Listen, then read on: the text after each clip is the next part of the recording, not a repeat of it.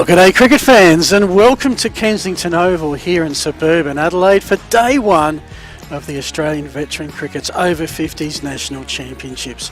You're looking at a scene where unfortunately we would be hoping to have some cricket action underway, but as you can see there's maintenance on the pitch and covers galore with a little bit of rain imminent.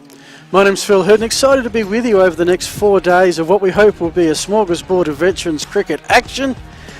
And one of the things I'm most excited about is I'm joined by a man who brings plenty of cricketing experience to the table, Peter Walsh. Walshy, welcome to Kensington. Phil, it's a real thrill to be working with you and more importantly to be sitting and watching what will unfold, and that is a lot of cricket. At the moment, most of the action in the middle is mum and dad's taking their dogs for walks and they're enjoying themselves, but in the middle unfortunately we haven't got any cricket.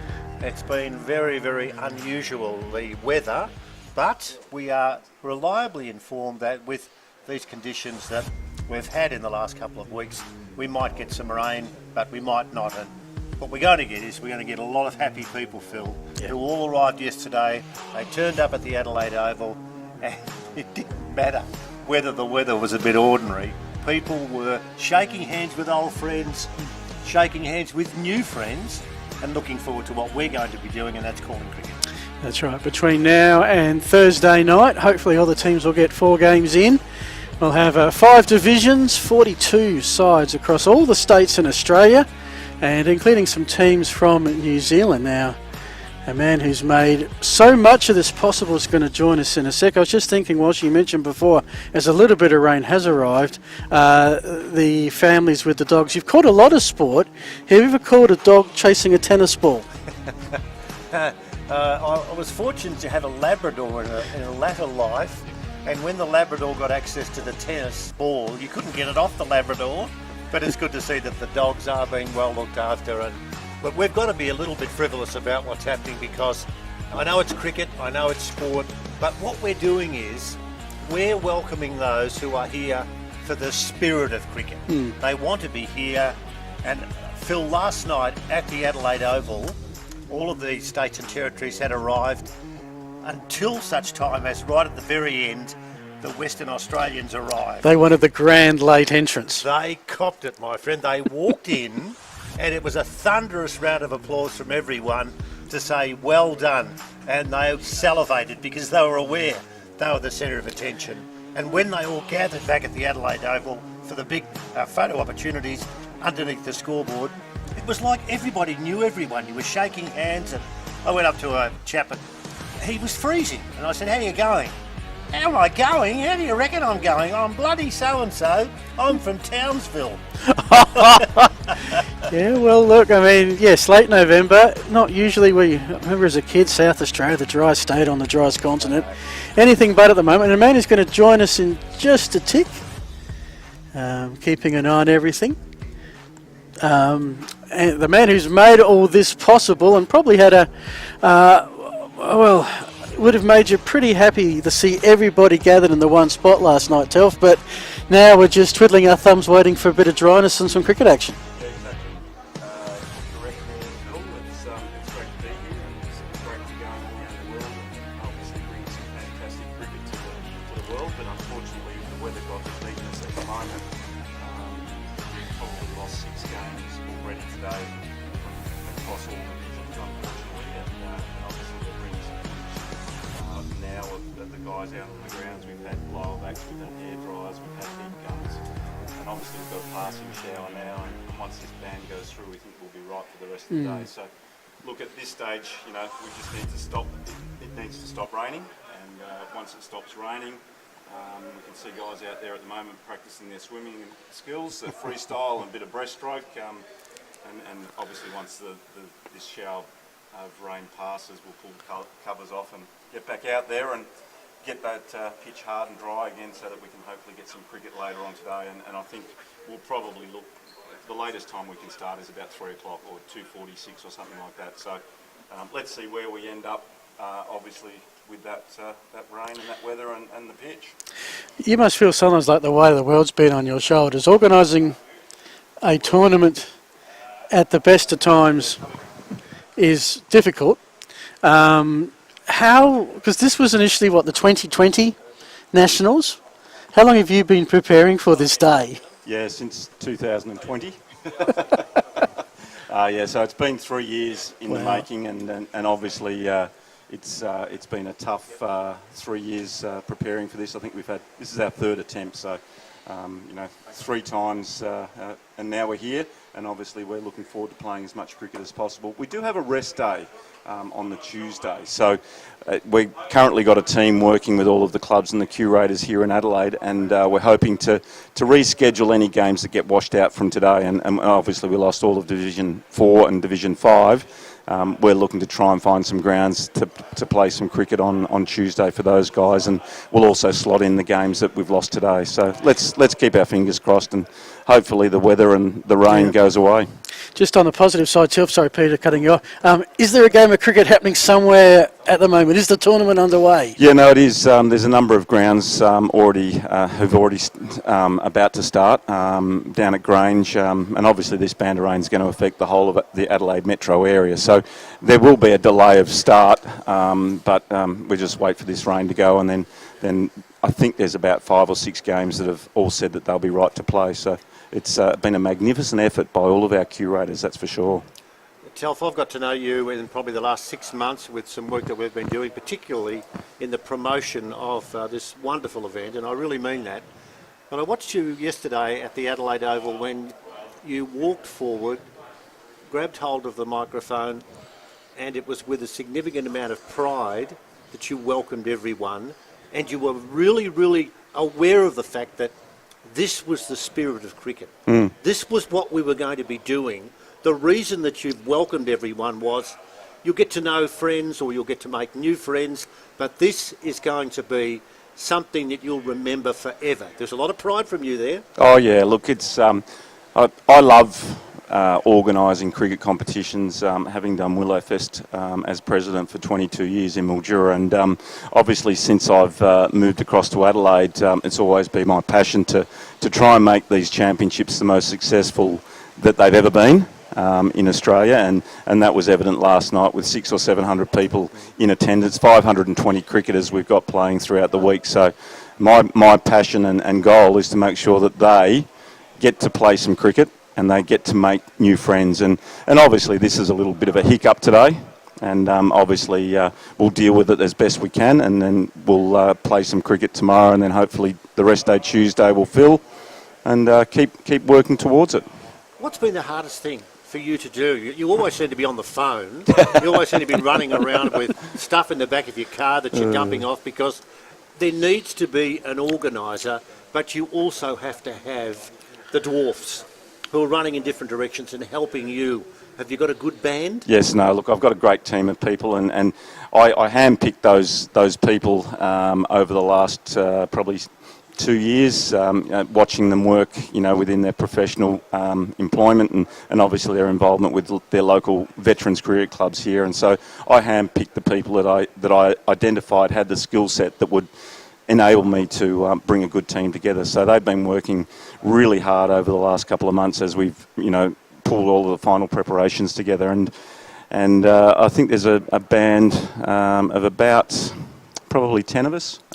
Yeah, that's 10's more than enough. If you have too many, you lose control. And I've got a couple of people working at the moment. One is Ian Campbell. He's currently communicating with all of the clubs as the admin manager of the event. And also my daughter Lara, who, without her, we couldn't do what we're doing and have done in the preparation and lead up. So a big shout out to both Ian and Lara. So. And the support, I guess, goes beyond just the volunteers. Actually, some corporate and some government and council support as well would have been pretty critical. Exactly right, Phil. Look, and you can see on camera now the Adelaide sign, and that's obviously State Tourism Events SA, who've supported us and helped us promote the event. And previously the largest event was 28 teams. So without the support of the state government, we couldn't get it to 42 teams, and obviously 2 teams from New Zealand. And on top of that, we've also had West End, who've been a great supporter, and they've backed me with the spirit of cricket with the award. So they've given away 48 slabs of their finest beer, and that goes to the players who present the spirit of cricket throughout the game and throughout the week. So there's West End. Blackwoods have also been a fantastic supporter and sponsor as well. They've jumped on board and are supporting the Silverbacks brand, which is a brand new brand for our over 50s here in Adelaide, and they've been absolutely sensational. There's many others, and probably too many to mention now, but I could name a few in APIA, APIA Insurance, Findex, Jalista, and Explorer Caravans with Dave Benson, one of the players. You mentioned him, well, I'm staying with him. Yeah, okay, yeah, we've definitely got to mention the sponsor who's looking after Peter Walsh. So, and have a look at that rain now. It's really belting down now, and this is going to make it extremely difficult for obviously a lot of curators out there, and it's hopefully the covers are down and we can let it rain and then get the water off the ground and get it to dry again. But what a shame! It's 3 years of work and day one's washed out. So at this stage, but look, we're still hopeful and confident that what's the time now? 11 o'clock. 11 o'clock. So look, we've still got another 4 hours to go before we can have to postpone it. So we'll give it every shot and hopefully we can make things happen. But I also do want to say a big shout out to you guys for the efforts that you've put in with interactive sports and bringing the commentary and the vision of the games. And it's going to be a magnificent production throughout the week, having worked with you guys before. So looking forward to doing it all again. We had a lot of fun. If you can bring up a game like we had for the over 50s grand final between Adelaide Uni, I was going back over that during the week, where we came down to the last delivery, and it could have been a Uni win, a Kensington win, or a super over. A finish like that during the week would be nice. But yeah, we're really looking forward to calling some action as the week progresses. Of course, there is on-field action. Then there's some things happening behind the scenes. It is a gathering of the veterans cricket community. How did last night go? Yeah, last night was absolutely fabulous. Obviously, the weather had a bit of an impact on how the night went, but it held off long enough for us to get the 520 cricketers in front of the Adelaide scoreboard. That was a magic experience for everybody as a group. And then to move into the state photos as well, to see the Victorians and the New South Wales and the Queenslanders, and then last but not least the South Australian Silverbacks in front of the scoreboard. It's a memory that all these guys are going to take away with them and cherish forever. So that was a great part. I think the highlight of the night was obviously Jack, who did the Welcome to Country.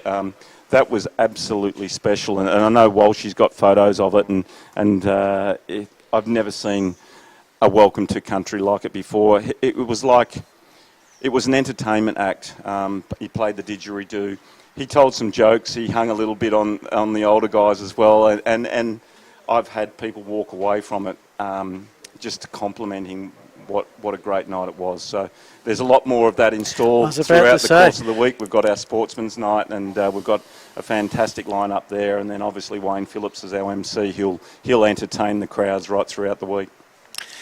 Yeah, it was amazing. I fortunately, as I was walking over towards the magnificent scoreboard of the Adelaide Oval, Jack and the young fellow wandered past, and you're always a little bit reluctant to go over and say, "Excuse me, can I take a photo?"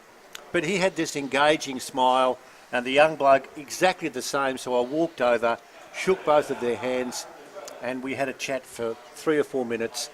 And I just felt, I've got to be a bit careful in how I say this, I felt privileged to have been able to ask him a few questions and to see the look and the substance of the man, of what he's done by entertaining, and the warmth that was shown by the big crowd in clapping. And at one time it was, come on, keep quiet, give him a chance to throw out his one-liners so we can all hear them.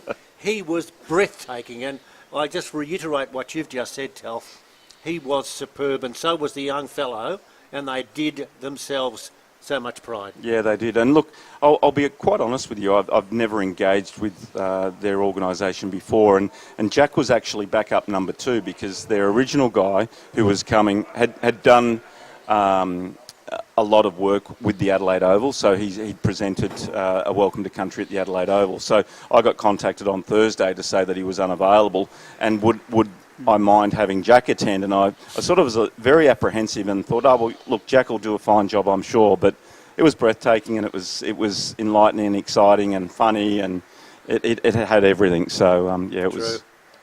Now, we've got the Tour Down Under that starts in a couple of weeks' time, and there's someone who's out there. It's not Stuart O'Grady, but whoever's on the bike there has just gone across the ground and is moving on. So we'll leave that alone. But the one question I want to throw to you, Telf, before I hand pass back to Phil, why do people, when they reach the age of 50, why do they want to recreate something in their sporting lives, knowing that it'll hurt, knowing that they mightn't even get past day one, but there will be the interaction with friends, they'll meet people that they haven't seen for ages, they'll reunite, but they want to do it, and they're already talking about doing it again on another occasion. Yeah, exactly right. Look, veterans cricket is the fastest growing sport or fastest growing discipline in world cricket anywhere in the world, and that includes women's and ladies cricket. So there's something special about it. I think most of the guys that are playing, and you don't see a lot of the first class guys coming in and playing over 50s, over 40s, over 50s, over 60s cricket. You see the guy that's been part of his club for 30, 40 years, and they get to the point where they go, you know what, I want to give it one last crack, because most of potentially retired at 40 with their cricket, and then obviously the over 50s has come along and they just want to go out and play. And I guess the other thing that's quite exciting about over 50s cricket is the opportunity, one, to represent your state at cricket, right? So you can do that. But then there's the next level up where if you play good enough in Division 1 or 2, you then get the opportunity to potentially be considered for the Australian team. And that's the part that the players are chasing, to get that baggy green, to get that Aussie blazer, and then to go away and represent their country in cricket. And we've got the World Cup in South Africa.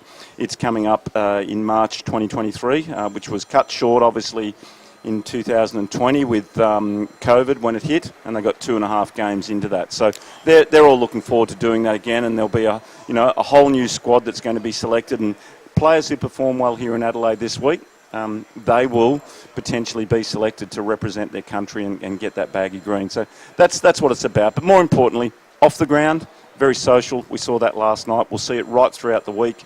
There'll be lifetime friendships made from this week, I have no doubt. And look, I know that I'll be making lots of friends as well, hopefully, if I can get them a game of cricket.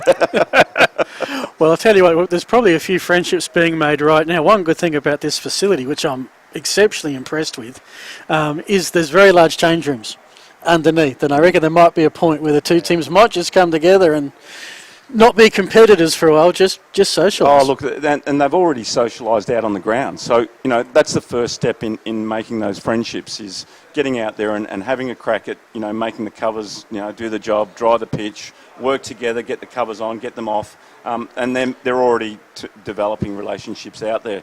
I don't know if we've actually covered it, but this particular ground here is where Don Bradman played. And he played here back in I think it was the 40s,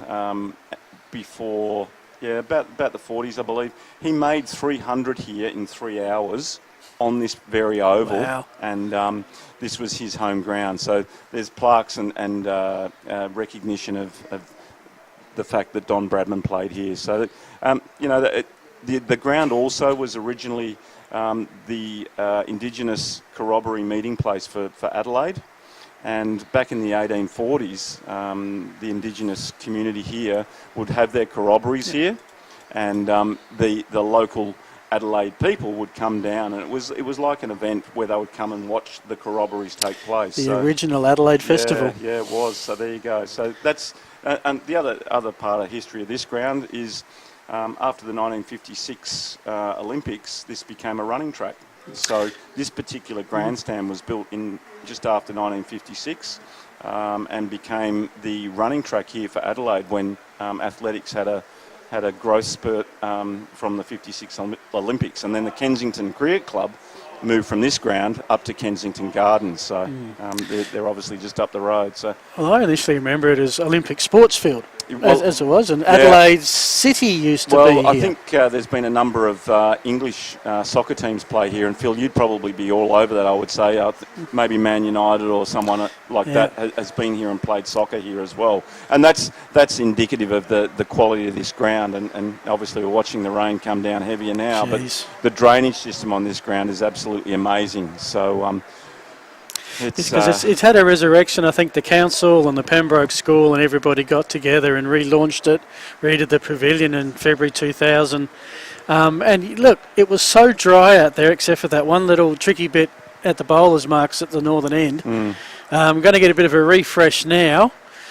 We wait and see how the rest of the day pans out. But I think it goes back to the school tomorrow. So it's just the one game. There's only one game here today. For the tournament. That's for the whole tournament.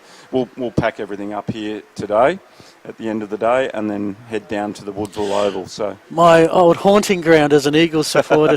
Worked there, spent many a misspent time in my youth making cheer squad banners back in the day. But certainly. I mean, that's it. You've got some wonderful facilities across the city and the local regions that you've managed to secure for this. Yeah, exactly right. So it's look, there's some fantastic grounds out there. Some clubs are working feverishly, and I'm sure they're all working hard now to try and get some cricket started later on this afternoon. And Telf and Phil, we're talking about Sir Donald Bradman, or as my father always used to say when Dad was alive, it was Bradman. It was never Sir Donald, it was Bradman. Yeah. That's how he was called. And a special cheerio to Neil Danzy. And I haven't seen Neil for a while, and I feel really poor about that, because what a wonderful man, and the stories that he can regale about he and Sir Donald Bradman, and about he being the last person at the wicket when Sir Donald was batting, or Don, and he tells that story as if it jumps into his mind yesterday. And what a beautiful person he is. And Neil Nodder, I hope you're okay. And it's my effort to be able to try and get up there and see you where you're being nursed and looked after. And just on that too, and fellas, sometimes we can get a little bit, well, I suppose, sad and tender about what's happened. We've just lost so many cricketers in the last 12 months. We've lost people like Shane Warne, Matthew Hayden, Rod Marsh, Eric Frieden. We haven't lost Matthew. Matty Hayden's still there. He just went to Pakistan. Pakistan. But they're just, it's scary, and that's probably an inappropriate word, but they're just gone. And it's sad when we start to tell stories, and all of the stories that we tell are fond, because all the memories of those beautiful people are fond as well. And I mean, there's a lot of those that are our generation, which I think is where it hits home a bit. They're our idols, Phil. We grew up in the early days. No, I'm a wicket keeper, and I became a wicket keeper because of Rod Marsh, not because of Adam Gilchrist, because of Rod Marsh. Well, we've got a very good question for you, Telf, and I don't know how you're possibly going to answer it. Now, Phil doesn't know the question, so I'll just throw it out there. I've had people that have been making contact with us through social media to ask you a question because you got a haircut yesterday. And it's not too bad actually. What do you think, Phil? More hair than the two of us combined, that's Pete. True. But the question was, is the hairdryer that's being used in the middle of the ground here used by you yesterday after you've had your hair demolished in a fairly substantial way? No, definitely not. That's an easy answer. Well, what's the story? I'm fascinated. There's always a story in cricket. There was a hairdryer out there. Give us the thumbs up as to how that all eventuated. Yeah, sure. And what was the story? So what we actually did is one of the guys is a plumber, and he had a heat gun. It wasn't actually a hairdryer, but he had a heat gun in the back of his van, and spoke with John Douglas, and we accessed the power for obviously the camera at the end of the ground, and we got the power out into the middle of the oval, and the guys were down on their hands and knees with their heat gun, and also my partner Julie headed this way with our blower vac, and we got that, and the batteries all charged up, and we were out there trying to dry the pitch. And I know Jack Flynn's probably tuning in now. He's famous for pouring kerosene or petrol onto the pitches and lighting them. I'm sure You've I'm seen sure or heard of Pembroke would those love before. that. But yeah, we definitely wouldn't do it here at Pembroke because we'd never get back here again. That's for sure. So, anyways, it's yeah, that's what happened with that one, Peter. So. Oh, it's good. Yeah. So look, I'm gonna keep moving. I'm gonna leave Yep. you two to keep chatting away and talk some rubbish. Do what we do best. Yes, and I'll go and make some phone calls and see what's going on downstairs and maybe report back to you before we finish this session. No, so look, thanks for taking the time because I understand it's hectic. Well done on getting this all together, and fingers crossed we cause some great action through the week. All good. Thanks for having me. Thanks for finding Good my luck. coat too. I'll be your babysitter for the week. All right. Thanks, Telf. All right. Talk soon. Cheers. No, man, we all know as Telf is the the tournament director, the tournament manager, the numero uno. Who, He's a hard worker. That's oh, for sure. phenomenal. Phenomenal. The mind boggles, 21 different venues at any given time. Well, we do a program twice a week on the spirit of cricket. Yep. And Yes. what Telf says is, who do you want? And he'll go to all of these states and territories, and of course we went across to New Zealand, and he just loves talking with a passion about veterans cricket. He just reckons it is the be-all, end-all, and he's playing in this tournament, if of course we get the cricketers on the ground. He's playing, I think, in Div 4, but he loves it. And let's just hope that from a point of view of being here, really craving for some sport, we get some. Yes, and it's not duck racing, which I think is next one up. Well, this is turning from a live call of sport into the Veterans Cricket Show. we've had Telf. Now we've got one of the umpires who's probably got some difficult decisions to make some point down the track. Martin Betts, who's also Tasmanian. Welcome, Martin. Welcome to beautiful Adelaide. Thank you. It's nice to be here, despite the conditions. Look, it doesn't look too good, gentlemen, I don't think. I think in an ordinary grade game at home, the way that pitch was, we'd be all home in bed by now. But and of course, I just looked at the radar, and the radar looks worse and worse during the afternoon. It looks like a front coming through, so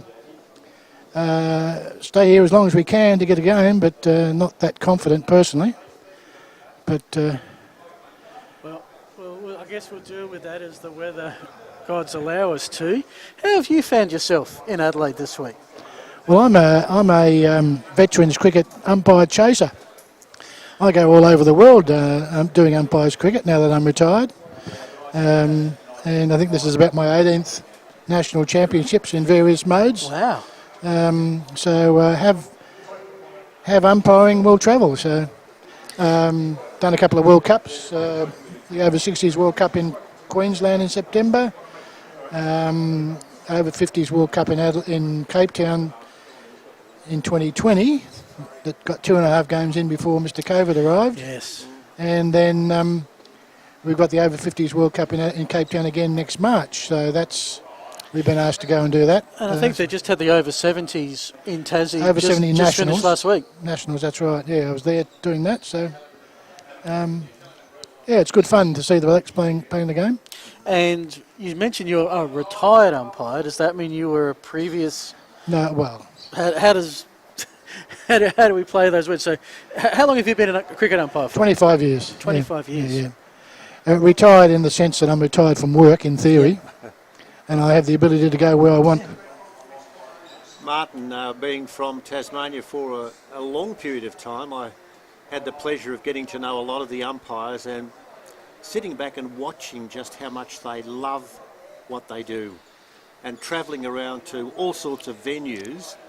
I want to start with the venue of the possibilities of a 19th team in the AFL and a new stadium. Mm-hmm. Will that be a stadium where there's a guarantee there'll be some cricket? Not a big fan of the stadium personally, but as I understand it, Cricket Australia is in the loop, but I'm not in the loop in a detailed sense. But there's been media reports suggesting that Cricket Tasmania are keeping an eye on it, and the suggestion appears to be that they would love to be able to have games there. Okay.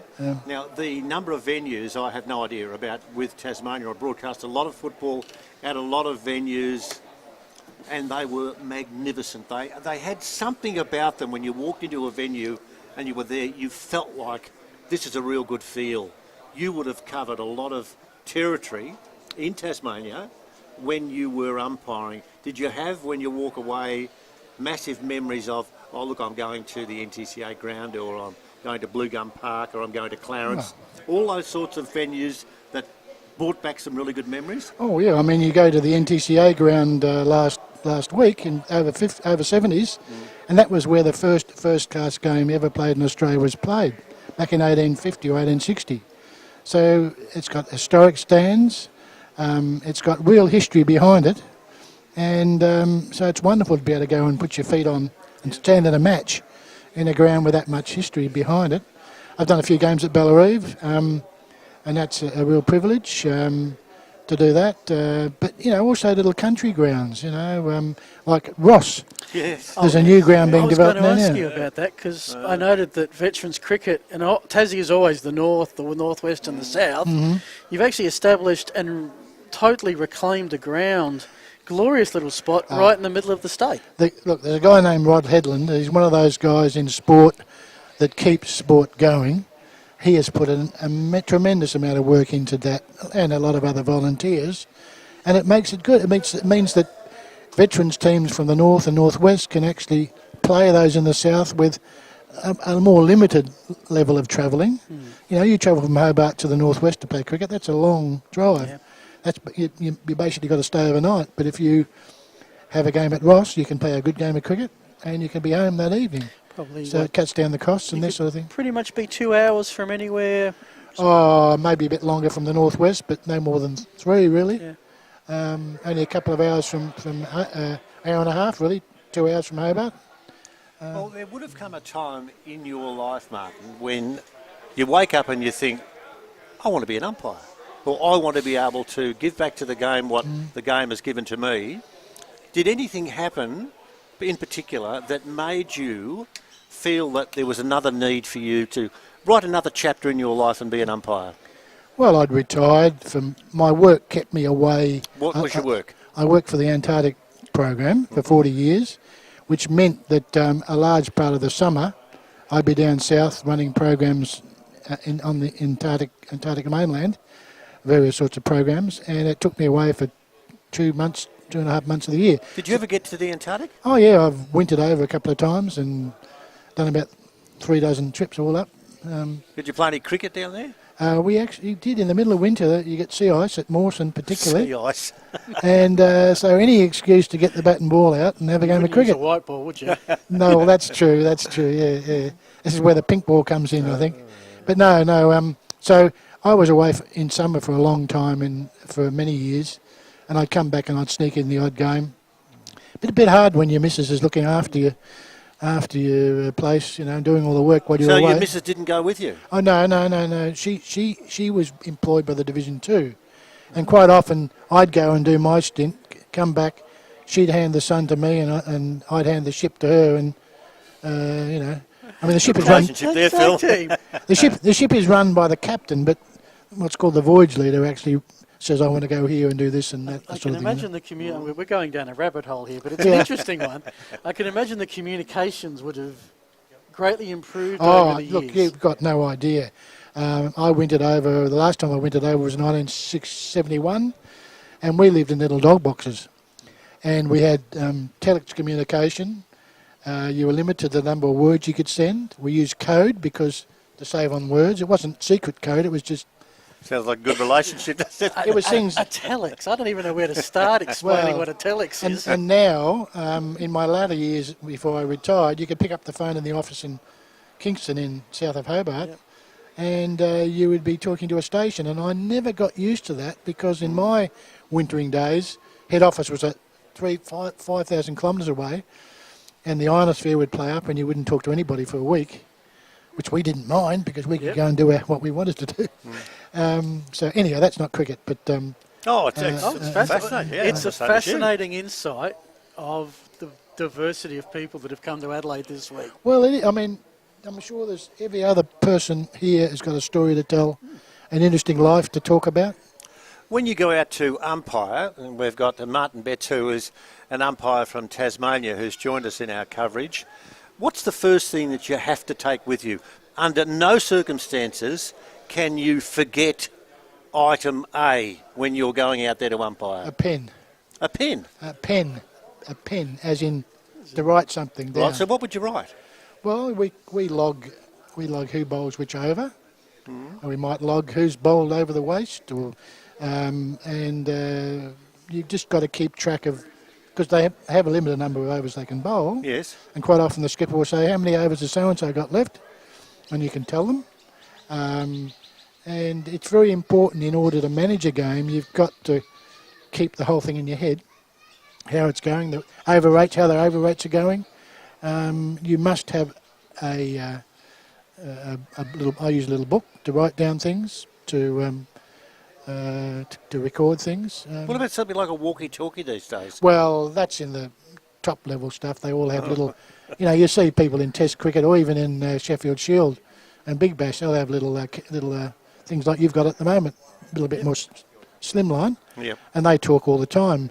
So we have to rely on signals, which sometimes can be a bit awkward. I mean, last week I had a game down at Kingston Twin Ovals where it's very hard to get to the scorers during a game, and I gave a signal, which was to indicate that there were 6 penalty runs for the team having not bowled enough overs in time. The game was very tight, and unfortunately the scorers who should have known didn't know what the signal was. What was the signal? The signal we use is to touch your watch. Okay. And they then You're getting all this down, Phil? They then flash the light once, and if you put your watch up again and touch it, that means 2 lots of 6 runs. Yep. And that can make a difference, because in you this don't game, have the core flute flags like they do in Aussie rules to wave when it's correct. No, that's right. Yeah. So anyhow, Are you in line with others who are keen to be umpires? We talked, and Phil was saying about next year with South Africa, but are you getting people who are queuing up and ringing you and saying, Martin, look, we'd love to do what you do. We love what you've done with putting back so much oomph and energy into cricket umpiring. We want to do it too? look, I think you ask any association except the top ones around the country, and they're all short of umpires, and it is a real issue. We seem to have a particular attitude to match officials, whatever the sport is in Australia. They seem to be an easy game for criticism, and no matter what sport you officiate in, it's a hard job. It's not as easy as it looks, and people get a little bit sick and tired of being told that they're significantly wrong all the time, but that seems to be what you've got to deal with. So it's a real issue, and I don't think people like Cricket Australia give enough thought to match officials. Certainly the game is for the players, no question, but in terms of match officials and encouraging their development, and I think a lot more could be done, personally. This is an old guy who's not far off finishing his umpiring, and I think for the sake of the game, we've got to do better in that regard. I've always found that the umpires are almost like an extra team in the competition. They have their own training sessions, their own culture, their own awards. How is it at nationals where you've got the different umpires coming together, and I guess having to work? Are the rules standardised across the? Well, you got the laws of cricket, of course. Everything hangs off that, but you've also got different playing conditions, and that's where it varies quite a bit. Where you've got to be aware of what the playing conditions are. Like here, for example, first 15 overs you can only have 3 out. Next 15 only 4. Next 15 only 5. Sometimes that varies in other competitions. So one of the things you've got to do is really focus on the playing conditions that you're asked to work with, because they can sometimes be different.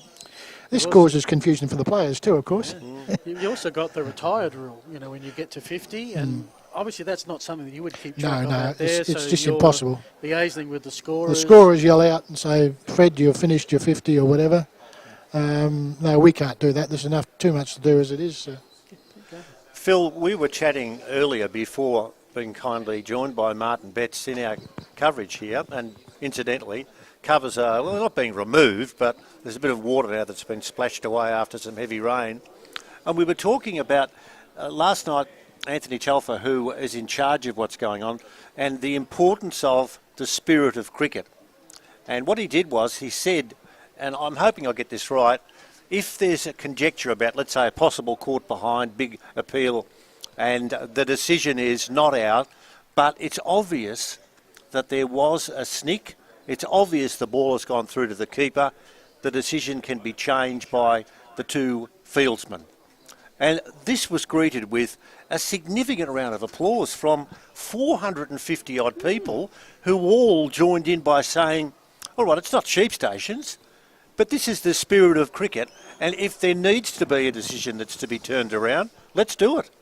Yeah, well, I mean, spirit of cricket to my mind is fundamental, whenever you're playing, and I think, I think if you play it in that manner, I think you get a lot more enjoyment out of what you're doing. And but normal grade cricket's pretty fierce stuff at times, and I think there could be a few lessons learnt there in that regard, in my opinion. Have you ever done it?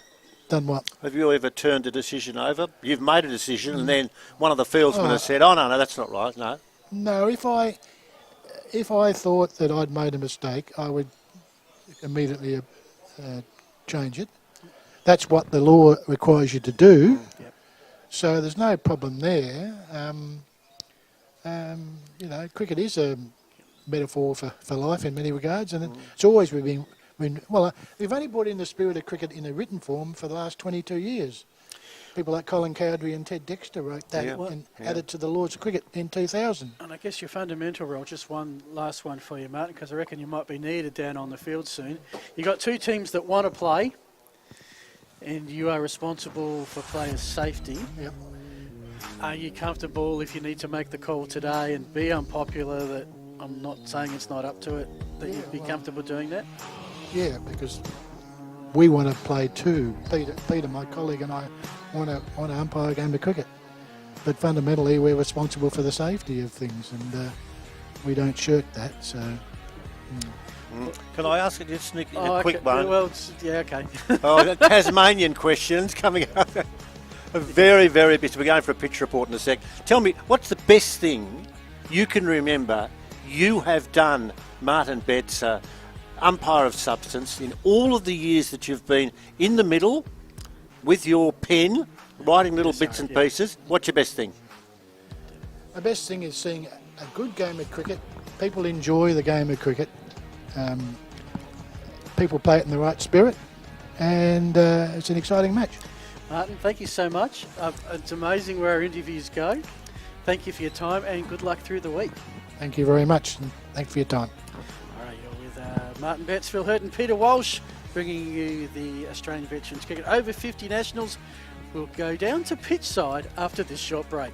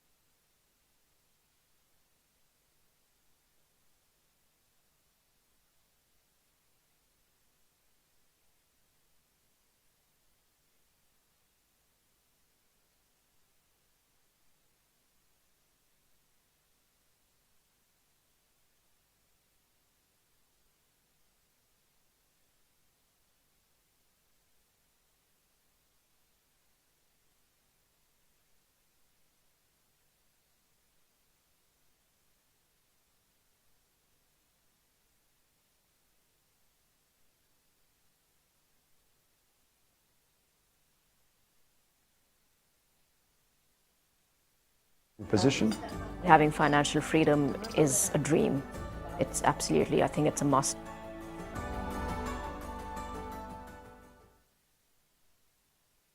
Explorer Caravans 345 Prospect Road. Come on in, we're expecting you. Explorer Caravans presents two of Australia's most respected brands. That promise something for everyone. Viscount and Franklin Caravans, each with over 70 years manufacturing, bringing back old memories and creating new ones. Caravans packed full of style and features. They're exciting and new. Service and quality you've come to expect. So let's explore Australia. Explorer Caravans 345 Prospect Road. Come on in, we're expecting you.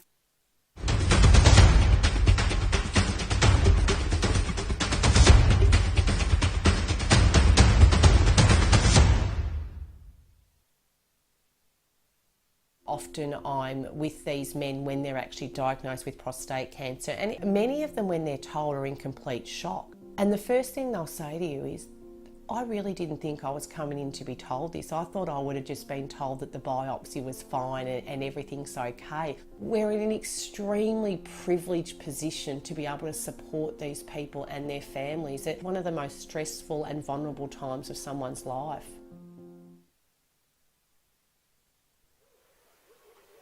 Welcome back, everyone. You can see there's action on the field. We're here at the Australian Veterans Cricket Over 50 Nationals Championship here in Adelaide. We're coming to you live from the very picturesque Kensington Oval, which we're hoping is going to be drying out very quickly. There is a blow dry that's on the muddy patch, which is the main point of concern. The showers have left us. Might get the tail end, just a tiny bit of a front coming through shortly, but I think it looks like we'll avoid that. And then a little bit of clear air to maybe get some cricket if we can get that northern end of the pitch dried out. This is a Division 1 game. We hope to give you the South Australian Silverbacks and the ACT Blue Fireballs this afternoon. This is in Pool B. The other Pool B game is Queensland Maroons against the WA Black Swans. The Pool A teams, New South Wales Blue playing Tasmania Ponting at Summit Recreation Park up in Mount Barker, I think that is, and Victoria 1 versus New Zealand just down the road at Kensington Gardens at the Parkinson Oval. Of course, some of those games washed out. I think that Victoria-New Zealand A game has. Tomorrow we'll be at Woodville Oval for New Zealand A and Tasmania Ponting, and I believe we're staying at Woodville for the Fireballs Blue and Queensland Maroon on Wednesday. Finals on Thursday. Let's go for we're going live to the ground. Okay. We'll be going live to the pitch very shortly.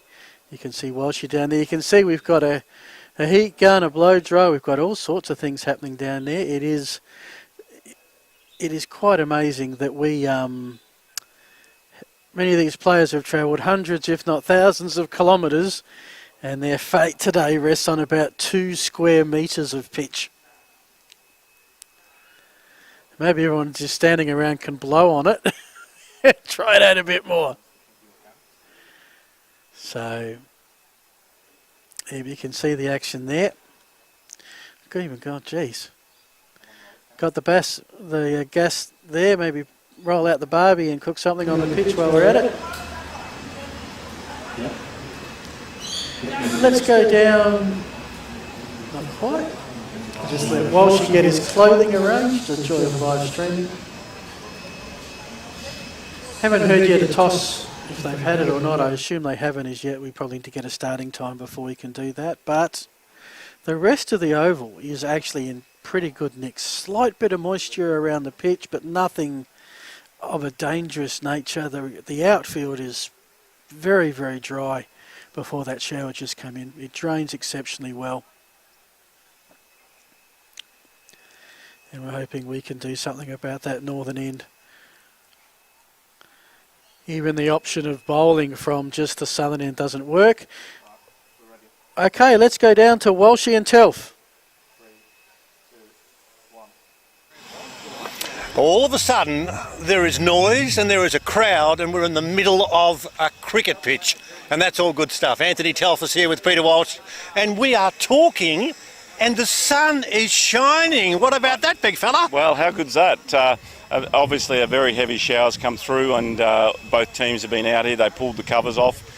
During the break, they ran away. They got their heat gas blower, and as you can see and hear in the background right now, we're working feverishly to try and get this ground up so that we can play some cricket, and hopefully we get a start by about 2 o'clock at the latest, and we can get 20-25 overs. So that's where we're at. It's pretty exciting. Telf, let's get serious about this now, because you're talking about when there is a bit of a spot on the track that might kick out or go the wrong way, and you've got helmets on. Safety is so important.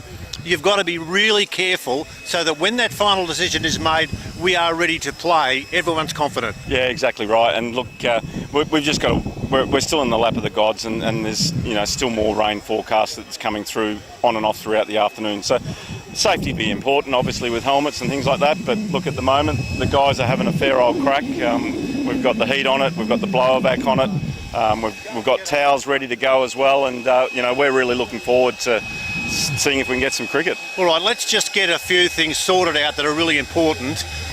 When is the final decision to be made if we do get a sprinkling of showers? Have you got a time that you have to look at your clock and you have to say it's okay or it's not okay? Yeah, look, I believe it's 2:46, so we'll have a crack at that time. So, around 2:30, maybe even earlier, depending on how the heating and the drying goes with the ground, and we'll make a decision, as soon as we can, and get as much cricket as played as possible. Just reports on all of the other grounds around the place. I've received a phone call from Grange, and apparently that game got away. Just up the road at the Kensington Gardens and Kensington Cricket Club, I believe that they're still trying to get away as well. But we've lost quite a number of grounds throughout the last hour with the rain that's been through. So unfortunately, that's where we're at, and I've got as I mentioned earlier, we've got a team that's working currently on grounds and availability, and we'll hopefully try and reschedule some of the games that we lose today for our Tuesday. Let's stay with this particular venue for a start. Is there the one match referee who makes the decision about what will happen today? Oh, look, it's in the hands of the umpires. They're fully controlling what happens now. The teams will obviously give it their best shot to get the ground up, and obviously whether we play or not. And then at the end of the day, it's up to the referees or the umpires who will make that call as to whether we play or not. If they believe the ground's safe enough, and that is important, that we have safe run-ups and the ground's not too slippery and there's no puddles on the ground. This ground's amazing. It's nearly dry now in the outfield. But as we see, we're looking here, and it's a soft at one end, and it's not safe for bowlers and it's not safe for batsmen. So that's got to be taken into consideration. We are all over 50, and we can do injuries now, and that would be terrible if someone was to be injured on day one because we're trying to get a game up. So all of those things have to be taken into account. All right, just a couple of quick ones now. I know you've got a lot on your plate. When you're looking towards the end of this competition, where 4 games hopefully would be played by all the teams, what happens if this game is just pushed to one side and we don't play it? How does that work with points or with sides that are playing against other teams for the rest of the week? Yeah, look, as far as this day is concerned, if it gets cancelled, we've still got the rest day on the Tuesday. So we're hoping that, we can reschedule at least Division 1, 2 and 3 games into that Tuesday and fill that hole and make sure that the draws remain even, and teams don't get an unfair advantage by getting away and not getting away. So, there are games that are playing as we speak. Now that the sun's out. The sun's warm here. I know. I'm actually perspiring nearly. It's quite amazing. But look, all we can do is just sit back. Let's wait and see what happens, and keep our fingers crossed that these guys can get this game started. Otherwise, we'll reschedule to Tuesday. All right. Well, there's plenty of flexibility, and of course that rest day on the Tuesday, that is so important. You might have to do a bit of moving and swirling, but we'll wait and see. Yeah, exactly right. And look, we'll just wait and see, and just take 1 minute at a time, keep making the decisions on the run as we have so far, and let's hope we can play some cricket, Walshy. Good on you, Anthony. Thanks for chatting to us, and we'll talk on many occasions throughout this week. Yeah, and look, I believe Richard Gabb, the South Australian captain, is going to come and join you now, and obviously do some talking. So I'll step out because Gabby's got a great head for TV. Right. Thanks, Anthony. And thanks, Richard, for coming over. We had a bit of a chat at the Adelaide Oval last night. Yes. You got away safely. How good was that occasion, standing in front of the scoreboard, people from Townsville yelling out how cold it was? was, and other people saying how good it was. What did you think about it? 550-year-old cricketers all together. You know, who knew there were that many in the country, and I know there's more. It's an amazing community. Awesome to see. When I walked away, I looked at smiling faces, people that were shaking hands, people that hadn't seen mates for ages that were on the top of the country or over in New Zealand who've come over. The spirit of cricket was so readily evident there last night. Oh, totally. I say to people, like, I'm a teacher, and so we work with kids, and it's like you don't always have your people at school as a kid, because you might be in a bit of a quirky field that doesn't have many sort of like you, and I think the 50-year-old cricketer is a bit like that. At your club, you're a bit of an anomaly, so to be able to be in a community where there's just so many of like my people is really special. It's great to meet new people, hear their stories from where they're from all over the place and their journeys, and because we're all essentially have the same story. It's just a different sort of line. So yeah, it's brilliant. For those that might not be readily available as to the knowledge that you can present for the cricket and what it's meant for you in your years gone by, what does it mean to you now when you are playing for your state in such a massive week of cricket?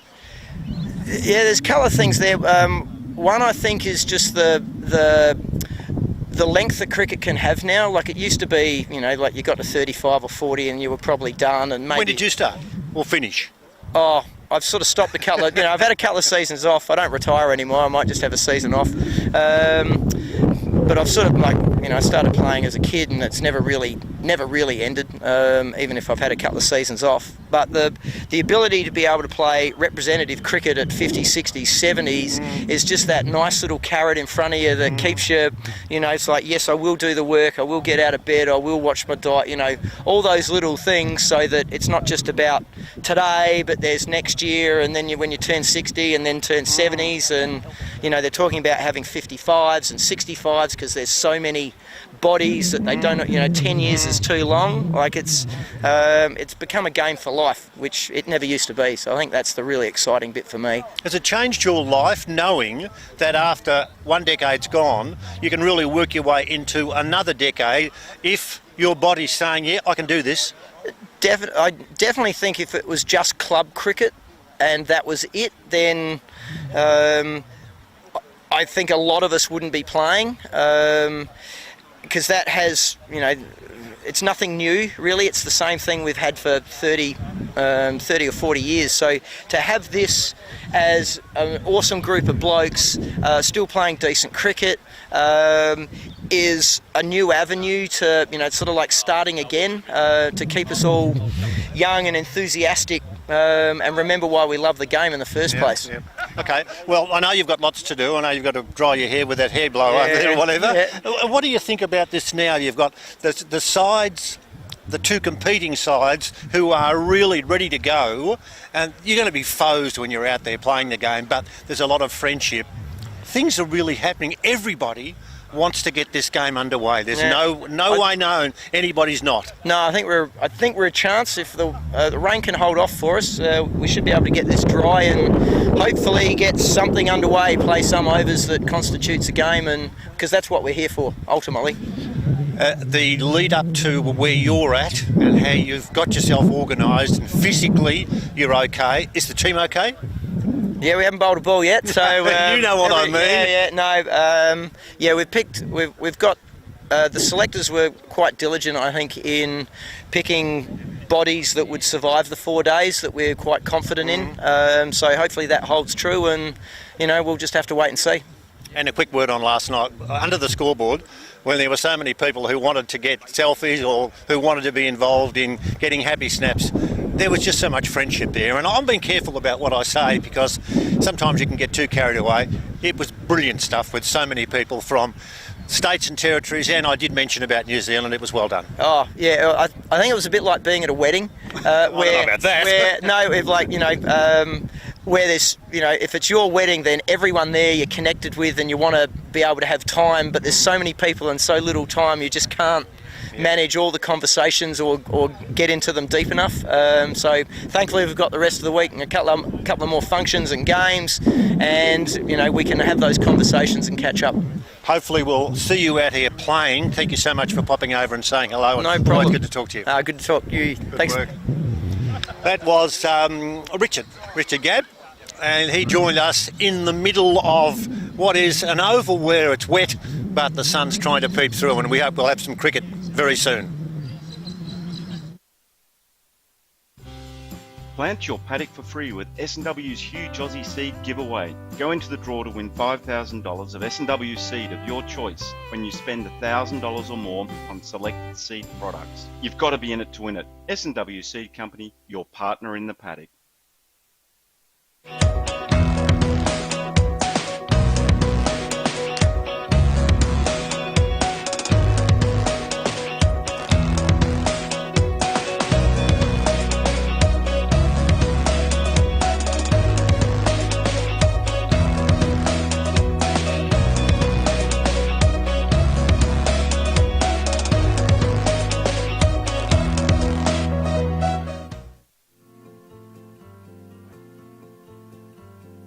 I was probably a little bit lost not knowing where to go and what was next after Dad's diagnosis, but they just keep steering me in the right direction and also helping me in the way that there's help for me if I need to talk to someone. And every time Dad comes in for his appointment, they come in and they speak to Dad, and that before he's even in here, and just check how he's going, and not just physically but mentally as well.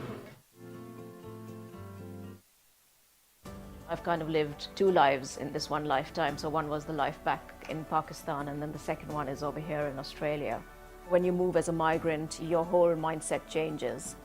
I really need to understand how my financials are going to work. Azra's taken my advice very well, and quite frankly, she's in a very strong position. Having financial freedom is a dream. It's absolutely, I think it's a must.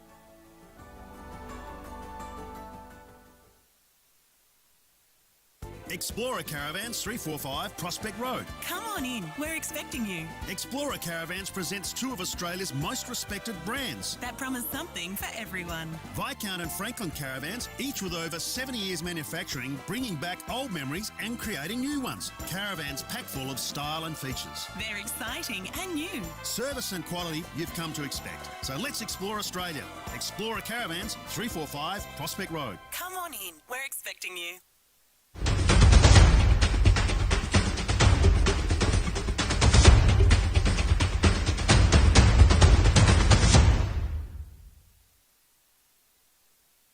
Often I'm with these men when they're actually diagnosed with prostate cancer, and many of them, when they're told, are in complete shock. And the first thing they'll say to you is, I really didn't think I was coming in to be told this. I thought I would have just been told that the biopsy was fine and everything's okay. We're in an extremely privileged position to be able to support these people and their families at one of the most stressful and vulnerable times of someone's life.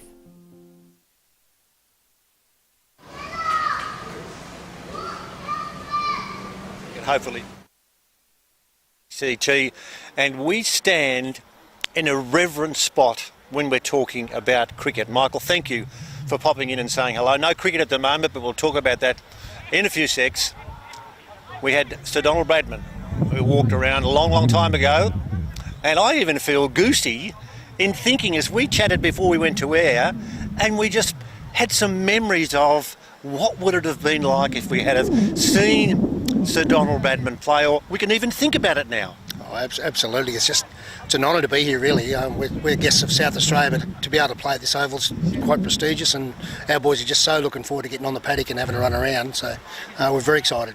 What's it been like? The excitement is a word, but can you then go one step further and explain to us what it's been like with the build-up, when you're eventually here now, and you're not too far away from bowling that first ball? Oh, it's been a massive lead-up, because 3 years in the making, this carnival. It's been amazing. And to come to such a lovely place in Adelaide, the boys are super keen. I won't say we're the greatest preparation, because almost all cricket's been washed out across Australia for the first sort of 2 months.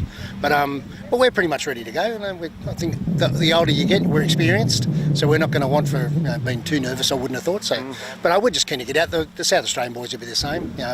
We haven't forgotten how to bat and bowl, so we'll get out and give it a crack. What sort of team have you brought to South Australia? We've brought a very experienced team, and that sounds funny when you say over 50s, but we don't have any blokes 50, 51, 52. We've got a few older blokes. How did you manage that? Well, the blokes have wanted to hang around for that 3 years to play this carnival, so we sort of let them stick with the team, and we stuck with the players from those last 3 years. We felt they deserved the opportunity to come here and play. And we haven't, in ACT, we haven't really got those 50, 51-year-olds motivated yet enough to actually want to play in these carnivals, but it's on its way, because the 40s have started, and those 40s guys are super keen, so they'll start pushing in to the 50s now, so it's a matter of time. But we'll go okay. We've got a couple of pretty handy players. Pete Solway, the Australian captain, he hasn't lost any of his ability on the paddock, so he'll still be our leading run scorer and like that we bat around. And then we've added a couple of blokes in strike that do pretty well, so a couple of decent bowlers, so, and that's all it takes in this, a couple of key performers, so that's what we're looking for. Have you managed to be then getting into a situation where you can recruit, in inverted commas, players who want to take that step? They might be, their bodies are a little bit on the shaky side, their hairy hamstrings and their calves, but they know if they can stay there, they can play veterans cricket. It's a challenge in ACT. Getting representative sides out of the ACT and get them motivated, apart from juniors, is a bit of a struggle, because people get pretty comfortable in Canberra, pretty comfortable lives, public service, and you can travel down the coast. There's lots of other things to do. But we're moving towards a 40s team. We're getting more older blokes playing in vets cricket on Sunday, every second Sunday. They're the tools that we've got at our fingertips to try to motivate people. But the national championships is the best motivation at all. So yeah, gets you going, doesn't it? Absolutely. I love playing in those. I've been playing in these since I was 14 or 15. Really? And with national level cricket, and I'm just as excited now as I was when I was 15. So are you more excited now about playing cricket, or about the fact that your son's going to play for West Adelaide in the Sandful? I'm pretty excited about that, and I know he is, and I think I'm going to be doing some miles next year with some flights to come over and watch. But I've heard a lot about Sandful. Haven't seen a lot of it, but I've heard that it's a very good competition, and he's been welcomed with open arms at West Adelaide. So that's really pleasing for me and my wife, that a young bloke can come over here in a community. And they've wrapped their arms around him, so it's good. So a bit of cricket this week, and then a bit of footy next year in footy season. Have you got football in your blood? I played a little bit, certainly not to that level, but I played a bit of all codes, bit of rugby for a long time, a little bit of AFL at first grade, and a little bit of rugby league. So, and that in Canberra, you tend to do a little bit of everything. All right. Look, I know there's a lot to do, but give us a bit of a heads up on your thoughts on the pitch. We had an ugly shower of rain probably about half an hour ago, but you seem reasonably confident now with the covers being removed that you mightn't be too far away from maybe later this afternoon? I would have thought a 1:30, 2 o'clock start is a real chance, as long as the rain stays away. The wicket looks really good. It's green, a little bit green, so it's going to have a bit in it for bat and bowl, and that's perfect for vets cricket. You don't want just blokes walking out and smacking it. You want the bowlers to have a chance. We've got a pretty even side. I don't know a lot about South Australia, because they've changed a fair few players over, but they'll hit the ground running. I'm sure they'll be excited about playing in their home state, in their home city. So I reckon it's going to be a great game of cricket. 20 or 30 overs, even if it's 20, it'll be red hot. Good. And look, it wouldn't be fair of me if I didn't at least get a comment from you regarding last night at the Adelaide Oval, with the players and their wives and friends, and just everyone was gathered in front of that scoreboard, which is quite spectacular, and the church in the background where we said goodbye to Sir Donald Bradman, we said goodbye to David Hooks. So much history. And it was created again last night. There was a few tears too. I watched with expectation as to how the crowd would respond. There was a massive cheer, and there were a lot of photos taken. Look, there was 500 people there. It was super exciting. We're actually staying at the Oval Hotel, and 3 years ago, as soon as it was announced it was coming here, I booked us straight into the Oval Hotel. And so we had breakfast overlooking the ground this morning. But last night was fantastic. A great way to start it off. So fantastic. Good stuff. Michael, thank you. I know there's a fair bit happening in your life, and I hope you can get out there and you can play some cricket very shortly, and I do appreciate you having a chat, and all the best to your young bloke when he takes on his role at Westies. Good stuff. Thanks, mate. Cheers, mate. Good on you. Michael Frost joining us. Plenty of publicity for all of those who are, of course, having some fun, and we're having fun in the middle of the Kensington ground, or Pembroke just up the road. The cricket hopefully will get underway soon. Plant your paddock for free with S&W's huge Aussie seed giveaway. Go into the draw to win $5,000 of S&W seed of your choice when you spend $1,000 or more on selected seed products. You've got to be in it to win it. S&W Seed Company, your partner in the paddock.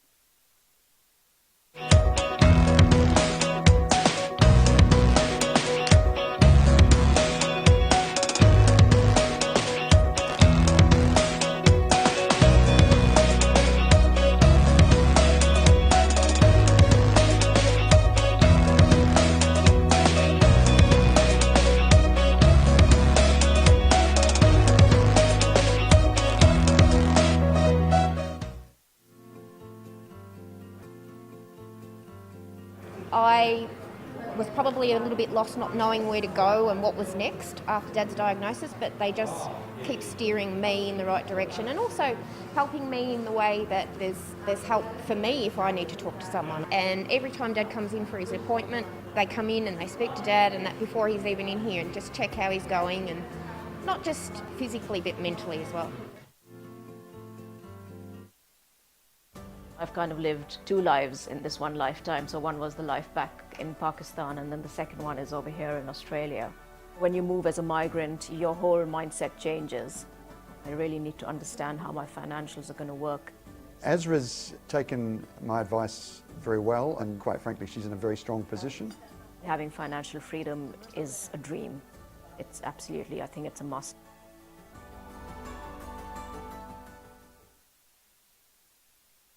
Explorer Caravans 345 Prospect Road. Come on in, we're expecting you. Explorer Caravans presents two of Australia's most respected brands. That promise something for everyone. Viscount and Franklin Caravans, each with over 70 years manufacturing, bringing back old memories and creating new ones. Caravans packed full of style and features. They're exciting and new. Service and quality you've come to expect. So let's explore Australia.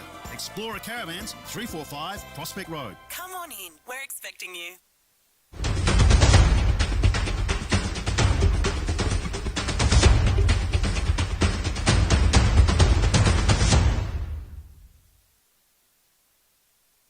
Often I'm with these men when they're actually diagnosed with prostate cancer, and many of them, when they're told, are in complete shock. And the first thing they'll say to you is, I really didn't think I was coming in to be told this. I thought I would have just been told that the biopsy was fine and everything's okay. We're in an extremely privileged position to be able to support these people and their families at one of the most stressful and vulnerable times of someone's life.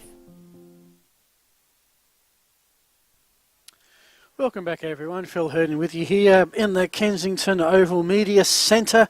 It is day one of the Australian Veterans Cricket's over 50s National Championships. Hopefully not too far away. Game one match between the South Australian Silverbacks and the ACT Fireballs Blue. Had a fair bit of rain overnight, a shower coming through at 11 o'clock this morning. We've got a little bit of a damp area of the pitch to dry out, but once that's done, hopefully there'll be some action. Want to quickly recognise some of the sponsors that have helped us through the games. We'll have the scoreboard sponsor, our great South Australian company, West End. Replays, hope to have plenty of those thanks to Explorer Caravans. The drinks break, well, maybe this is an extended one thanks to S&W Seed Company. We also thanks Findex, the Prostate Cancer Foundation of Australia, Nelson Teamwear, NXI Sport, and of course the South Australian Veterans Cricket Association and the South Australian Cricket Association, who've put in a mountain of work for this tournament. And we will now go back down to the pitch. The hardest working man is my co-commentator Peter Walsh. He has another guest. Peter Rosenthal is one of the two umpires who will be officiating when this match gets underway, and it will. I've got every confidence because I'd heard, Peter, as we wander over to have our chat, lunch was being served. I heard that, so... Lunch is on the way, so that's always a good part of the day, isn't it? Hopefully you've earned it, though, with a bit of cricket, which unfortunately you haven't had to this stage. No, but let's get positive now, and let's talk about you now being positive. And I'm always interested when I speak to someone that I haven't interviewed before about a bit of a snapshot as to your career. Now, tell us when it turned from being a player to an umpire. Well, they're actually running parallel still at this stage, Peter, so I'm over here to umpire. I've got some friends and family here in Adelaide, so come over for this carnival, the over 50s, and then next week I'm going to Geelong to the over 60s, and I'm actually going to play in that carnival there. So I'm still having a run in local cricket on a Saturday and sometimes on a Sunday in the Veterans Comp too. Why?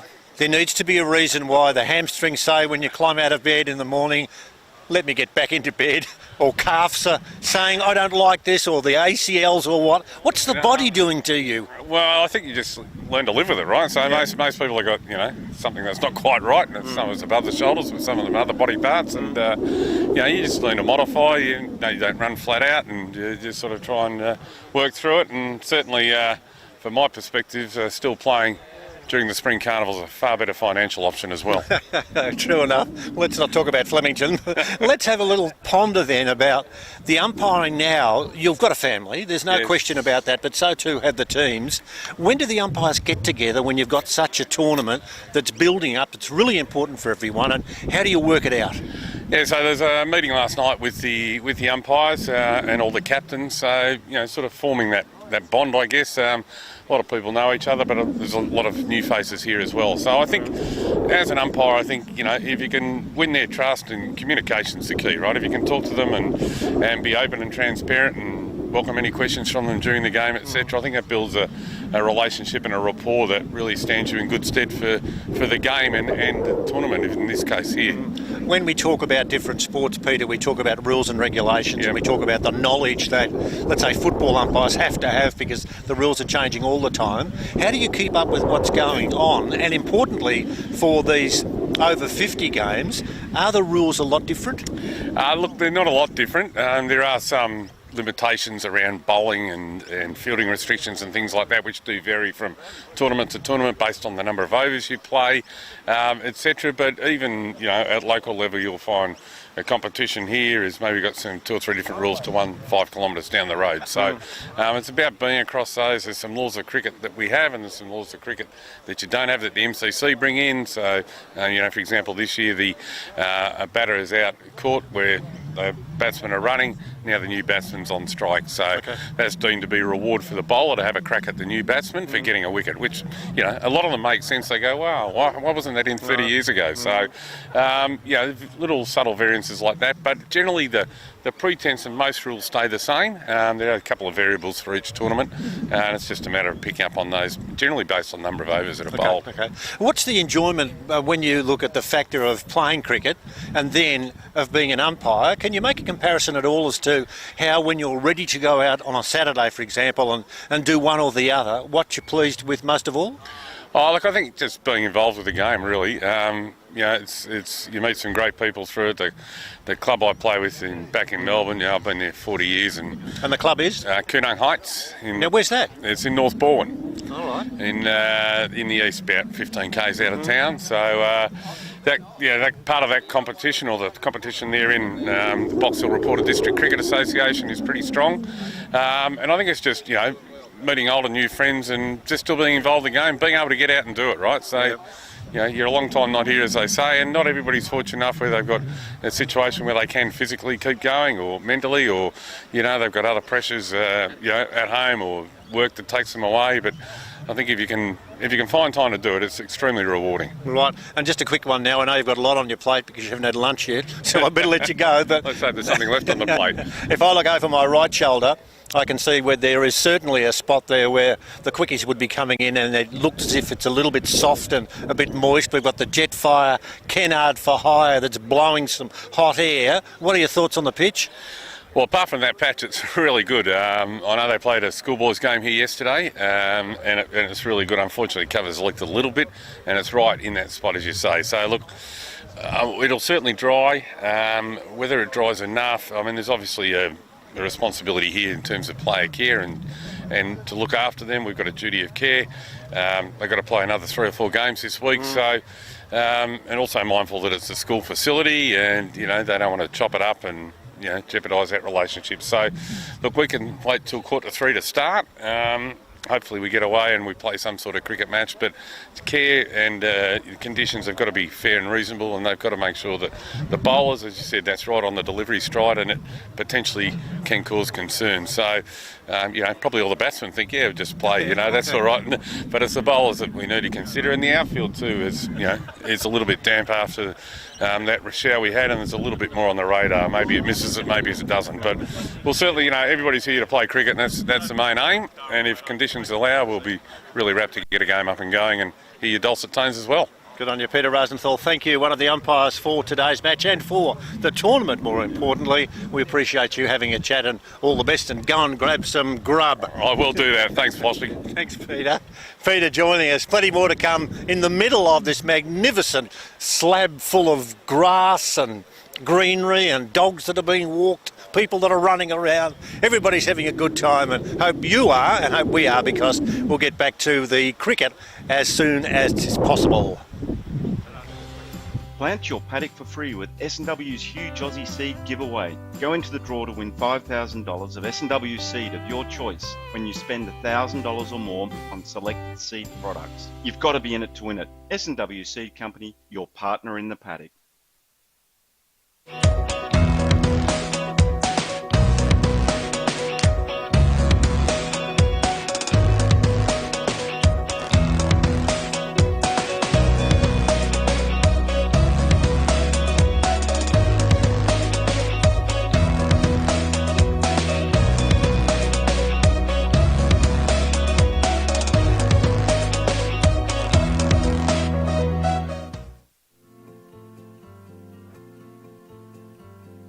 I was probably a little bit lost, not knowing where to go and what was next after Dad's diagnosis, but they just keep steering me in the right direction, and also helping me in the way that there's help for me if I need to talk to someone. And every time Dad comes in for his appointment, they come in and they speak to Dad, and that before he's even in here, and just check how he's going, and not just physically but mentally as well.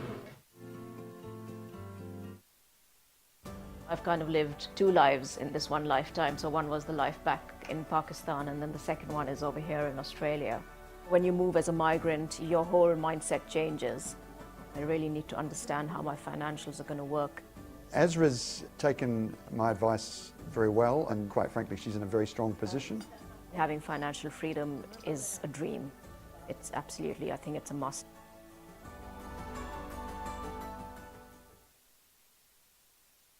Explorer Caravans 345 Prospect Road. Come on in, we're expecting you. Explorer Caravans presents two of Australia's most respected brands that promise something for everyone. Viscount and Franklin Caravans, each with over 70 years manufacturing, bringing back old memories and creating new ones. Caravans packed full of style and features. They're exciting and new. Service and quality you've come to expect. So let's explore Australia. Explorer Caravans 345 Prospect Road. Come on in, we're expecting you.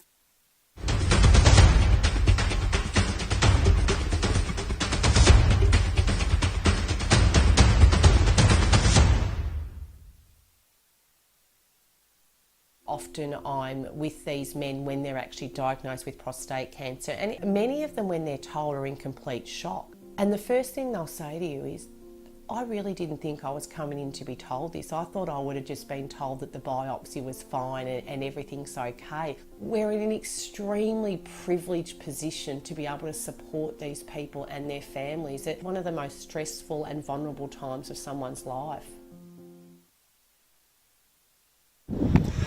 We're very fortunate, and I really mean that, to get the talent who we think you out there would like to hear from. And I look at my book and I see David Crocker, who is a selector for the Australians in the over 50s. He's been kind enough to walk out into the middle of this ground and say hello. And David, a pleasure for me to be able to say hello. I haven't officially met you before, but thanks for joining us and saying hi. Well, it's lovely to be here, Peter. It'd be even lovelier if the skies would clear and we get some cricket. Well, it will happen. I'm very confident, says he who doesn't live here. But anyway, now give us a bit of a snapshot.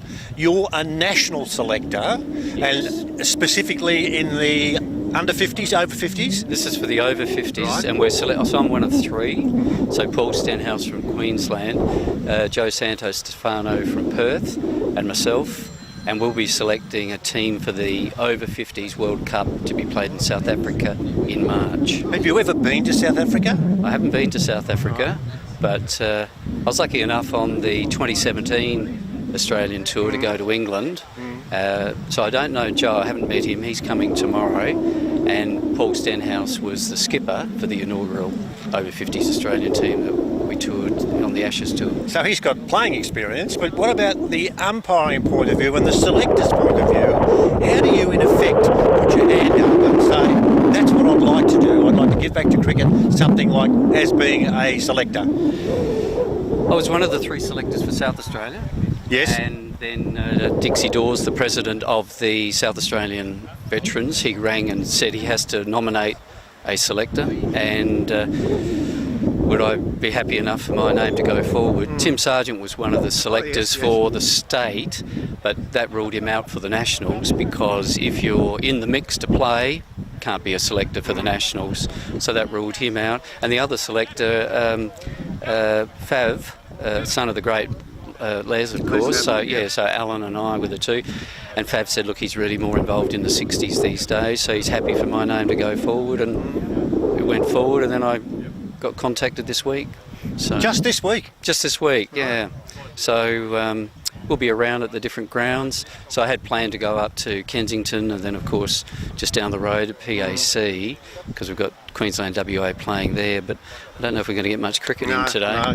How do you know when you're ready? In your own mind, when you think to yourself, oh, someone said to me, like, I should be involved, I reckon I'm capable. How do you know whether or not it's time to take the next step into a new challenge? Well, I was quite happy when Sarge asked me for the carnival. This is, of course, 12 months ago, because this has been delayed 12 months. If I'd be a selector, I thought about it and thought, yes, I would. And so I didn't nominate to play because, again, I just didn't want any question of a conflict of, Crocker's picked in the fourths, but I should be in the fourths or anything like that. So I was happy to take on a new role and a new challenge. And you do see the game differently, and it's not just the stats, but I think you're looking for certain qualities in players, and at the crunch moments that you want the cream to rise to the top.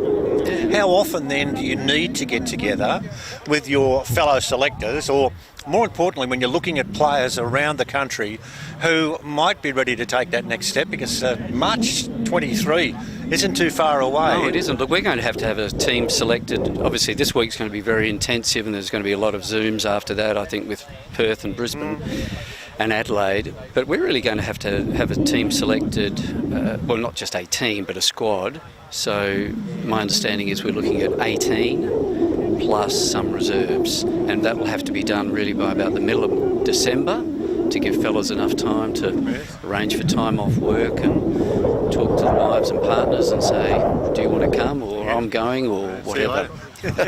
Now, how many other countries will there be playing in South Africa?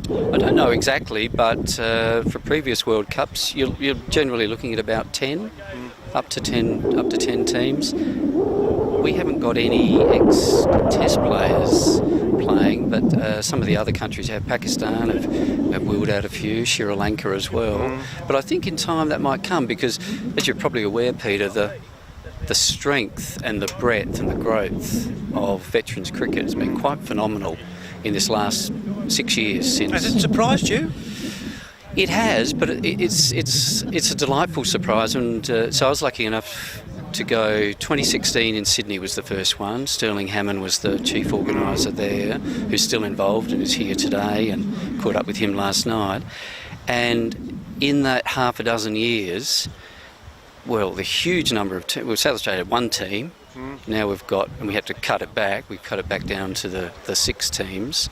So that's a hell of a growth. The local cricket, we've now got 2 divisions in the over 50s, and it's not just the cricket. That's a big part of it. But what I've really enjoyed is, because I think it was a bit of a generalisation, we fellas were not necessarily too good at talking about things and being social and that, but the cricket is the commonality of it for life's journey of parents dying, illness, and then there's a group of fellas that you do get close to over the seasons, and you can share all those things. So apart from playing, that's one of the attractions as well. I think that camaraderie, that community that's developed certainly in South Australian cricket. Very well spoken, David Crockett. Thank you for joining us. We're not going to hang on to you for too much longer because lunch is being served. But you're wearing with pride Australian Over 50's Cricket UK Tour of 2017. That's right. And I say this with substance. It's something very, very special to you, and you'll get another one of those in 2023. Well, I might have talked to my wife about that. Okay, good to talk to you. Good on you, David. All the best to you. Cheery. David Crockett joining us. Plenty of bits and pieces happening, and most importantly, David's gone to lunch. Plant your paddock for free with S&W's huge Aussie seed giveaway. Go into the draw to win $5,000 of S&W seed of your choice when you spend $1,000 or more on selected seed products. You've got to be in it to win it. S&W Seed Company, your partner in the paddock.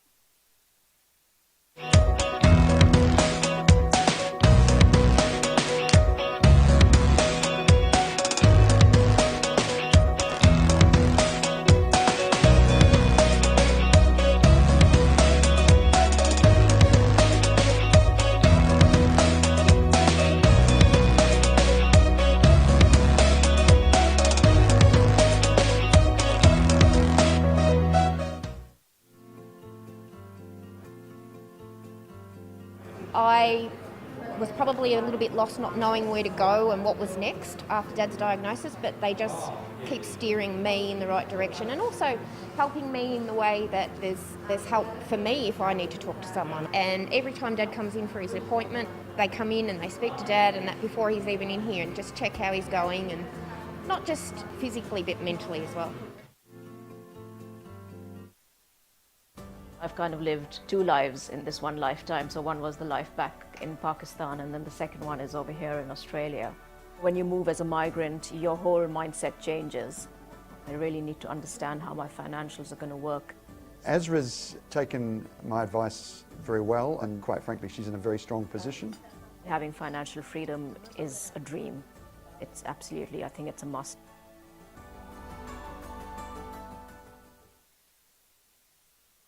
Explorer Caravans 345 Prospect Road. Come on in, we're expecting you. Explorer Caravans presents two of Australia's most respected brands. That promise something for everyone. Viscount and Franklin Caravans, each with over 70 years manufacturing, bringing back old memories and creating new ones. Caravans packed full of style and features. They're exciting and new. Service and quality you've come to expect. So let's explore Australia. Explorer Caravans 345 Prospect Road. Come on in, we're expecting you.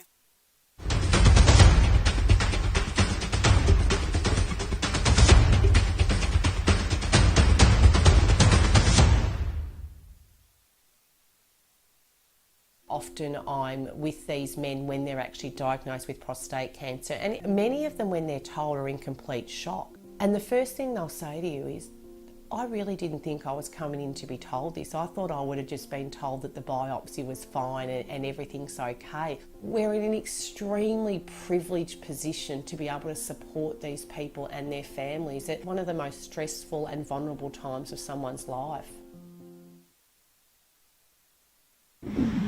We've loaded up with the big artillery in the middle of this magnificent venue, and the big artillery stands with a spectacular tracksuit top.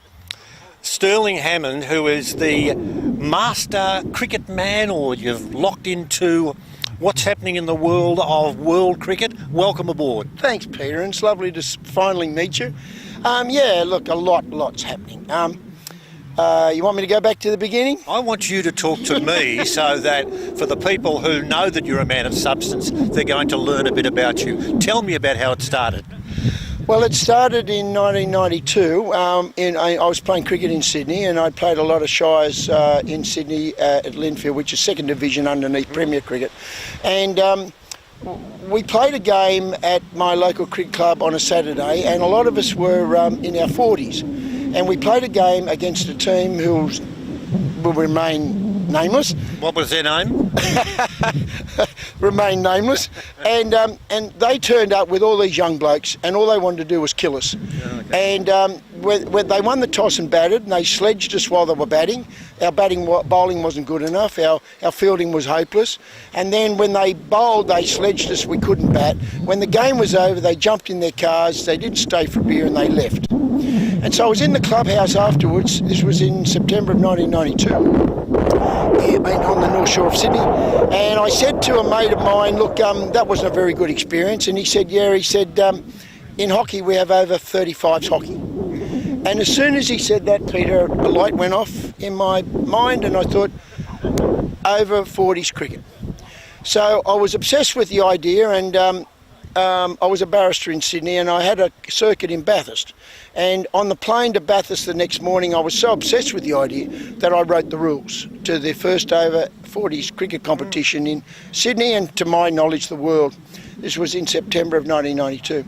And so when I arrived at the airport, my solicitor said to me, look, we've got all these people wanting to see you in the waiting room. You've got the first 8 cases in the district court list. I said, no, I've got something much more important than that. Bring your secretary in, I've got to dictate these rules. So you'll be glad to know that the cases did go well and we did a good result. But from that moment, we started the Sydney Masters in 1992. We had 8 teams. Here we are 30 years later, 20 teams play every Sunday, every second Sunday. Then we got older, and then that was called the Masters. Then we got older, and in 2005 I created the Classics, which is the over 50s, which have 20 teams in it as well, every alternate weekend. And then we have the Vintage, which is over 60. So we have these 3 tiered age groups in Sydney, have been going 30 years. Now what happened then was that in 2008, when I turned 60, I was asked to be chairman of New South Wales over 60s, and then I was on the national board there. And then in 2010 in Adelaide, we all came together and created Seniors Cricket Australia, which is now Veterans Cricket Australia. And fortunately, I was appointed as captain of the Australian over 60s team, and I took them on 7 overseas tours, 2 to England, 2 to South Africa, 2 to New Zealand, and 1 to Sri Lanka, and trying to grow the product internationally. But I found that despite all our endeavours to do that through tours, it didn't happen. So in 2016, I decided to create the Australian Over 50s movement, which is what is here. So in the first championship I held in Sydney in 2016, I had 6 teams come, and from 4 states. And today you have 32 teams from every state in Australia. So it's come in leaps and bounds in those 6 years. But in 2017, I had the idea of creating an Over 50s World Cup. So I held the first Over 50s World Cup in Sydney in 2018, and I rang my mates around the world, and I had 8 countries come. And then I said to the end of the 3 weeks, when Australia beat Pakistan in the final at Drummoyne Oval by 3 runs in an absolute thriller, and there was about 800 people there. The TV cameras was there. The product went boom. I then thought, said to the boys, do you want to do this again? They said, yes, let's do it again. So we went to Cape Town in March of 2020. And after 2.5 games, I aborted it and sent the 11 countries home. We had 12 countries then, and we sent all the 11 countries home because of COVID. So in between March of 2020 and now, we've set up this International Masters Cricket Committee, which fortunately I'm chairman of, and we have scheduled the next Over 50s World Cup to be in Cape Town in March of next year. And this is one of the main primary purposes of this carnival, because the Australian Over 50s are going to select their 18 players to go to the World Cup in Cape Town in March. And then about 6 months ago, I thought, I did the Over 50s, let's do the Over 40s. So we've appointed Pakistan in Karachi to be the first ever venue of a World Over 40s World Cup, where the same 14 countries will go to Pakistan next year for the World Cup. And indeed, next weekend we have the first ever Australian Over 40s Championship, where 13 players will be selected to go to New Zealand, and then we'll have another championship, and the 18 players will go to Karachi. So it's gone gangbusters from that original thought in Australia, and now we have 14 countries playing the product, and when we started only 2 were playing it, so now 12 countries are playing it. And one, I'll leave you with this one, it's just amazing the growth of the thing, how people have linked up. In America, in the United States, we appointed a cell there, and in 18 months they've got 4,000 players playing in America. Extraordinary. You know, last night when Telf was the man who was in charge of organising this spectacular cricket tournament. He stood up and with pride, he said, "This is the spirit of cricket. This is what we're here for, to enjoy, not endure, but enjoy what we're trying to do and to have some fun." And he was warmly applauded, generously applauded, and the people who stood up and clap, clap, clap, clap, they were really on song. This is going to be, and is going to be, a festival, despite the fact that you are playing to try and win. Absolutely, Peter. You've hit the nail on the head. The ethos of the whole thing is respect. We've played in our younger days where we've tried to be a hunter in the field, and we want to kill and move on. But that's not where we are now. We're playing with respect for umpires, the game, your opponents, yourself, your family, and in addition to that, we have rules about that. We have protocols. We have a zero tolerance to any dissent whatsoever. Yeah. You will automatically, if found guilty, be suspended and may be for the rest of the tournament. In particular, all our games now at an international level are televised on YouTube live with commentators. So it's a really bad look for a starter. But there's another rule we have, and that is you can sledge as much as you like, but it has to be funny and it can't be personal. And so the whole thing is to bond people up. You've still got fire in the belly, you've still got life in the body. Just go for it, because sooner or later you don't know what's around the corner, as Steve Waugh says. No, true. Have you got a good feeling about what is eventually going to happen? I know we've got a few sprinkles from up above, but when we get going and when the states and territories who are ready to fire, they're ready to go, does it do something for you? Do you get the old heart pumping about, here we go again? It does, but being connected in the process, as you know, with your lifetime engagement in commentary, you know there's a beginning, a middle and an end. Now for me, the game is only the middle. The beginning was all this camaraderie of the two teams getting the wicket together, taking covers off, sitting around, talking to each other in expectation of the game. And that's what was the ethos of last night in the meet and greet, and that's why there'll be dinners and all the rest of it. And then, of course, after the game is over, there is the essential mandatory get-together, where you must have beers with your opponents. The idea of you play a game and then you leave is not accepted. It's all about coming together and meeting other people. And if I must just tell you one little story, in the World Cup in 2020, I was at the opening ceremony, and as I said, there were 12 countries there. One of the new countries was Zimbabwe, and they were resplendent in their beautiful striped blazers, and they had 3 ex-Test players playing. One of the ex-Test players came up to me, and he said, Sterling, he said, I want to thank you. I said, what do you want to thank me for? Nothing to thank me. He said, yes. He said, I want to tell you a story. I said, what's the story? He said, I was sitting in my lounge room 8 months ago. He said, I'm 54 years of age. I've got no mortgage, the children off my hand, and I'm wondering what I'm going to do for the rest of my life. I'm sitting there watching TV with my wife, and the phone rang. And it was my old mate, Dave Callahan, who I used to play Test cricket with Zimbabwe. He said, Derek, he said, what are you doing with yourself? He said, no, nothing, play the occasional game of golf. He said, well, we've been invited to the World Cup in Cape Town. We want you to be part of it. He said, straight away I decided to. And then he pulled his belt, he said, look at this, Sterling, I've lost 8 kilos. He said, I'm fitter than I've ever been. He said, I've trained every day for 8 months, and here I am. I'm so excited. I've met all my old teammates. I've met all these other people from the rest of the world. He said, Sterling, you've given me a purpose that I'm going to go on for the rest of my life. I said, whoa, it's not that bad. Not that. He said, yes, it is. So it's really nice that everybody has their own journey, and all these people wouldn't be here unless something connected up. So no, it's a good call, a very good call, and said with a man who's got some substance, because you've travelled the cricket world and you're looking forward to 23 in South Africa. Sterling, thank you for sharing some moments with us, some treasured moments, the stories that you've got, and about 12 o'clock after we've kicked into one of our big nights, I reckon I might grab you by the tail and we'll have another chat, okay? Peter, I'd love it. And again, thank you very much. It's been a pleasure to finally meet you in the flesh. And, mate, all they say about you is true plus more. Good on you, Sterling. Thanks, Peter. Thanks for joining us. Sterling joining us. And I'll tell you what, there's so much substance in the talents that we've been able to bring to you. And we haven't even bowled a ball yet, but when we do, we will continue. Hope you're enjoying our coverage from South Australia. Plant your paddock for free with S&W's huge Aussie seed giveaway. Go into the draw to win $5,000 of S&W seed of your choice when you spend $1,000 or more on selected seed products. You've got to be in it to win it. S&W Seed Company, your partner in the paddock.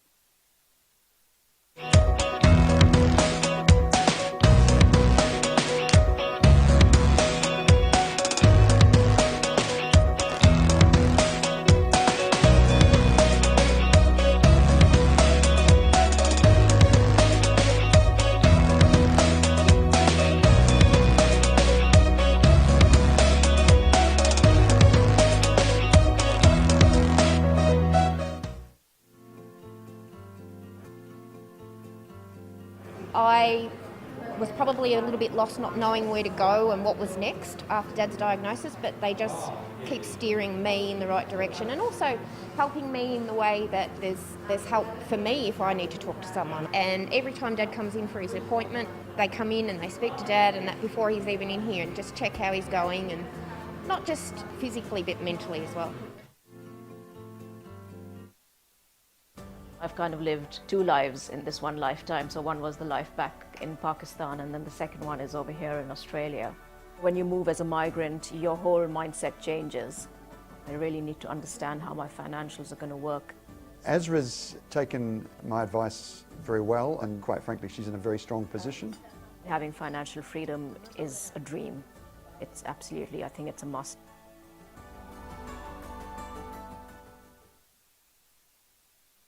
Explorer Caravans 345 Prospect Road. Come on in, we're expecting you. Explorer Caravans presents two of Australia's most respected brands. That promise something for everyone. Viscount and Franklin Caravans, each with over 70 years manufacturing, bringing back old memories and creating new ones. Caravans packed full of style and features. They're exciting and new. Service and quality you've come to expect. So let's explore Australia.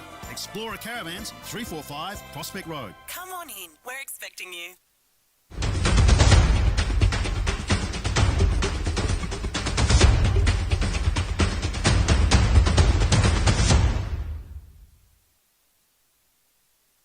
Often I'm with these men when they're actually diagnosed with prostate cancer, and many of them, when they're told, are in complete shock. And the first thing they'll say to you is, I really didn't think I was coming in to be told this. I thought I would have just been told that the biopsy was fine and everything's okay. We're in an extremely privileged position to be able to support these people and their families at one of the most stressful and vulnerable times of someone's life.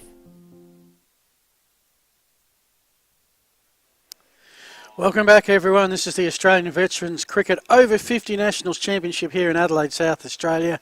Long time we've been waiting for this, and we're here on day one, and we're not too far away from a coin toss, which is pretty exciting. In fact, can just see the ACT and South Australian coaches, I think, coming out in their regalia.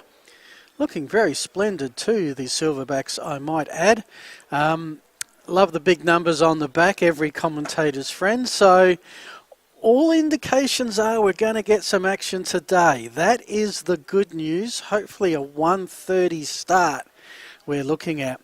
Not so great news right now if you're in Minlaton, over in the middle of the York Peninsula. You'll be able to tell us that you're getting a fair belting of rain. There is another rain event coming directly for us. Can't see how it's going to miss us unless it heads a little bit to the north, and we might get very, very lucky. But that is probably still an hour or so away. So hopefully we're going to get some action pretty soon. Again, thanking our sponsors, the one that I didn't mention before, and that was the Government of South Australia, which was very remiss of me. Their support, Tourism SA, is a fundamental part of making this tournament tick. So we do thank all those that have supported the Veterans Cricket, that have supported Anthony Telfer, the event director, and to make this all happen. As I said, 21 venues today, and I think when I was looking, it was over probably 40 different ovals. Some of them are the same area, Oval 1, Oval 2, etc. But it's a huge amount of work, 520 players, 42 teams, 21 games a day.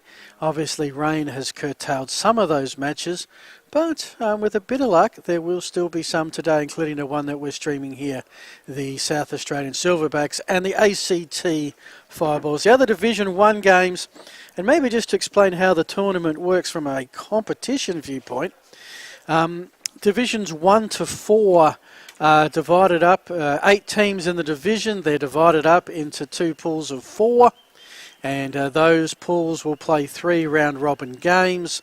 The top team in each pool will play off for the division championship. Division 5, a little bit different. There's 10 teams there. They'll play 4 games amongst themselves, and the top 2 teams after that will meet in the final. So everyone's going to get 4 games, at least going to be scheduled 4 games, 3 pool matches, and then a placing game, be it for 10th, 8th, 6th, 9th, 7th, 5th, 3rd, or of course the division winner.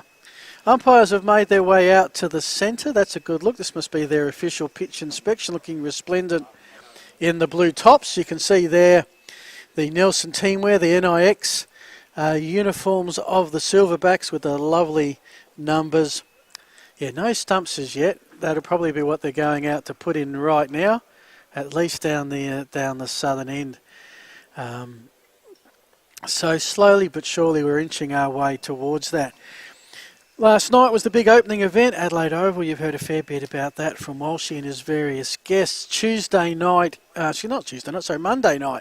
is the Sportsman's Night. That's going to be at Adelaide Oval.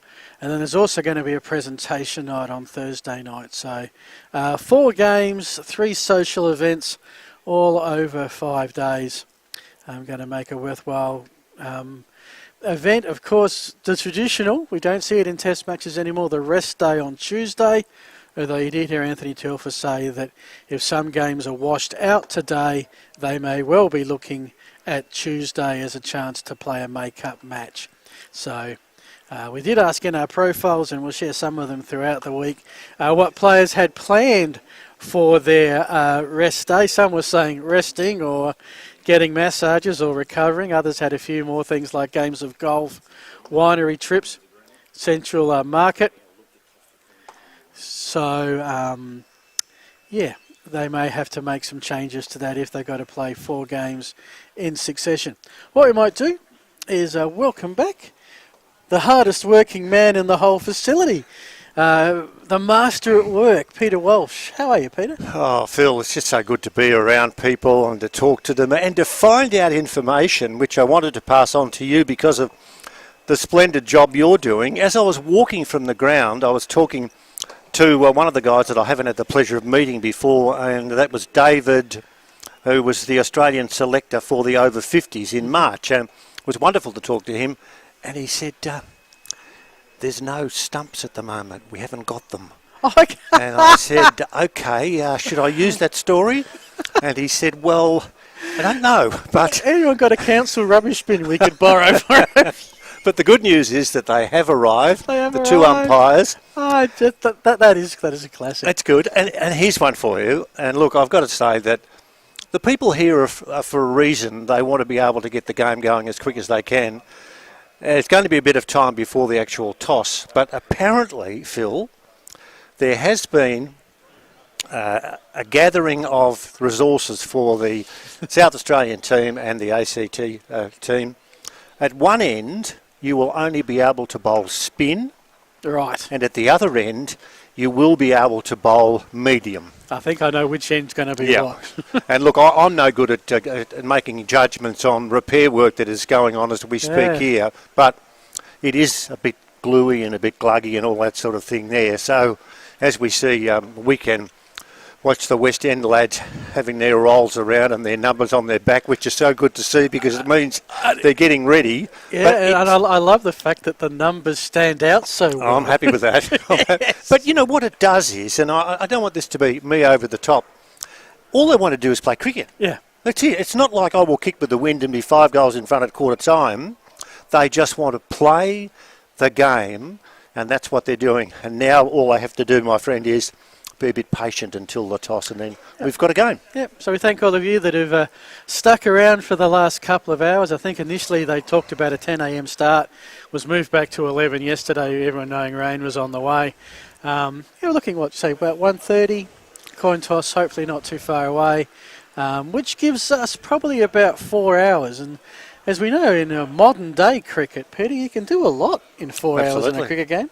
Absolutely. And, here we are now. We've got a magnificent day of sport in front of us that's being pumped out all over the place. You can watch what's going on. But you've got two teams who want to play the game, who want to enjoy playing the game, and that's what's going to happen eventually. And this is so good now, watching some of the South Australians who are chasing the ball and going in different directions. Richard Gadd, the captain, who was out with me in the middle earlier on. What a wonderful man he is. He talked more than I did last night at the Adelaide Oval, but all about what a thrill it was for him to be playing the game. Yeah. And I think, and I consider you a South Australian, Walsh. I mean, I know you're a man of many states. The state of disarray at the moment, I think it is. But I think we take the Adelaide Oval a little bit for granted. Yeah. I mean, you and I have been very regular visitors there over the years, but for those that have come from interstate and to just have to function in that facility and be under that scoreboard that they would have seen for decades as cricket fans would be something special. Something special as well, toss of the coin, hopefully not too far away. What we might do is we will take ourselves a break and not too far away, some cricket action here in the Australian Veteran Cricket over 50s National Championships. Plant your paddock for free with S&W's huge Aussie seed giveaway. Go into the draw to win $5,000 of S&W seed of your choice when you spend $1,000 or more on selected seed products. You've got to be in it to win it. S&W Seed Company, your partner in the paddock.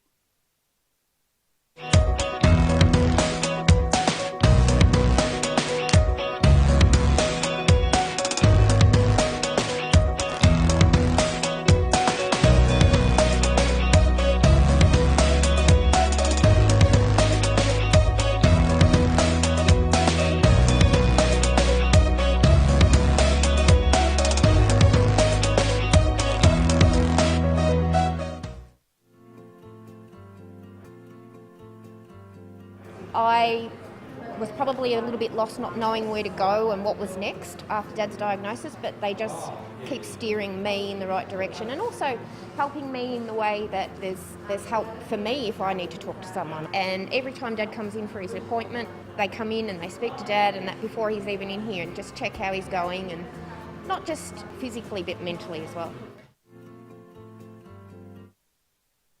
I've kind of lived two lives in this one lifetime. So one was the life back in Pakistan, and then the second one is over here in Australia. When you move as a migrant, your whole mindset changes. I really need to understand how my financials are going to work. Azra's taken my advice very well, and quite frankly, she's in a very strong position. Having financial freedom is a dream. It's absolutely, I think it's a must.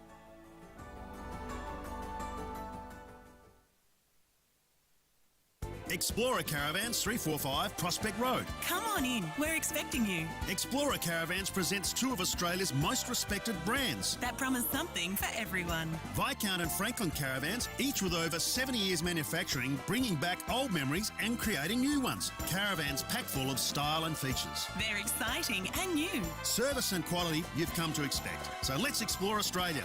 Explorer Caravans 345 Prospect Road. Come on in, we're expecting you.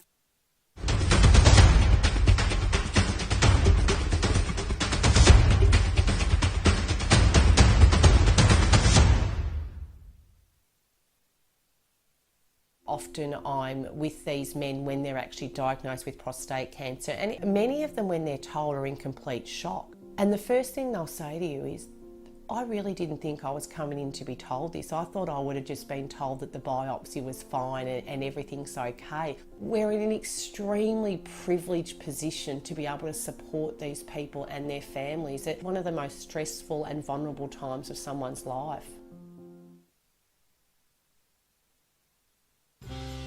Plant your paddock for free with S&W's huge Aussie seed giveaway. Go into the draw to win $5,000 of S&W seed of your choice when you spend $1,000 or more on selected seed products. You've got to be in it to win it. S&W Seed Company, your partner in the paddock.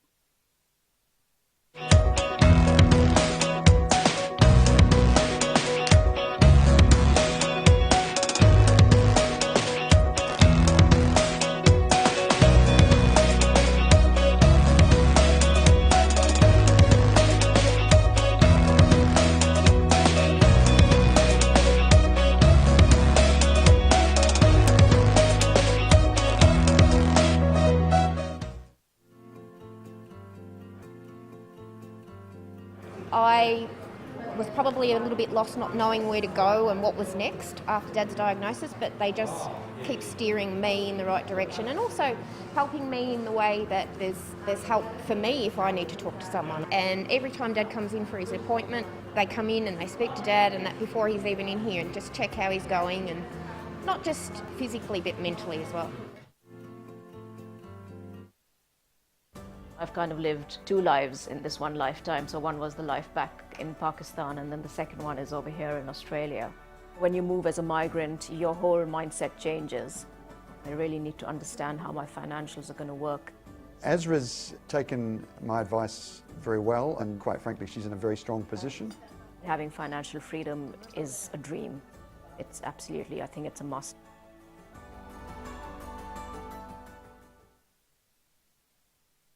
Explorer Caravans 345 Prospect Road. Come on in, we're expecting you. Explorer Caravans presents two of Australia's most respected brands. That promise something for everyone. Viscount and Franklin Caravans, each with over 70 years manufacturing, bringing back old memories and creating new ones. Caravans packed full of style and features. They're exciting and new. Service and quality you've come to expect. So let's explore Australia. Explorer Caravans 345 Prospect Road. Come on in, we're expecting you.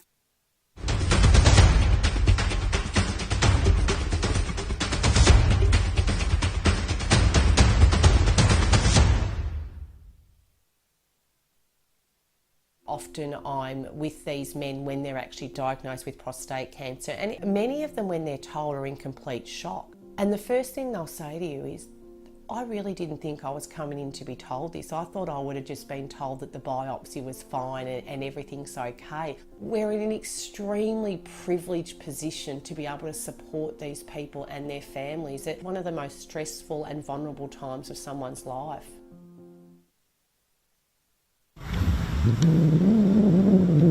A very big thank you to both teams, and also for all of those who've been responsible for getting this game underway.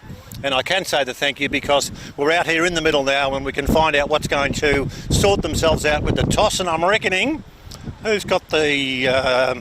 Richard, you've got it. I have the coin. Come over here, my friend. Now, give us a look at the coin for a start, so it's okay. Australian 50-cent piece. So you had the decision to grab hold of the coin for the toss? No, we're the home team, so it probably got dropped on me.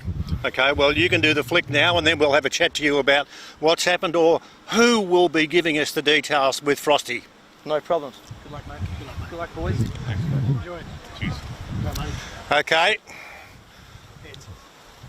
The good thing is that the coin did bounce and didn't disappear.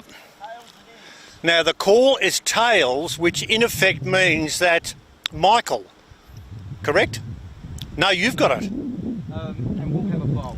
So South Australia have won the toss and have elected to bowl. Now importantly, can I just get from you, what's changed now with, for example, the sort of deliveries that have to be bowled and the number of overs that have to be bowled? So we're playing 35 overs a side with just a 10-minute break in between the two, and we're happy to sort of bowl anyone anywhere, but we're probably going to bowl people with a less run up down this end because the footings aren't quite as stable.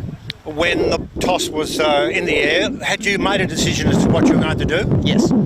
Yes. Well, Why the decision? How did it, in your mind, what did you come up with? I think with weather potentially coming, if the game does get interrupted, batting second with shortened overs, you understand the equation a little bit better, but it's a bit 50-50. So, okay. Any changes at all to what we've named as the squad? No, we're going in as planned, as All right. expected.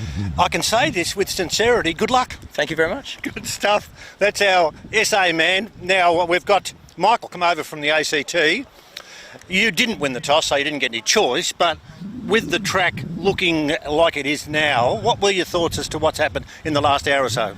It's dried out considerably. The pitch is no problem at all. It's just a bit of the run-ups of the bowlers. So if anything, they're going to be inhibited early. So we're always going to have a bat. 99 times over 100, you win the toss and bat, and the other time you think about it and then bat. So I'm a batsman, so we're going to get stuck in. And you did talk to us earlier on, and you talked about the ages of those that you've got available at the ACT. What sort of a lineup are we expecting to see now when the game starts? We're going to be a little bit fluid, so we'll stick with what we were planning for a 45 over game, but we're going to have a bit of flexibility in the middle. So it'd be a good one to win too, away from home to get one on the board. Absolutely, yeah. All guns blazing first up. Good stuff. Cheers, mate. Thank you. And one of the umpires, if I can grab you just for a sec. At last, we've got a game of cricket which is really, really exciting, but a few changes to the rules, particularly with the sorts of deliveries to be bowled. Yeah, so both sides have agreed to bowl the slower bowlers from this end, the northern end, where it's, the heat has done a really good job, but still it's not quite as good as the rest of it. So 35 overs, so 7 overs per bowler max. And the fielding restrictions will be in play for the first 10 overs, and then the next 10 and then the last 15. So that's 3, 4 and 5 they can drop out in those increments. And a quick one, because I know you've got lots to do. When are we starting the game? Aiming to start here at 1:10 so 20 minutes. So they've been warming up for about 10 minutes now. Now know what they're doing, so the batters can focus on that area of the game, and the bowlers and fielders can do their part for South Australia. Thanks very much. Good stuff. Well, we've got a game. We've got a game, folks. Won't be starting now for not too long, but we'll be underway too with South Australia taking on the ACT officially here. We've got a game of cricket.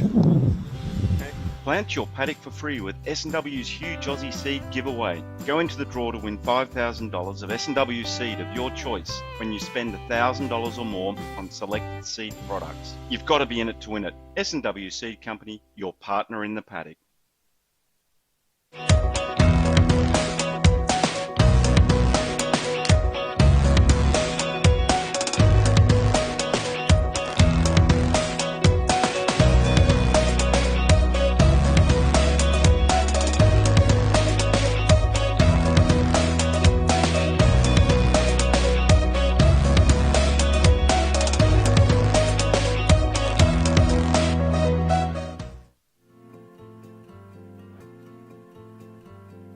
I was probably a little bit lost not knowing where to go and what was next after Dad's diagnosis, but they just keep steering me in the right direction and also helping me in the way that there's help for me if I need to talk to someone. And every time Dad comes in for his appointment, they come in and they speak to Dad, and that before he's even in here, and just check how he's going, and not just physically but mentally as well. I've kind of lived 2 lives in this one lifetime. So one was the life back in Pakistan, and then the second one is over here in Australia. When you move as a migrant, your whole mindset changes. I really need to understand how my financials are going to work. Ezra's taken my advice very well, and quite frankly, she's in a very strong position. Having financial freedom is a dream. It's absolutely, I think it's a must.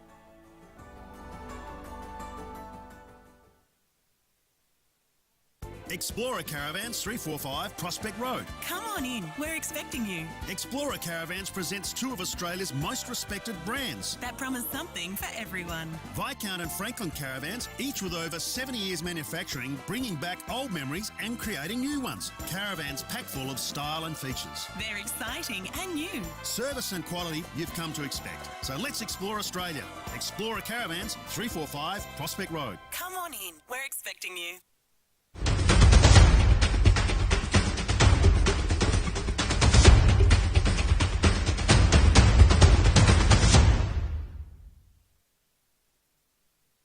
Often I'm with these men when they're actually diagnosed with prostate cancer, and many of them, when they're told, are in complete shock. And the first thing they'll say to you is, I really didn't think I was coming in to be told this. I thought I would have just been told that the biopsy was fine and everything's okay. We're in an extremely privileged position to be able to support these people and their families at one of the most stressful and vulnerable times of someone's life.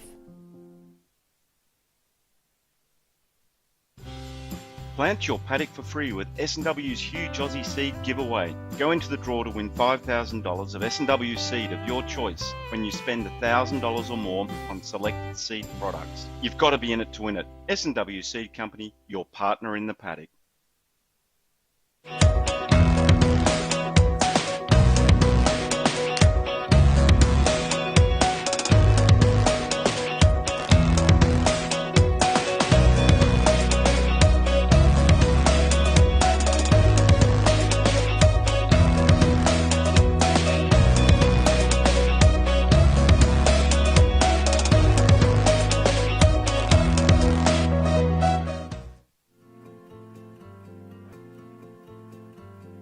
I was probably a little bit lost not knowing where to go and what was next after Dad's diagnosis, but they just keep steering me in the right direction and also helping me in the way that there's help for me if I need to talk to someone. And every time Dad comes in for his appointment, they come in and they speak to Dad, and that before he's even in here, and just check how he's going, and not just physically but mentally as well. I've kind of lived two lives in this one lifetime. So one was the life back in Pakistan, and then the second one is over here in Australia. When you move as a migrant, your whole mindset changes. I really need to understand how my financials are going to work. Ezra's taken my advice very well, and quite frankly, she's in a very strong position. Having financial freedom is a dream. It's absolutely, I think it's a must.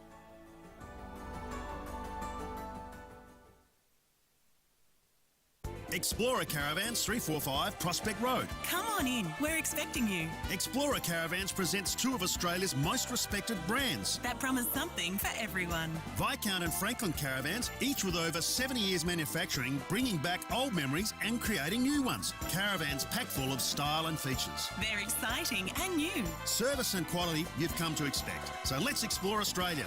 Explorer Caravans 345 Prospect Road. Come on in, we're expecting you.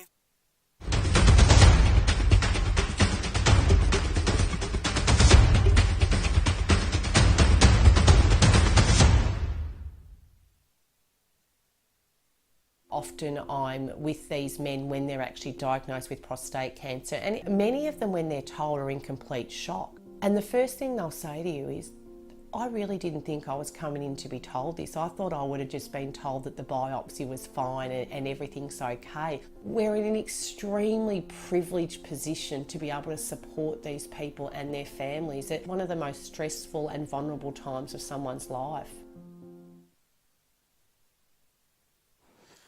And welcome back, everyone. The Australian Veterans Cricket's over 50s National Championships here in South Australia. And today we're live from the Kensington Oval, where the Don used to play his district cricket for Kensington, for the opening game of the tournament. The South Australians, the Silverbacks, the home team, taking on the Fireballs from the ACT. It looked anything like getting off this game, but we are probably about 15 minutes or so from the first delivery. Can't really say in anger, because I think this is going to be played in pretty good spirits. Already a gentleman's agreement due to slightly unsure footing down the northern end popping crease. They've agreed that's going to be for the slow bowlers and the spinners. If you come in medium or fast, you're going to be bowling from the southern end this afternoon. Normally a 45 over game, that's been reduced to 35, which means the bowlers, instead of having a maximum 9 overs, will have a maximum of 7. How they divide that by 3, I'm really not sure. Probably the first 12 will be the power play with only 3 fielders allowed out of the circle. Then somewhere around 24, 25, they'll go to allowing 5 from the 4. The Silverbacks are about to make their way onto, but we'll have a look at the Fireballs team first. This, we think, is their batting order. Peter Solway and Captain Michael Frost will lead us off. Bob Bradley at number 3, John Cooper, Dom Dick Humpley, Paul Neems, Gordon McGurk, Reece Parry, Guy Randall, Will Allen and Simon Mann. 12-man squads, all 12 can bowl. In fact, all 12 have to field for at least half the overs, but only 11 get to bat. So that's the Fireballs Blues side. I'm having a look here for a number 19, who we've got out there, just not on our list. When they come to bat, this is their batting order. Richard Gabb will lead off as an opening batter with Andrew Belsack. John Rankin, followed by Graham Crawford, Satish Srinivas, Tim Sargent, Thomas Vadza, Darren Martin, Simon Tate, Sean Williams, Leith Dawes and Tony Hickey. The South Aussies are gathering for the team photo. They'll be supermodels by the time this week is done. And speaking of super, a man who has done his 10,000 steps and then some, Peter Walsh. Peter, well done on going up and down and up and down. We saw the toss of the coin. South Australia won. They're going to bowl first. Is that a good toss to win? Well, when you look at the faces of those who were out there, Richard Gabb, and from the ACT's point of view, Michael Frost, it didn't seem to worry Michael too much. When we were chatting with him earlier on, Phil, he was really strong in saying that it was a youngish ACT squad, not a lot of them that had kicked into a lot of their over 50s bracket. And he just thought they just wanted to get out and play. And, you're asking questions like, is it going to be of any disadvantage if you have to spin for a while? Or are you glad that you've got speedsters who can come in and maybe they can nip it around? Didn't matter. Let's just do it. Let's just get out and have it. He's a batsman. Of course so he wants to have a hit. So yeah, batting first won't concern him too much, I think. I just can't believe that how good the ground is, considering we've had those messy squalls, but now just walking to and from the ground as we see the South Australian Silverbacks all heading out in a group, it's quite magnificent. There is a little bit of a spot out there where we looked, and we should make a quick mention too of the fact that they were short of grass cuttings. Yes. And no one could find any grass cuttings, and they were actually, this is what I'm being told, they were visiting some hardware places in the area where they might have been able to get some grass cuttings. I don't know whether you can walk into a Mitre 10 or a Bunnings and say, can I have some grass cuttings? I don't know. But what I've been reliably told is they were fortunate that they got some grass clippings from a gentleman who lived opposite the Oval, and he brought them over himself in his lawnmower that captures the grass clippings. He's still there. You can see it there at the top. Yeah. I don't know if we can get it at the top of the Oval there. The guy's holding onto it right now. Spreading and it now out. it's been thrown everywhere. Yeah. He was thrilled, and I thought, well, fair enough too. And everybody, this is the part that is so joyous, and we know about this. And that is, Phil, that everybody from both teams was over to thank the man. And the problem they've got now is they've got to ask him to leave the ground because I think he's got himself locked into a spot where he's really enjoying himself. And congratulations to him too. Anthony's his first name. Will he want the lawn clippings back later? How good's that now as they bang the other stump in? Yep. Oh, it's all good. It's all good. Yeah. So, of course, this is the first of the pool games for these two sides. They'll play tomorrow. In fact, simultaneously, not sure if this game got off, but Division 2, the Fireballs Gold and the Silverbacks A are playing at Angaston. So, not sure if that is one that got obviously a fair distance from here. That's a Angaston Oval from memory. There's plenty of picturesque grounds up in the Barossa. Chateau Tanunda obviously comes to mind as a wonderful facility, not used much but very picturesque.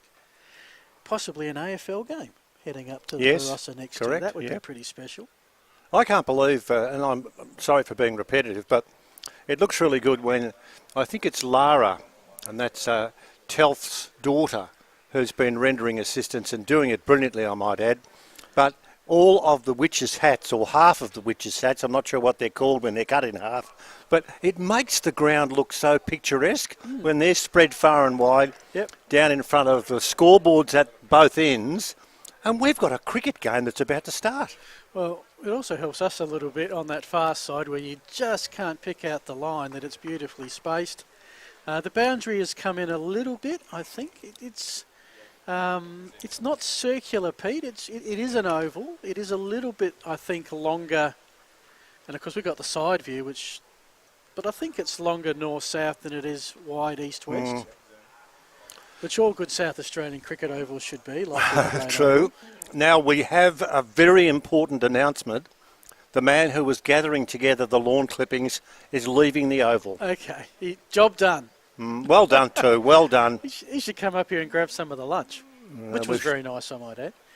Well, we should note, as a thank you. At some stage during the coverage, we should talk to him. How would you think about doing that across the ground, across a main street, and taking some grass clippings over to get a game of cricket underway? Be a good story to tell your mates at work tomorrow, wouldn't it?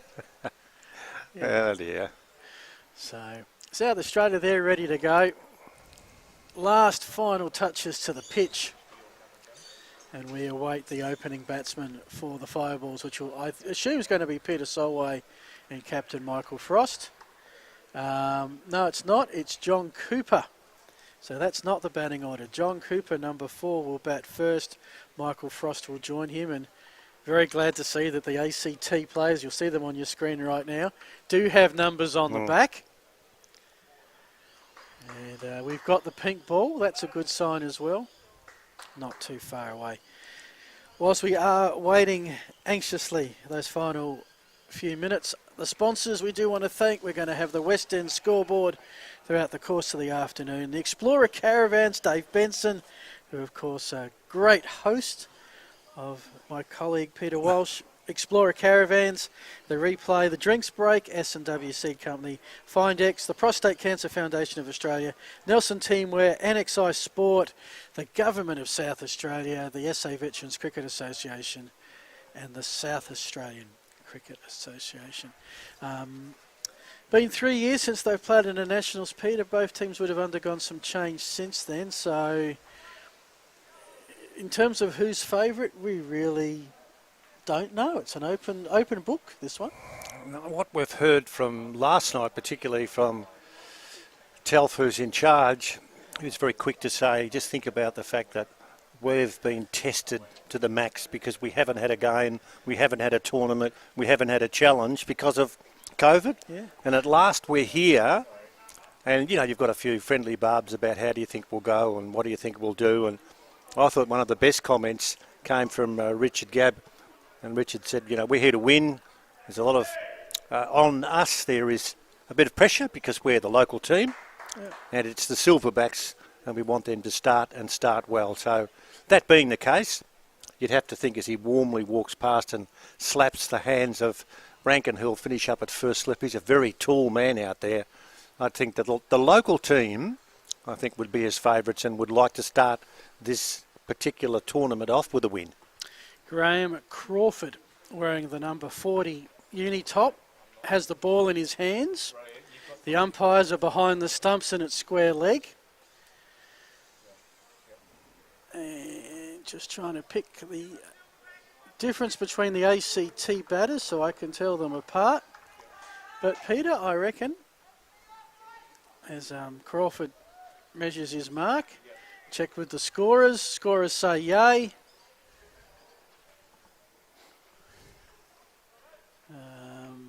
Number 8, so it will be Michael Frost, the captain, to get the first delivery. And Peter, the call is yours. Thank you, Phil. What a thrill it is to be here. Already a field change. Not quite sure what to do on the onside as we see Darren Martin run around behind square. Crawford will start in. First ball. And it's edged through the slips cordon. Runs. It might tickle its way down to the boundary. Not quite. Let's just have a think about the precipitation. And that's what we had earlier on. So 2 to be scored. What's the umpire doing? No ball. He's calling it. Well, that's what I'm getting the signal from the umpire, but it looked like a regulation slide through the slips cordon. And Might a couple have scored. overstepped the mark in nerves, maybe. Crawford starts again with the second ball. And that's right on song. Remembering he's only got 2 or 3 metres to come in and bowl. They have to bowl slow because of the state of the track, and it's pushed back down the ground to what you would expect to a field of substance with a slip and a gully as he comes in and bowls, and it's turned into the gloves of the skipper behind the stumps. It bounces, not taken effectively there by Richard Gabb, but there's no run. So slip, gully, point, cover, mid-off, mid-on, mid-wicket, backward square leg and a deep backward fine leg. They are the fields as this ball pushed away on the offside. And already a few of the oohs and the ahs. I don't know where they're coming from. I'm waiting for a nice one, Gary, to pop up any second. Crawford plays for the university side. They won the over 50s here in the Veterans SA. Comes in again. That's the first shot. First heave. Nicely done towards mid-wicket. And we have our first boundary of the day. And the ACT moves to 0 for 6. Going just in the wheelhouse. Nice chest height. Really only had a mid-wicket place pretty short to beat. And did that with ease. Used to see if they how aggressive they are early, Peter, with the overs reduced from 45 to 35. Yeah, you've got to keep everything in mind. There's so many bits and pieces. That ball wide of the off stump, and I wonder how much chatting we have going on in the slips cordon. I reckon there'd be some nerves out there, even though they've been about the place for a while, particularly a man of substance, the captain wearing number 77, Richard Gabb. And he's doing a bit of chin wagging as the last ball is completed. So the first over is completed, and the ACT no wicket for 6 after 1 over, remembering that the number of overs to be bowled just 35, and I don't want to get too carried away, but conditions improving as we speak, Phil Hurton. Absolutely. So this is the tricky bit. This is where we wait to see how the bowling is going to be done from the northern end.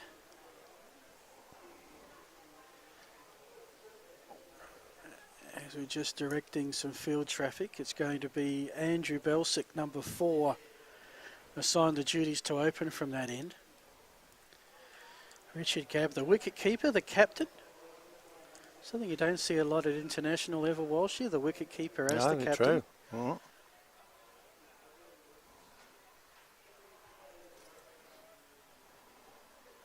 Of course, Australia did have it with Tim Payne for a while there. And facing his first deliveries will be John Cooper. This ball outside the leg stump, tickled around the corner for 1. It should be 2. Running back quickly to pick up is Hickey, who's got the floppy hair and floppy hat, and his throwback is strong and quite direct too to the keeper. Nice little tickle down the leg side. So a good start too by the ACT in the second over. No wicket for 8. Yeah, we'll probably get a bit of a insight by the time we head to the finals on Thursday what sort of a pass score at this level is, as that's through the slips, Gordon. Don't think there was a chance there. It was pretty low. That's going to just hold up centimetres from the boundary, which is a double displeasure for the ACT, because not only did they not get the boundary, but they had to run 3. Don't see a lot of that at this level, but good start to this over. 5 off it already. There's a boundary and then almost a boundary, so the ACT, a merry start. Field particularly around the wicketkeeper with a slip and perhaps a third slip. This ball just outside the off stump and through it goes to the keeper. And I'm always wondering when I'm watching just how many are in close catching positions as to how quick their reflexes have to be. And at none for 11, the ACT doing well. This ball pushed away on the offside A gentle prod forward. Oh, there's no run, no one can score. And that's Belsack on the follow through who gets it. None for 11, heading towards the end of the second over. Yeah, having missed a couple down the leg side. And that's another one, this time no run. Charging in from leg gully to stop any runs.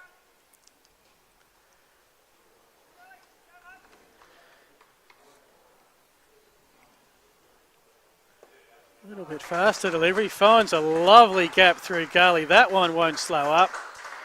So they're getting a boundary every over so far, Peter, and that's 9 off the over. 2 for 15, no, sorry, 0 for 15 after 2. Good solid start from the Fireballs. They're short outside the off stump and Frost into position very quickly. Interesting about the winter that lies ahead for Michael with his son being signed up by West Adelaide to play in the Sandful. And he was having a chat to us beforehand and saying that they'd be working up some frequent flyer miles with their car. Now, isn't that wonderful with the sport that can bring you from all parts of Australia? And he started very, very well indeed. It's none for 15.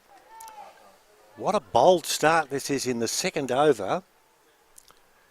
And we're going to wait for this first ball of the third over, which has turned round the corner, just rolled across the turf to be fielded by Hickey at backward square, and there's no run. So you're allowed a maximum of 3 fielders outside the circle. The Silverbacks just the one at fine leg, as Cooper tries to send it down in that direction but couldn't connect. So at the moment, all the rest in the circle. It's a 5-4 off-field setting. Crawford in again. Cooper just plays it out to the offside.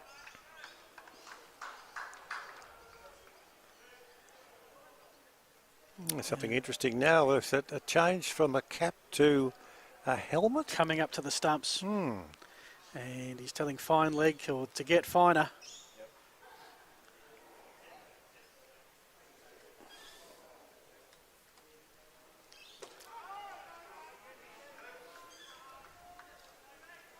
Attempt to drive, not that well timed, straight to mid-off. So still looking for the first runs of this over.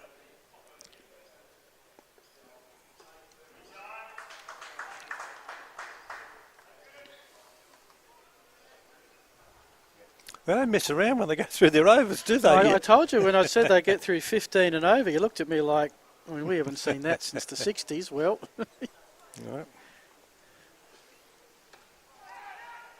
Popped up and caught and bowled by Crawford. The Fireballs lose their first. And having been hit around the park a little bit in the first 2 overs, Crawford stems the flow. And that's the first wicket gone of these national championships. A bit of frustration there because they'd commenced so well. There was no real hurry. And yet an errant shot to a ball that appeared to just drop a fraction and was looped back in an unceremonious way. And the first wicket falls with a score at 16 in the third over. And pretty important breakthrough too for the Silverbacks because they'd been knocked about.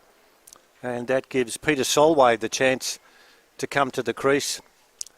Studded with statistics of substance. But a good start for the Silverbacks to get that wicket. One they needed, let's not get too carried away, we're only in the third over, but to get a wicket when they'd been knocked about a bit, that was important. Yeah, well, Crawford had managed to stop the flow of runs. Cooper had had 4 dot balls in succession and would have probably felt a little bit of pressure to, if not get many runs, at least get off strike and let the captain have a hit. Force the errant shot. And the new batsman coming in.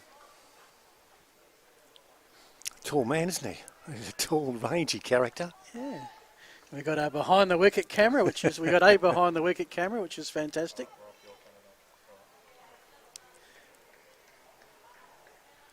I don't think I've actually called a game of cricket from the ends of the ground. I've always called it side on, but I know for you it's a weird phenomenon. No, it's got its tricks. Let's see if we can change the score at 1 for 16. It will stay at 1 for 16. This is turned away out on the onside. No one can tickle through for the score, but that is the end of an over of substance. And importantly for the SA Silverbacks, after 3 overs, the ACT are 1 for 16. Remembering 35 overs for this match, but 1 for 16 is the score. And I'm just trying to work out who's doing what down there. That's Simon Tape, who had the ball for a sec, but he's thrown it back to his best mate in Belsac. Plant your paddock for free with S&W's huge Aussie seed giveaway. Go into the draw to win $5,000 of S&W seed of your choice when you spend $1,000 or more on selected seed products. You've got to be in it to win it. S&W Seed Company, your partner in the paddock. Another start. Belsac in, right on the line, pushed away on the onside. No real power in the stroke, it just trickles away. And the Silverbacks bouncing around. It's marvellous, you know, Phil, when there is a wicket, it doesn't matter who's out or how many they make. There's a fair amount of animosity from the crowd, as on this occasion that ball is tickled away through the slips cordon. That ball just shy of the second slip. I didn't go in the air, so it was always going to run away, and did, and ran pretty quickly too. Yeah, it did. I'm almost wondering if there's a bit of uphill, downhill here, but well, it was good. It looks flat. Yeah, that's the second boundary. I mean, so I was just about to say, you don't often see 3 slips and coloured clothing in a limited overs game, but that's what they've got, and the ACT have managed to get through that slips cordon twice at low level. This one's cut away, gets past the man at point. They'll come back for a leisurely 2. And certainly Frost, the captain, is the danger man for the ACT at the moment. He's clocking up the runs at a good clip. Already 6 off the over after 3 deliveries.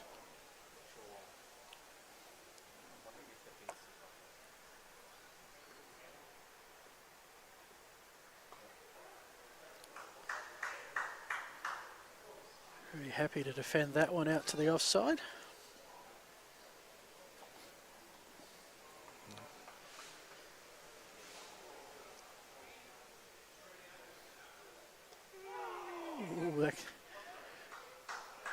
I don't think he knew a huge amount of that one.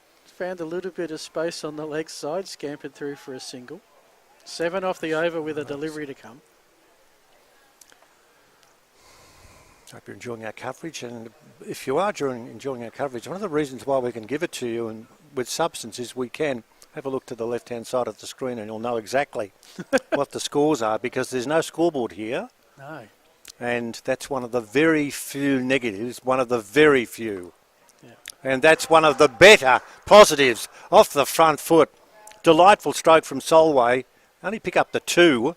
Hit it very well indeed. He spanked the ball between cover and extra cover, and they got back to complete 2. And he showed his elegance with that powerful stroke, and the score up to 1 for 22. 9. I've got 9 off the over. I got it at 24, so... Oh, 1 for 25, okay. We are working out ways of linking in with the live scoring. We've got 4 days. We'll get there eventually. Aha! Looks like our producer's found the live scoring. He's good. This the producer. He's on song. He was going to send me the link in a minute, then I'll have it, and we'll all be happy.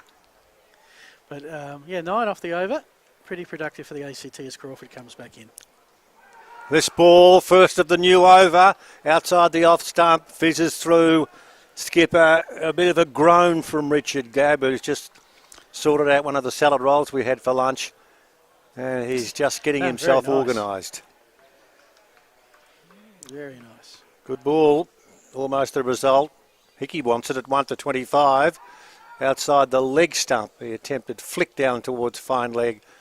And there's no contact, so it goes through to the keeper. Still what you'd call an attacking field, Peter, for a limited overs game. Just the one fielder outside the circle. That deep fine leg. Any deeper, he'd be a spectator. That off the front foot. Chance of a run out. He hit the ball hard into the cover area. It went racing quickly across towards Simon Tape. He did the picking up. He's a tall man. Flicked it back, but no run. So at the start of the 5th over, the ACT 1-4-25.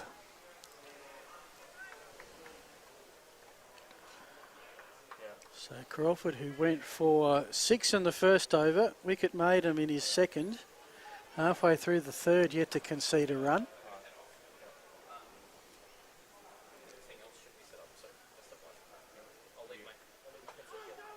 That one didn't know much about. So I think we're one delivery from back-to-back maidens. It's amazing, Phil, about we're watching the two batsmen, but the man on strike at the moment, it doesn't look as if there's any issue down there at all as to where there was a bit of soggy stuff earlier on. Yeah, footing very secure. And we haven't, that is the over, back-to-back maidens for Crawford. Yeah, we have not noticed any issues so far with the bowler coming in, which is good. So that's the first batch of 5. 1 for 25, so 5 per over. At this rate, that'll give him about 175 for SA to chase. And again, we're still working out sort of what is a pass score at this level. I know the grand final, which was 40 overs locally, was 205, I think, was the total. Now, Belsack, not quite ready. The skipper's up over the stumps. 3 slips as Belsack trundles in, and it's pushed away off the front foot out towards cover point. And there's no run. An economical run to the crease. And walks back quite briskly too. There's a bit of a chin wag. I'm sure there'd be a lot of talk going on as he turns and runs in. He's ready to go again. And this is pushed back down the ground on the onside for no run. I like that rule that you picked up in one of your interviews, Peter, that sledging is allowed, but there's a couple of criteria. It can't be personal, no, and it has to be funny. Okay. We could have a few routines if you like. That's it. Oh, no, that's one thing that, and I mean I'm being prudish by saying this, but I worry about the rubbish that goes on any sporting venue if there needs to be a lot of carry-on. As Belsack's next ball is turned away on the onside for 1. They run quickly, they give some thought to a second. That's not going to happen as Hickey got back quickly and the score up to 1-4-26 in the 6th over. Yeah, I mean, unfortunately, Pete, that's what happens when it becomes a job as opposed to a, well, that's, what would you call these gentlemen? A passion. Yep. Nicely played to the off-field, but straight to point, no run.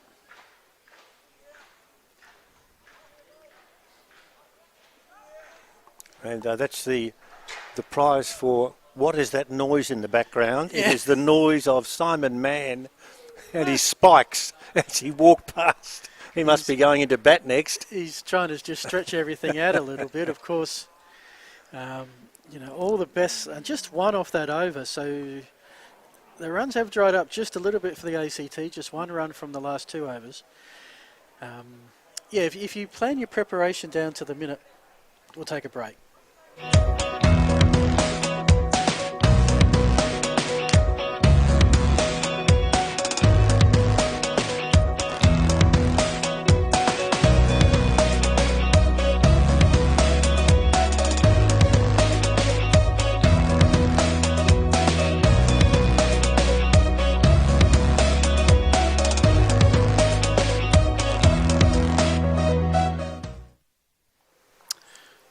Delivery didn't miss much, just a little turn on the leg side, no run. The attempt there by Solway.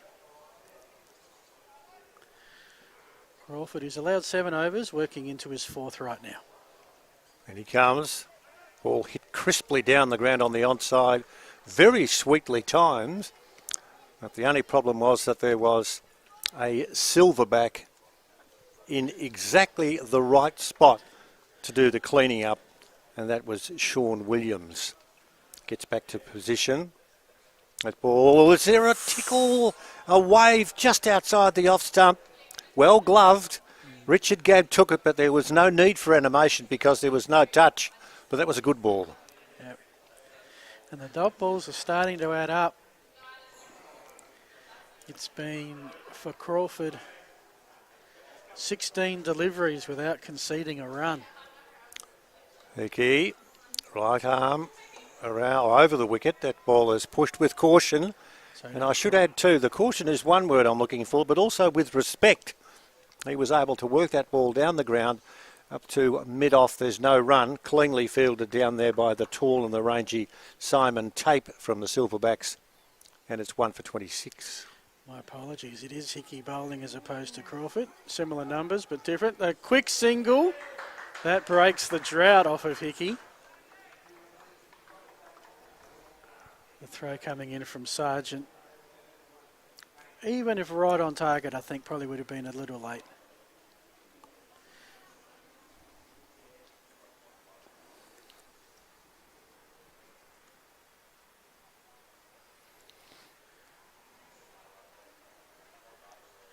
Oh, that's a swing and a miss. Strike one. End of the over, just the one from it. Hickey's figures, according to my unofficial work, is 4 overs, 1 for 7.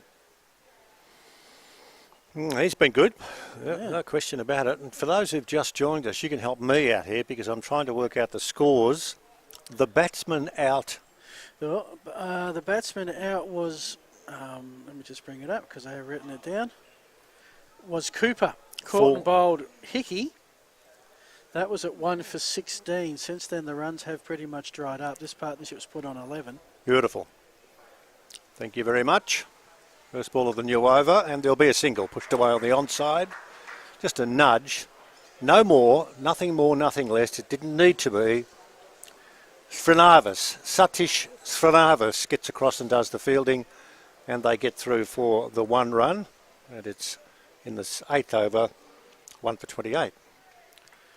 I think they've got everybody inside the circle at the moment, Peter. Yes. There's a bit of pressure on out there. They have. Pretty important partnership too, Phil. These two at the crease. You like the look of Frost and you like the look of what Solway can do. Frost looks to be very strong on the offside. He's played a couple of lovely cut shots so far. That one a little bit mistimed. So very aggressive field here by SA. They're happy to forego the boundaries to really stop the running, and that's forcing, I think, the ACT batters, for want of a better term, Peter, have a slash, and they're not connecting. Well, I just see one thing there, Phil, when you recall that so well, but you've got this business of wicket keepers who stand up so close and they take it so well, and even the possibility of a stumping. Gee, that was good work there from Gabb, the captain. Yes, you always worry about the batsman on the back foot connecting with said wicketkeeper, but somehow it never happens. There's been a bit of a change to the game, hasn't it? The start from the ACT was busy, and now the fight back from the Silverbacks has been just as busy.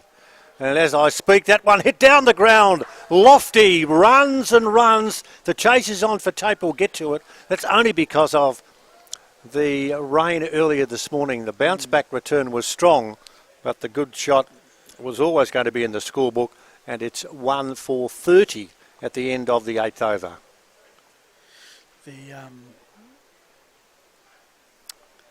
I reckon that rain this morning, Peter, has possibly taken about 20 or 30 off of the total, because a lot of those ones that would just naturally run to the boundary are now holding up a little bit more.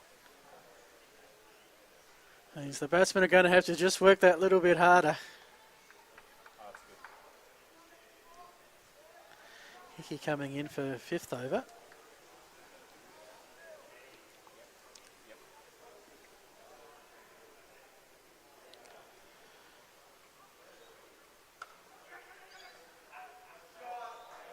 Goes on contact.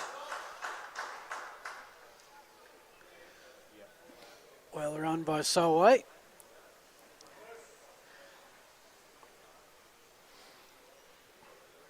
Run rate after 8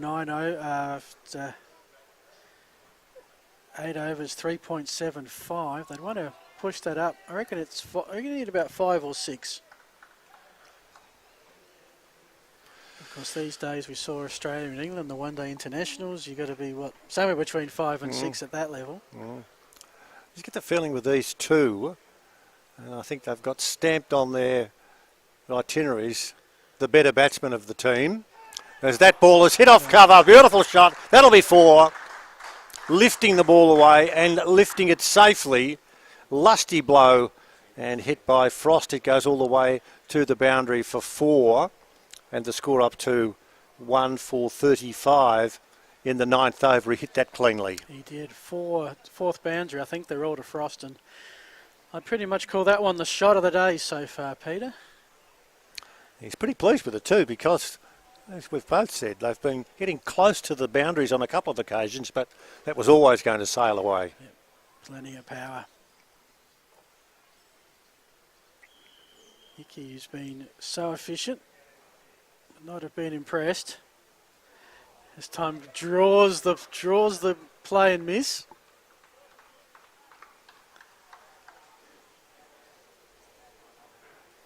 You know, you meet your characters as you do, Phil, with the amount of broadcasting you've done. And sometimes you meet someone and you just like them. Okay. And the guy called Mr. Frost, you couldn't help but like him. Yeah.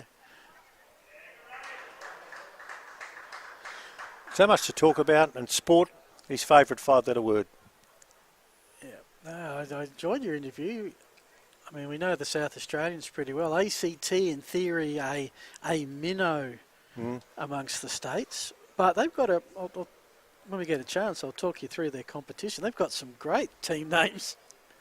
But we just got one delivery left before the end of the 9th, when we'll take a break. This is Solway on straight to Hickey. Here's a play. That's his best shot. That's running very well to long leg. Actually, no, to deep extra cover. So a couple of boundaries off that over. It's 1 for 40.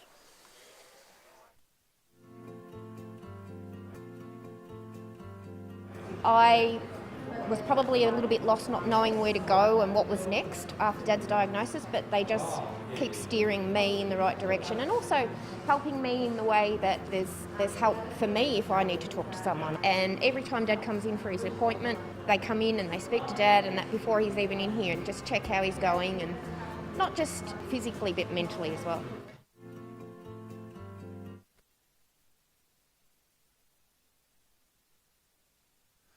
Well, the game's changed, without question, because in the last couple of overs we've had 2 boundaries. And 2 boundaries, might be 3, off the back foot, thank you!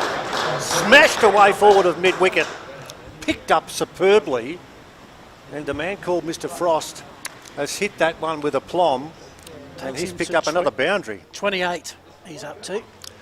Thank you very much, As Phil. I've got the live stats, I'm with it. 28 off 34, including 5 boundaries. Well, he's hit a couple of 4s, and also Solway, who's out there, has said, I'm going to join in the chorus and sing it one and all.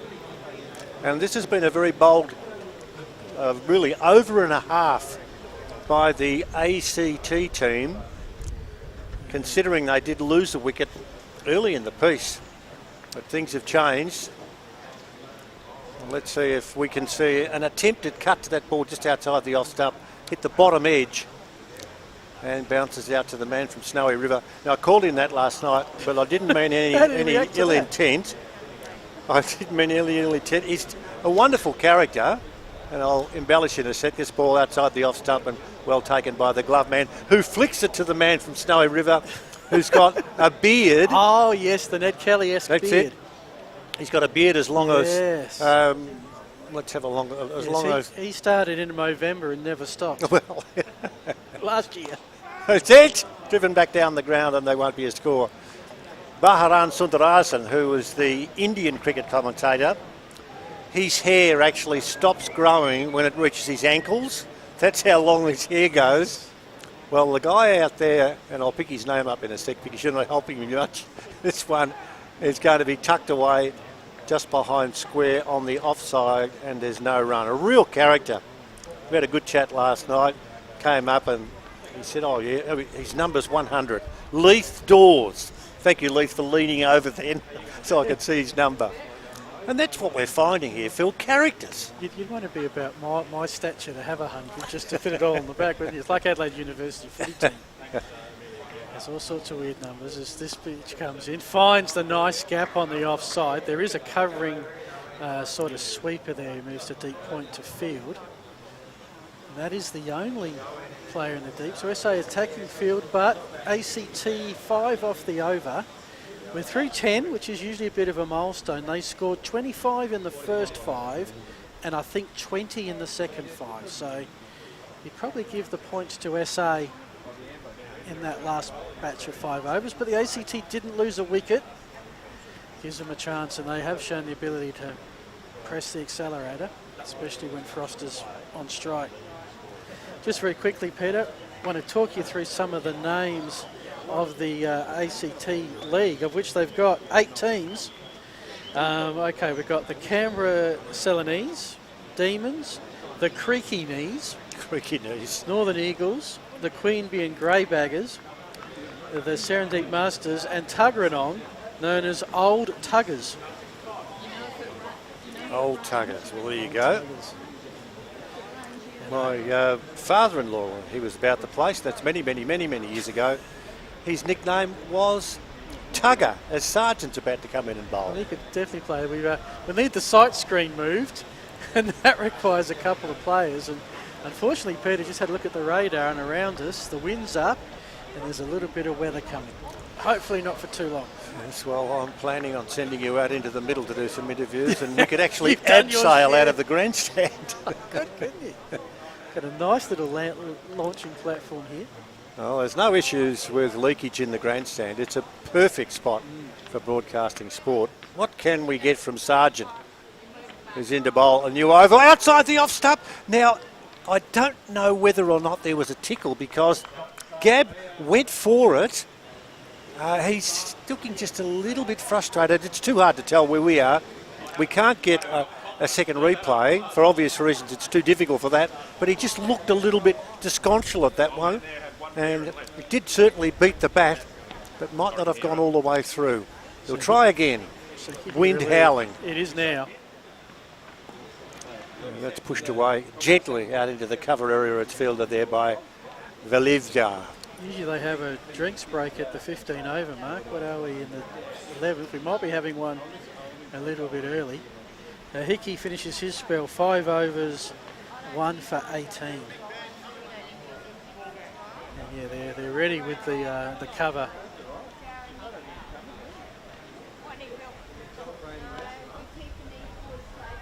Good to see left armour out there too. You have a look at him running in, and you know, when you look at the cricketers and we look at who's doing what with the bat, whether it's left hand, right hand or whatever, you always look at someone and you think, oh, that reminds me of somebody. Yes. Well, that reminds me of somebody. Now, I'm not sure who this Tim Sargent reminds me of, but we'll think of someone, I'm sure. Almost Jeff Thompson-esque.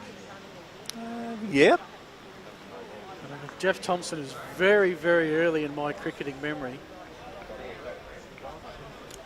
We had a quiz, myself and Telf, a couple of weeks ago, on our stories that we do on a Monday and a Friday on cricket itself. And Thompson bowled a ball at one stage when he was at his best at 160.2 k per hour. Thank you. Rains are here. That one is hit straight. Hit with power, just directional issues as Darren Martin was locking it. It's pretty fast, mate. If you're waiting at the back of a net that fizzes Yes. past a scone at 160. Well, I reckon they had a competition to find in the World Series cricket days, which had amazing players. Found a gap just outside a slip, just wide a slip. This will bring a couple, I don't think. It's a boundary. Thank you, Peter. Bit of blind spot there. It's a tree. Yeah. It's like calling it North Sydney. And yeah, we're coming off. The covers are coming on. This is heavy, this rain, this one. Thankfully the radar indicates it'll come and go pretty quickly. It's not like set for the next couple of hours. But very entertaining game so far, Peter. Almost 50 runs off 11 overs. We've seen some cracking shots, some decent fielding and defence at times, and 1 wicket. And if you were in a boxing ring and you were one of the judges and you were marking down points, as we hear the stumps being removed and taken off, I reckon you'd have to say the ACT, even though they've only lost just the 1 wicket, Frost is not out 33, Solway is not out 10, and the score is 1 for 49 after 11 overs, and this rain is becoming just a little bit heavier, but it's blowing all over the place out there. Yeah, it's blowing in, and the good thing about rain that's blowing in, it tends to blow out pretty quickly as well. When it's coming down vertical and slowly, you know that's when you're in for a long break. And you do know, Phil, that if players really want to get this game back and running, all the players will stand out there on the covers and be there just in case. They've got the covers out, but now they've got to get the weights out. This is like cheer squad banner days, Pete. Let me tell you, you got to block the edges, because if the wind gets under it, it'll go take off. Oh, look, this competition, because it's been so magnificently sorted out by the organisers, every game important, and all we need to do is we have to go through 5 pages of the different games that are being played, provided that they get on the park and they go all the way through. Yeah. And this one now... I think some of those lawn clippings are coming back, Pete, Oh, just are not they? without What? the catcher. This is getting quite wild, actually, and I'm glad we are where we are. Well, I'm quite happy to sit here, Phil, if you'd like to do any around the grounds reporting, because this now has reached where we are at the back of the grandstand. Ferocious. You can't see any koalas in that tree. If they were there, they would have been blown into another seaside suburb. It is wild. Those weights arrived just in the nick of time so that most of the players could escape. We've got some of the wildlife that's decided to come in as well. Thankfully, it's a big pavilion and there's room for everyone. Wow. This is sort of, if you're driving at the moment, you're pulling over. Yeah, it's as bad. I want to say bad. It's a very, very heavy shower which has fallen at an inappropriate time, because the ACT had 1 for 49, Frost on 33 and Solway on 10. They're the two that are there at the moment. And as the South Australian Silverbacks get to the safety of the boundary line, it is pouring down. And this will mean, well, we're going to be, it won't be a 35 over game anymore, Pete. This could, in fact, we're actually getting a little bit of participation behind us. It's just blowing in a little bit of a gap. I'll give you the tip, Phil. A little bit of a gap's becoming a little bigger of a gap now. Yeah. So, is this where we take a break for a sec and gather our thoughts? Yeah, I think we'll do that. We'll be back with the Weather Channel after the break. I've kind of lived 2 lives in this one lifetime. So one was the life back in Pakistan, and then the second one is over here in Australia. When you move as a migrant, your whole mindset changes. I really need to understand how my financials are going to work. Azra's taken my advice very well, and quite frankly, she's in a very strong position. Having financial freedom is a dream. It's absolutely, I think it's a must.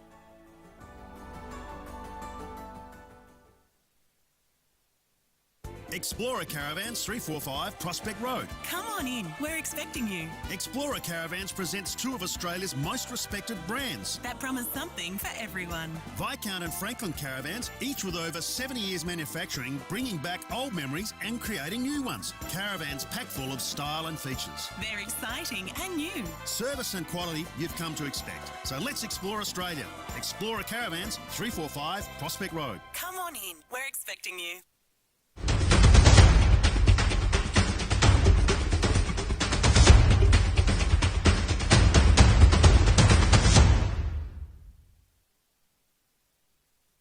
Often I'm with these men when they're actually diagnosed with prostate cancer, and many of them, when they're told, are in complete shock. And the first thing they'll say to you is, I really didn't think I was coming in to be told this. I thought I would have just been told that the biopsy was fine and everything's okay. We're in an extremely privileged position to be able to support these people and their families at one of the most stressful and vulnerable times of someone's life. Plant your paddock for free with S&W's huge Aussie seed giveaway. Go into the draw to win $5,000 of S&W seed of your choice when you spend $1,000 or more on selected seed products. You've got to be in it to win it. S&W Seed Company, your partner in the paddock.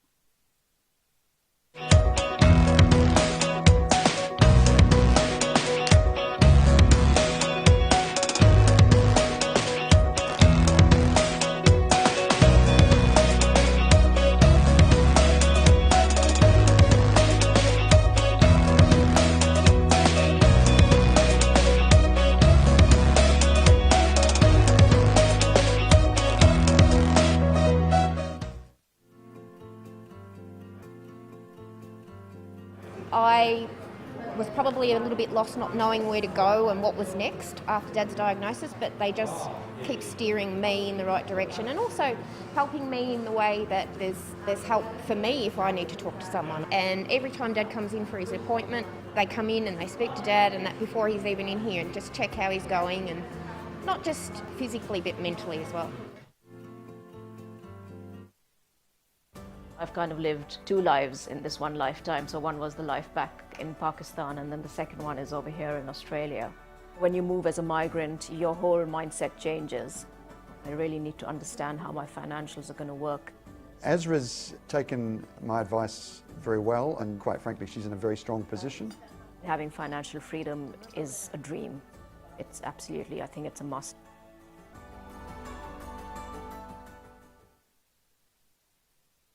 Explorer Caravans 345 Prospect Road. Come on in, we're expecting you. Explorer Caravans presents two of Australia's most respected brands. That promise something for everyone. Viscount and Franklin Caravans, each with over 70 years manufacturing, bringing back old memories and creating new ones. Caravans packed full of style and features. They're exciting and new. Service and quality you've come to expect. So let's explore Australia. Explorer Caravans 345 Prospect Road. Come on in, we're expecting you.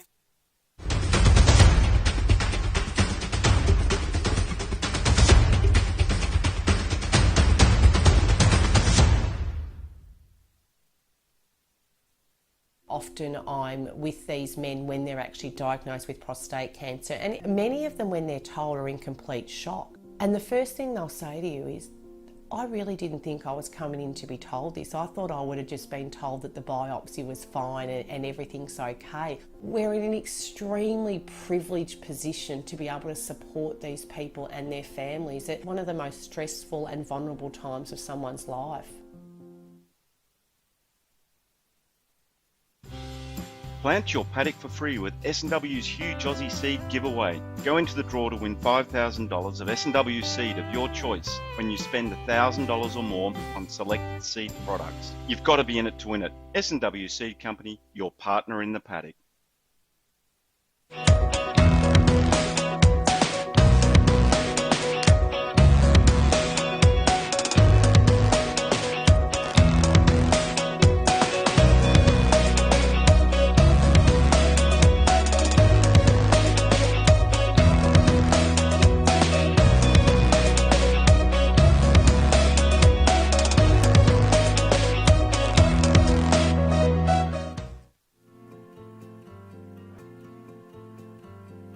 I was probably a little bit lost not knowing where to go and what was next after Dad's diagnosis, but they just keep steering me in the right direction and also helping me in the way that there's help for me if I need to talk to someone. And every time Dad comes in for his appointment, they come in and they speak to Dad, and that before he's even in here, and just check how he's going, and not just physically but mentally as well. I've kind of lived two lives in this one lifetime. So one was the life back in Pakistan, and then the second one is over here in Australia. When you move as a migrant, your whole mindset changes. I really need to understand how my financials are going to work. Azra's taken my advice very well, and quite frankly, she's in a very strong position. Having financial freedom is a dream. It's absolutely, I think it's a must.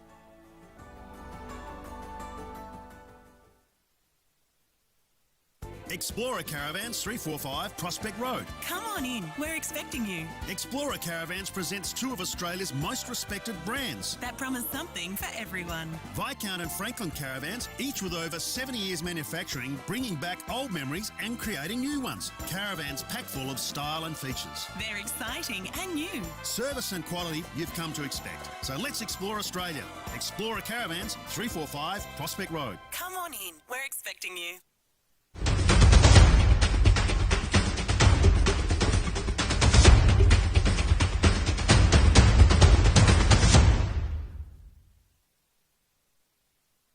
Often I'm with these men when they're actually diagnosed with prostate cancer, and many of them, when they're told, are in complete shock. And the first thing they'll say to you is, I really didn't think I was coming in to be told this. I thought I would have just been told that the biopsy was fine and everything's okay. We're in an extremely privileged position to be able to support these people and their families at one of the most stressful and vulnerable times of someone's life. Plant your paddock for free with S&W's huge Aussie seed giveaway. Go into the draw to win $5,000 of S&W seed of your choice when you spend $1,000 or more on selected seed products. You've got to be in it to win it. S&W Seed Company, your partner in the paddock.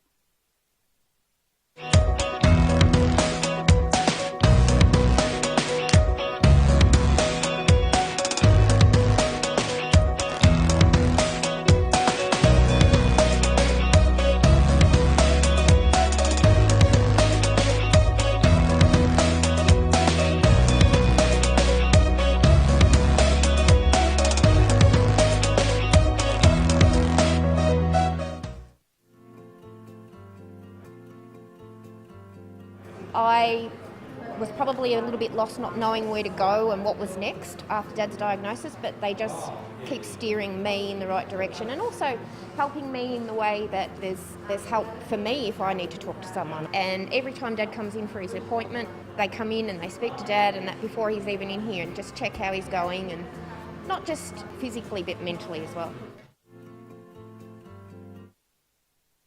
I've kind of lived two lives in this one lifetime. So one was the life back in Pakistan, and then the second one is over here in Australia.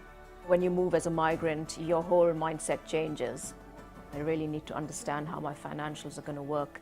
Azra's taken my advice very well, and quite frankly, she's in a very strong position. Having financial freedom is a dream. It's absolutely, I think it's a must.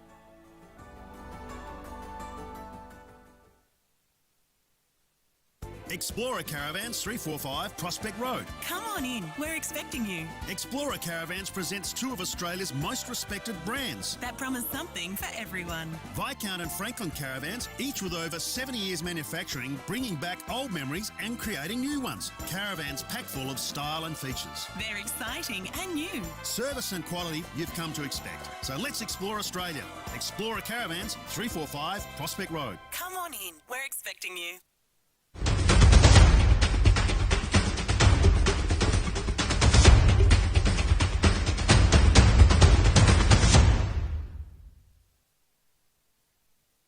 Often I'm with these men when they're actually diagnosed with prostate cancer, and many of them, when they're told, are in complete shock. And the first thing they'll say to you is, I really didn't think I was coming in to be told this. I thought I would have just been told that the biopsy was fine and everything's okay. We're in an extremely privileged position to be able to support these people and their families at one of the most stressful and vulnerable times of someone's life. And welcome back. The Australian Veterans Cricket Over 50s National Championship. Slight rain delay. It's not as wild as it was about 10 minutes ago, but still a bit of rain. So the grandstand here, plenty of noise and chatter as the team stretch out a bit. Joined by a man who probably didn't expect to be up here or even at this ground this morning, because there was a game scheduled for Anguston Oval, which turned out not to occur. Joe Gunning. Joe, welcome to Kensington. Tell us about your morning. Well, we were originally at Angaston Oval, but there was a change late last night to Woodville South Oval, and so we ended up turning up there, which was a bit closer to the city from where we were staying. But the covers there were only big enough to cover probably two pitches and not the whole square. Right. So the square was quite muddy where it wasn't covered, and the pitch wasn't too bad, probably playable. So, despite the fact the pitch was decent and the outfield could have been okay, that muddy bit in the square, pretty quick decision made? No, we sort of went back and had a look at 12 to reassess. And then the rain came back again and put the covers back on. And the two captains and the umpire sort of looked at some options in terms of moving forward. So talking to Telf, we took the option of maybe trying to reschedule for Tuesday.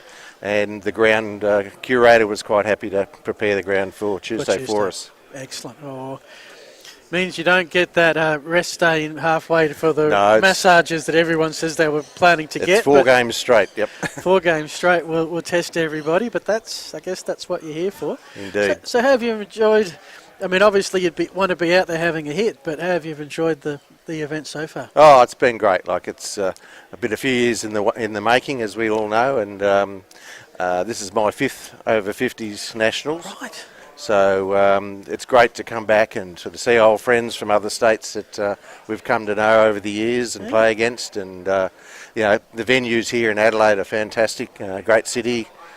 We're staying at the Oval Hotel at the ground. So I wondered if anyone had booked that out. Yeah, so it's nice just being able to wander onto the stand and watch the Shield game that started today. So beautiful accommodation as well. Yeah. So. And just the ACT there? Yeah, we haven't. Yeah, just us. The two teams are there, and there's a wedding party there last night. Just going on as well. So, but it's pretty handy to the city as well, which we like also. It's I think it's another one to add to the bucket list. As I was saying to Walshy earlier, that as a South Australian, we probably take the Adelaide Oval a little bit for granted as being a special place. Yeah. No, we're loving just being able, as I said, just walk out and look at it and its magnificence. And it was actually interesting yesterday watching the people doing the roof climbs, and the wind and the rain didn't make it very appealing at all. That little bit where they hang off the edge and stretch out the arms. There may not be a lot of those games to do that today. You're there. I suppose it's a sunk cost if you don't do it. And you're also involved with the over 60s as well? Yes. We're heading from here straight to Geelong on Friday. Barwon Heads, I think, is where you're off to? Well, Geelong area? Metropolitan area, yep. So there's 4 of us in our squad here that are playing in the 60s as well. So, how have the ACT gone in previous tournaments? I have seen come up in a couple of dispatches a big win against Queensland you had in the last Nationals in Perth. Yeah, so we've actually beaten Queensland twice in Nationals for our record. We're pretty proud of that one. But we've played off for 3rd the last 2 Nationals. Okay. One got washed out, and New South Wales beat us in the Perth tournament. And listening to Michael Frost interviewed a little bit earlier, he indicated that this is a fairly strong over 50s from the perspective of they've been together for some time. More so, probably more younger blokes have come into the side, and older blokes like me have been pushed down to the second. Okay. So I think overall the team is probably the strongest we've had in the 5 years I've been playing. So we're hoping it'll do well this year. And do you treat it like 2 separate teams or one big group? No, one big group. We made a big decision to make sure we do things together as a group and support each other and not have any distinction between the 2 teams. And we're actually planning to do the same thing when we go to Geelong with the 60s. We've got 3 teams there, and we'll run it as one big group of 3 teams of 30-odd players. So that's our approach. Because I've noticed you've got a pretty large team, 8 teams in the over 50s with some good names like the Creaky Knees and Old Tuggers. We've actually got 9 teams this year. We've got an extra team joined us. So there's some interesting names there to reflect the age profile of the competition. So my team's the, I'm not sure what you got on your list there, but Northern Eagles, gold. The Eagles, the gold ones. The gold ones. Did you win the? Because I see you finished top. I couldn't find anything in regards to if there was a final or whether it was a first past the post system. Well, we vary it from year to year depending on the availability of grounds on Sundays. So yeah, we've won it actually 5 times out of 6 in the 6 years it's been running. And I can see that you've got the North Gold Eagles and the North Blue Eagles. Yes. How's that for bragging rights in the bar afterwards? Well, we look at that as probably our game of the season when we have the derby. And that's the only game we've got to play this year because of the rain that's hit Canberra as well.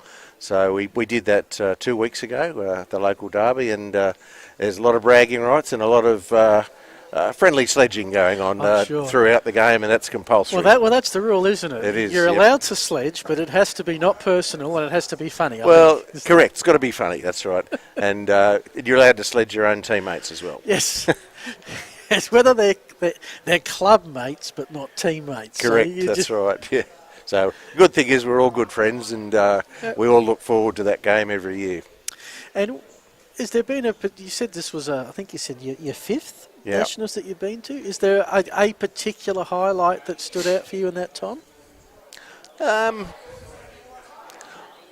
think the fact that we played off for 3rd for the last 2 has been a great achievement for a small state like the ACT. Yeah. We don't have as many players to draw on as the other states, so that has been a highlight for the team in Perth and Brisbane, those 2.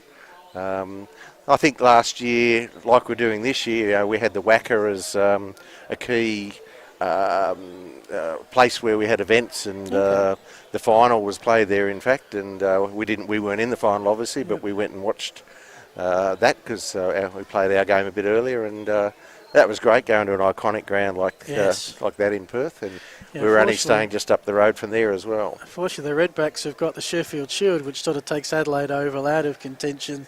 Yeah, well, we lost the training session on Saturday as a result because the boys were there. Anyway, they were getting some cricket in today, so that was good. It looks like good news, as you can see on the screen. Fantastic. One, we've managed to get your name on the the screen. There you go. Yep, fantastic. For all the fans at home. But the bigger thing probably is that we've got the covers off. Yes, and the rain's pretty well stopped. I'll feel even better. I can't tell if that unprepared pitch near to us. Oh, yeah. Yeah, that's not good. That's a problem. Yeah. You're looking at it right there in front of the ump. Not that bit, actually, a bit to the left of that. Up here, yeah. There's a water patch halfway down the pitch. Not the actual pitch, but the one closest to us. So hopefully they're going to try and sop up a bit of that right now. Yep. Because if that stays like is, I reckon that's pretty much unplayable until it dries out, and we're starting to run a little bit out of time.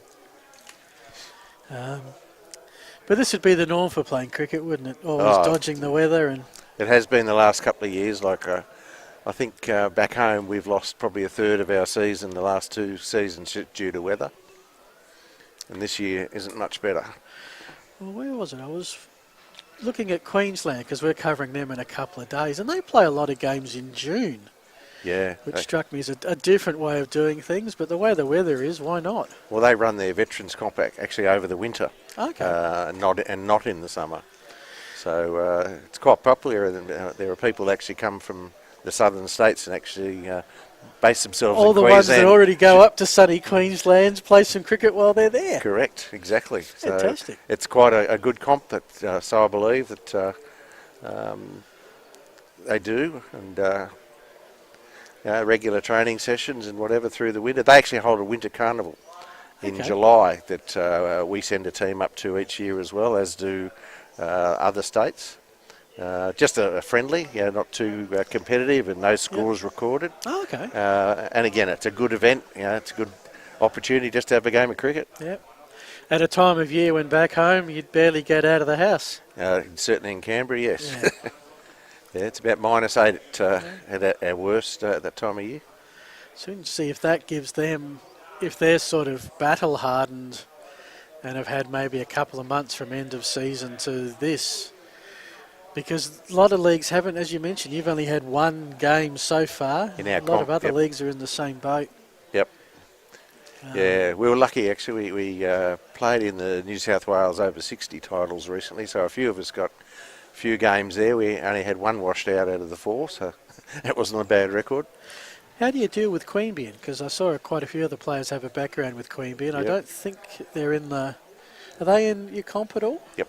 Queanbeyan are part of the ACT Premier Cricket competition Yep. as well as the Veterans competition. So are they... What name do they come under in... They're the Grey Baggers. Oh, they're the Grey Baggers. Gotcha. Okay. Yep. Yep.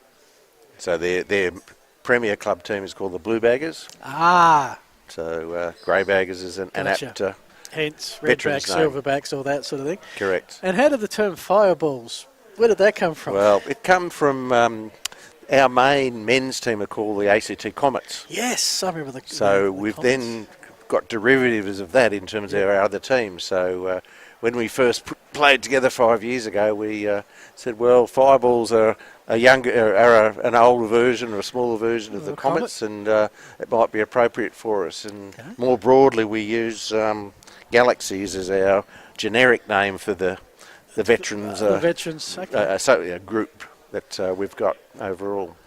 Fair enough. Yes, I remember I think we all remember I think Merv Hughes, from memory, played for the Comets. He did when indeed. they were included in some sort of one-day competition. In the one-day competition, yeah. And now they're in the sort of the A-level comp, I think. It was the national one-day Yep. comp, so we were in our own right. Peter Solway played in that team with Merv. In fact, He's got quite a story, actually. There might have been one or two others that played there as well. He's well, that's right, because that's the generation. It's exactly the generation, yes. He did. Was reading his profile, because we've got some of the player profiles that he played for the PM's 11, which is probably going to be happening while you're away, I think. Yeah, it's next week, I think. Yeah. West Indies. West Indies are they're in town playing against an ACT New South Wales country team as sort of warm-up matches for their tour. Yep. At the moment. Yep. Yeah. Well, the good news is they seem to have done a fair bit of work getting that water off the surface. Yeah.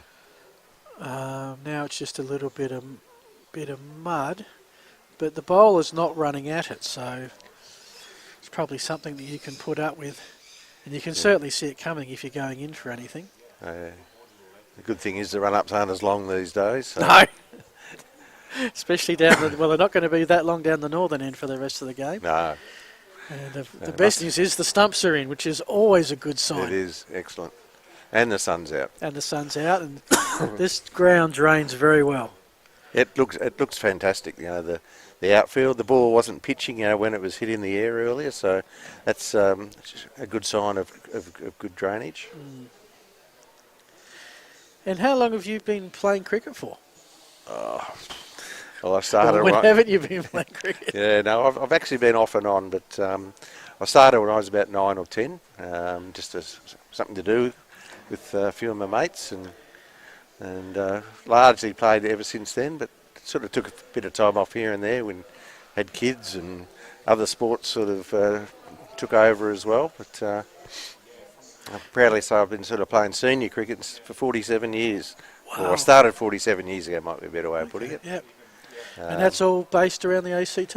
Yeah, so for the one senior club I play for now is a derivative of that club, is the one I first started playing for in 1975. So the Northern Eagles, that's Belconnen or Gungahlin? Northern Eagles is a combination of 3 senior clubs that merged in around 1990. So it was the City District Cricket Club, the Northern Suburbs District Cricket Club, and the Darramarlin Cricket Club. Okay. So I came through the Darramarlin Cricket Club side, which was a school-based side. Sorry, a side post our schooling. Old scholars kind of. Yeah, an old boys type Yep. club that we got quite strong, and we were in fact approached by the City District Club to merge with them into the Premier Cricket level. So we were travelling pretty well in those days. So that's why we've got 2 vets teams as well, because we had the benefit of people my age all merging from 3 clubs at the same. You know, so we had the we're able to field two sides comfortably as a club. Yeah. And so it's 2 ACT sides for the over 50s, and you said 3 for the over 60s Three next for week? the 60s, and Wow. we've got 1 for the 70s as well. Which are just slowly but surely making their way back from Launceston at the moment. Yes, indeed. Yeah, they got hit by COVID, unfortunately. There was 3 or 4 players that couldn't play at the end there, and I think they played the final of the Div 2 with 9 players. Oh. Which is a bit of a shame, but Can they had be a good problem week. in cricket. Sorry? I noticed in some of the rules for the over 50s, if you're short, you can borrow a player from the opposition if the opposition has a spare, but 9 would be an extra. Yeah, so I don't know whether they did get spares, but I noticed the score finished at 8 for 71. Okay. And That's that as was far game as it over. goes. Yeah, that was game over. Yeah. Well, I don't think it's going to be 8 for 71 today. Have you seen most of the game played here so far? We got here, we only missed a few overs in terms of getting here. So the boys have made a pretty strong start. I think that's 49 off 11, so 4.5 in overs. Pretty handy. Depends how many overs they lose now in terms of how hard they go for the next session. Well, we probably lost about, I reckon we'll lose at least half an hour out of this, and Yes. I would suggest that's going to be around the 8 over mark, because they usually average about 15 overs an hour. Yep. Yeah, for every 8 or 9 minutes they usually take off an over. Yeah, 1 for each team. So I'd say we're going to be somewhere around the 27 over mark or thereabouts, depending on how quickly it takes to dry everything out. Yeah, it still looks like it's a bit wet down that southern end, doesn't it? Yeah, well, they're getting they're trying the 2 different techniques. They got the broomers, they got the sweep. We have the sweeper position now. Well, now we literally have the sweepers. Yeah. With the brooms at one end, and then we've got all those covers and towels that have absolutely got to be sopping wet. Yeah, it doesn't take long for them to dry if you've got a fence to hang them on. Yeah, you weren't here earlier, but after the morning when they had them all lined up right across, almost blocked off the entire grandstand, or some of them. Yeah, well, that's the best way to dry them. Yeah.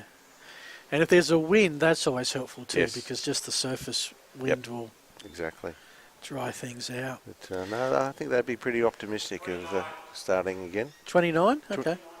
Okay. Thank you. Thank Okay, you. Wasn't too far off. Yeah, that's pretty good. As a man who's seen a lot, who do you reckon is going to be favourites for this week? In the First Div 1? Division? I must admit I haven't had a close look at the teams, but Victoria are usually very strong, and I think Queensland will always be there. But New South Wales, I think, will. It's their turn to shine. I think they haven't sort of won it yet. I don't think, and they usually got a pretty strong side. And for New South Wales, that would be irritating because they expect to be first in everything. Yeah, yeah. No, well, Victoria actually WA won it last time. Beat a very strong Victorian side in the final at the Wacker. But and a good standard of cricket too. And Div 2, as you mentioned, so I now understand what Frost said before about the experienced guys coming back, but not playing in the Div 1, more in the Div 2. Does that mean you might consider yourselves a pretty decent chance at Div 2 level? Oh, that's a hard one. Yeah, we're all a few years older than when we last played, and this is the first time, in fact, we've had a second team at all. So I think we'll go reasonably well against some of the smaller states, but the bigger states sort of Div 2 players aren't really that much different to their first players, in terms of standard. It's pretty marginal, so they'll be pretty strong. Yeah, 42 all up, and I think Victoria brought 8. South Australia has 5. New South Wales has a whole bundle. I'm just looking at where you're planning to be tomorrow. Not far from Woodville, Matheson Reserve, home of the Woodville Recabites. Yes. Against New South Wales. Yep, so that'll be an interesting test for us. And then you finish up on the Wednesday up at Ingle Farm, which is a nice oval. Yep. Then maybe bit of a Tuesday travel. back at Woodville South. Woodville, yeah. Tuesday will be the fill-in day, maybe against South Australia. Of course, the problem is we do ask in the profiles in Div 1, what are you planning to do during your rest day? Yep. A lot of the South Australians, myself included, said, well, I'm going back to work for the day.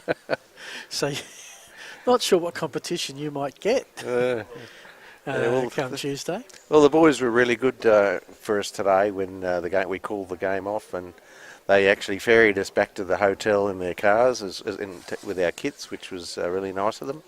And most of them sounded like they'll see us again on Tuesday. Yeah. They've made arrangements to get this far. They'll go an extra step. Yeah, it's about having a game of cricket. Yeah. Well, Joe, it's been a pleasure chatting to you. Enjoyed it. And thanks for coming up at no notice or warning whatsoever. And I don't think we're that... Well, we might take an ad break. Just checking my producer. He gives me a nod. And we'll come back with a little bit of an update. But we hear it's 29 overs aside here between the ACT and South Australia. Joe, thank you again, and good luck for the rest of the tournament. Thank you very much. We'll take a break. Be back with more. Plant your paddock for free with S&W's huge Aussie seed giveaway. Go into the draw to win $5,000 of S&W seed of your choice when you spend $1,000 or more on selected seed products. You've got to be in it to win it. S&W Seed Company, your partner in the paddock.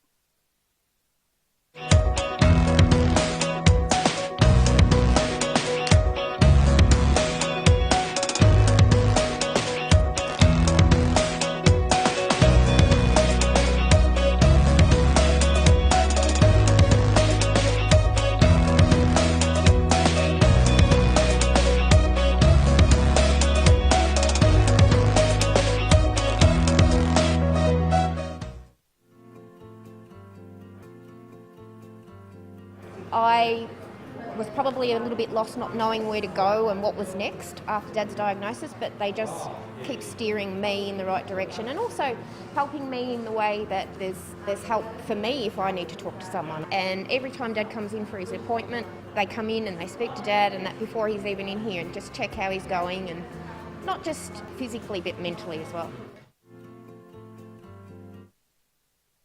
I've kind of lived two lives in this one lifetime. So one was the life back in Pakistan, and then the second one is over here in Australia. When you move as a migrant, your whole mindset changes. I really need to understand how my financials are going to work. Azra's taken my advice very well, and quite frankly, she's in a very strong position. Having financial freedom is a dream. It's absolutely, I think it's a must.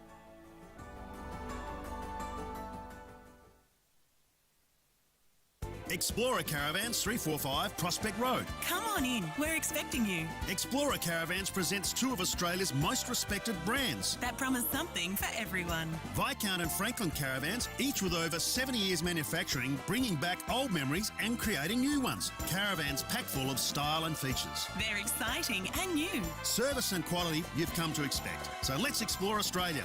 Explorer Caravans 345 Prospect Road. Come on in, we're expecting you.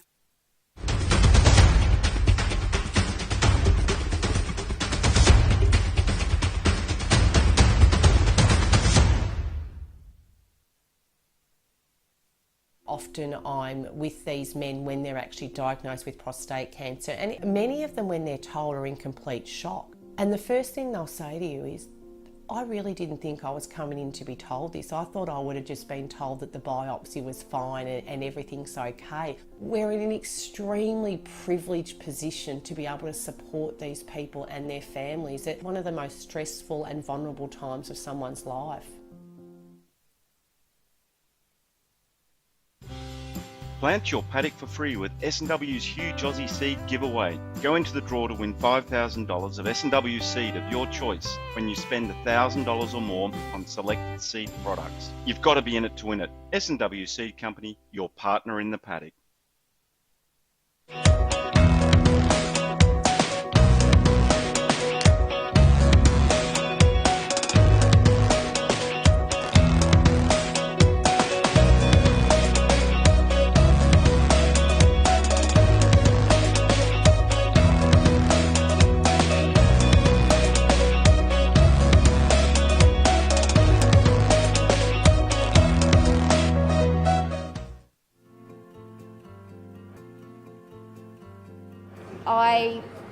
probably a little bit lost not knowing where to go and what was next after Dad's diagnosis, but they just keep steering me in the right direction and also helping me in the way that there's help for me if I need to talk to someone. And every time Dad comes in for his appointment, they come in and they speak to Dad, and that before he's even in here, and just check how he's going, and not just physically but mentally as well.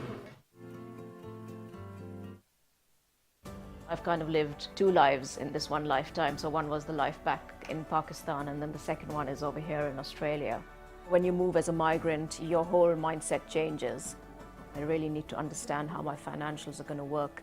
Ezra's taken my advice very well, and quite frankly, she's in a very strong position. Having financial freedom is a dream.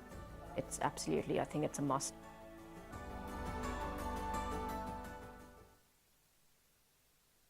Explorer Caravans 345 Prospect Road. Come on in, we're expecting you. Explorer Caravans presents two of Australia's most respected brands. That promise something for everyone. Viscount and Franklin Caravans, each with over 70 years manufacturing, bringing back old memories and creating new ones. Caravans packed full of style and features. They're exciting and new. Service and quality you've come to expect. So let's explore Australia. Explorer Caravans 345 Prospect Road. Come on in, we're expecting you.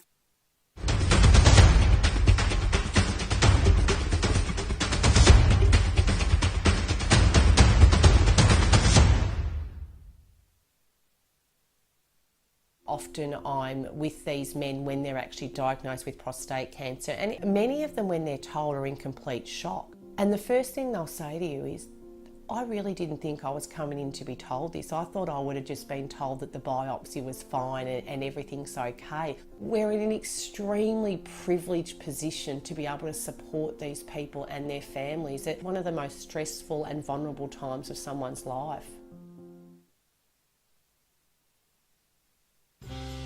Plant your paddock for free with S&W's huge Aussie seed giveaway. Go into the draw to win $5,000 of S&W seed of your choice when you spend $1,000 or more on selected seed products. You've got to be in it to win it. S&W Seed Company, your partner in the paddock. Our favourite song could be this afternoon, The Heat Is On, because this is crazy.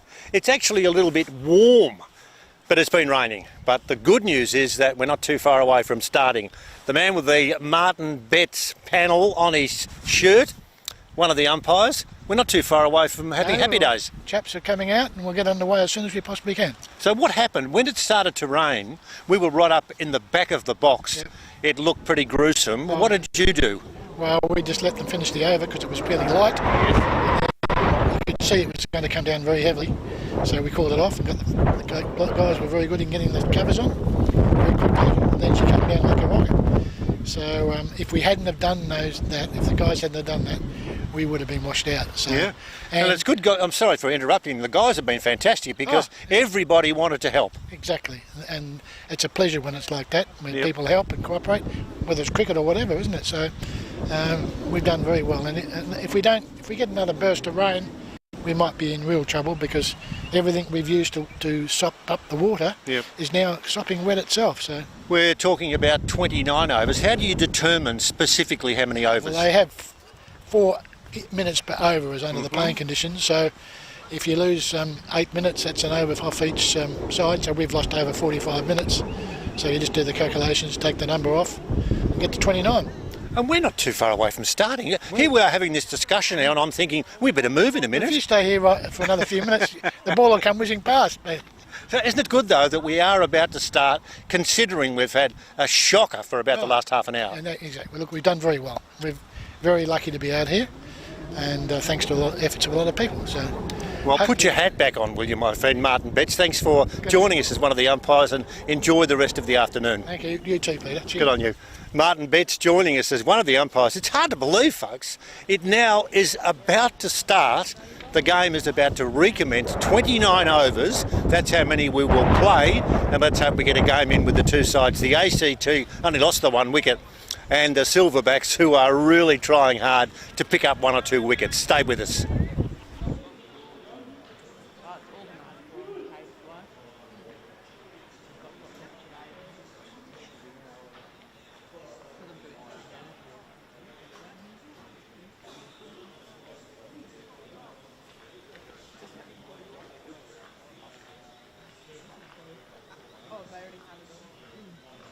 have before the game was done. Oh, the day was late because of the weather.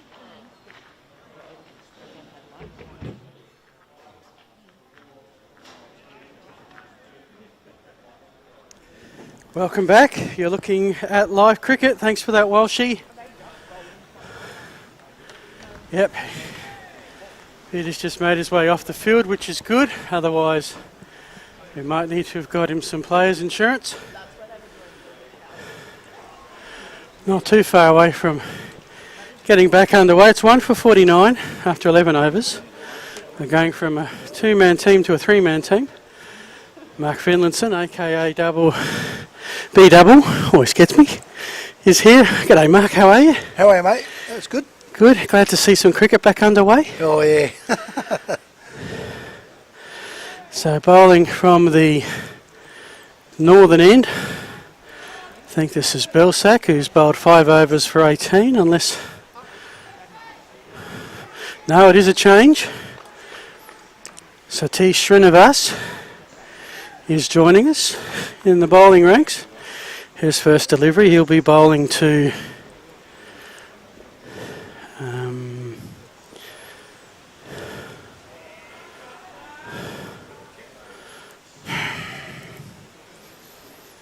just having a slight technical issue with my computer, not wanting to play nice at the moment.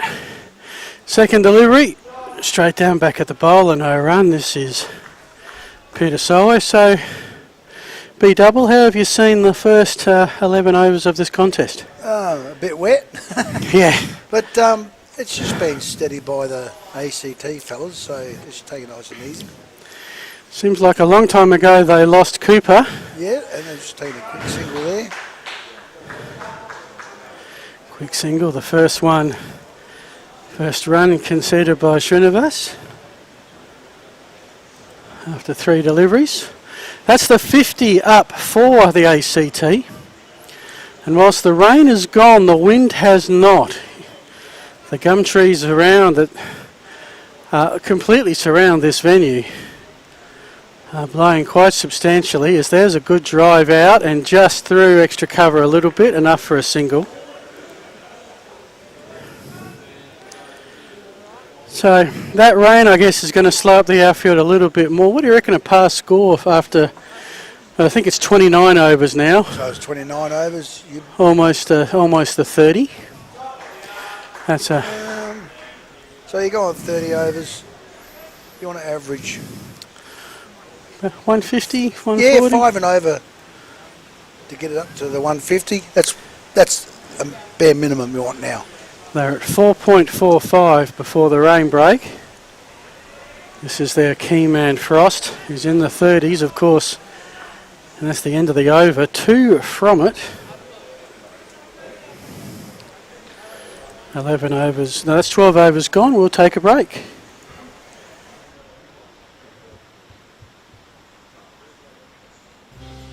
Plant your paddock for free with S&W's huge Aussie seed giveaway. Go into the draw to win $5,000 of S&W seed of your choice when you spend $1,000 or more on selected seed products. You've got to be in it to win it. S&W Seed Company, your partner in the paddock.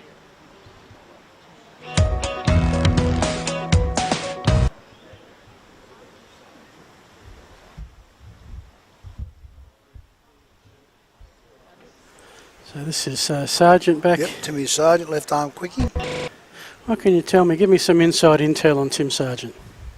When I first played against him, he was pretty scary, but he's just a quick left arm, just short of a length bowler.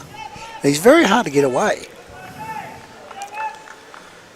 His first over, I think, went for 4 off the first delivery, and that was all she wrote. Yeah, and that was when the rain was coming down, so it was dried out a bit now. So we'll see how he goes from here. 1 for 52. Hard hit drive. Straight to extra cover. Yeah, extra cover there.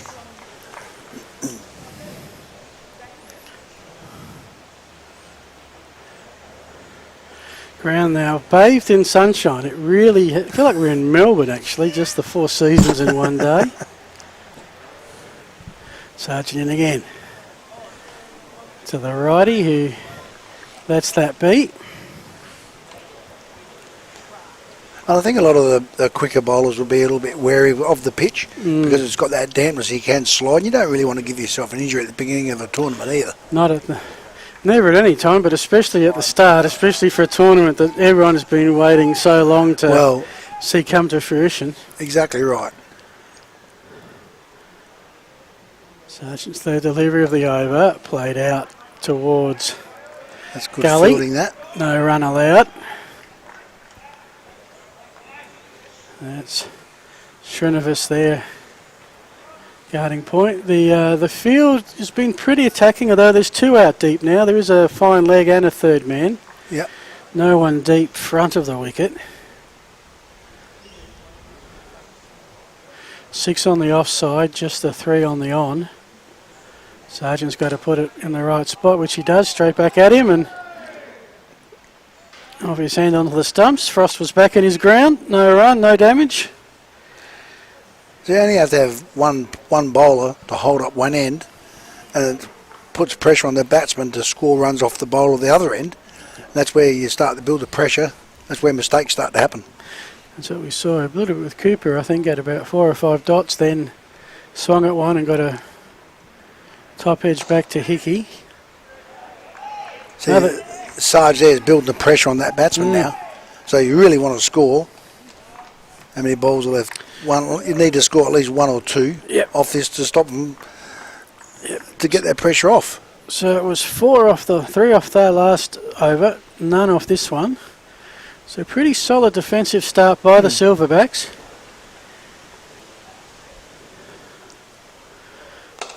And again the drive this time finds the gap. There's no one on that boundary, and rain or no rain, that's straight over the boundary. And important there for the ACT, the Fireballs, to get that boundary, because that was their only runs of the over. Well, it was a quick outfield, so you've got to pick your spots where the outfield's fast and where it's slow. He'd had a few sighters. Yeah, well, that's right. Straight to the fielders. Would have been nice to have a maiden over, but that released the pressure valve a little bit for the ACT. So Solway is starting to pick up. That's his second boundary. He moves to 16. Frost still open. Leading score at the moment, 34 off 47 with 6 boundaries. The only wicket so far, Cooper, caught and bowled by Hickey. He was out for 5 off of 8 when the score was 1 for 16. So this partnership's put on 40. And in these type of games, that's a useful partnership. Yeah, I think they're going to put someone out deep cover now as a sweeper there. Yeah, they're just readjusting. Just swapping the players, not adjusting the field at all. Here we go. Sneaky single down through slips. Yeah, it's very good. No one really at gully. No. So just played it there and scampered off. And you do get that with spin bowlers, where they'll try and sneak them past wicket keeper down through the slips for a single. There's one deep down at a deep mid wicket. Everybody else in the circle. So I think it's, and again, how does it work for 29 overs? Well, I think we're at the stage now they could probably have 4 outside. But SA's maintaining a pretty attacking field. They're letting them, they're going to give them a single to mid wicket or deep mid on. But they're going to challenge them. Okay, if you want to try and hit over our head for 6. Yeah, the big gap is square leg. As a bit of a misfield at mid on. Probably would have been safe regardless. You got a short fine leg, but no deep square leg and no deep fine leg. Well, there's sort of a mid wicket and a leg gully. No one in between them. That's nicely done. He's very good on that offside.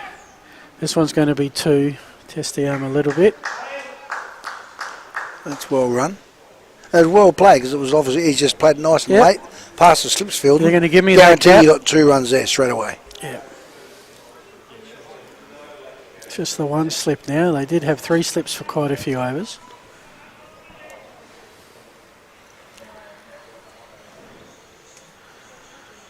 Srinivas comes in, unloads. There is a fielder out in that vicinity, but over his head. It's lobbed between sort of a mid-on and a deepish mid-wicket. Time for 2. So it takes it at 1 for 60 of 14. And that is the end of the 14th over, yep.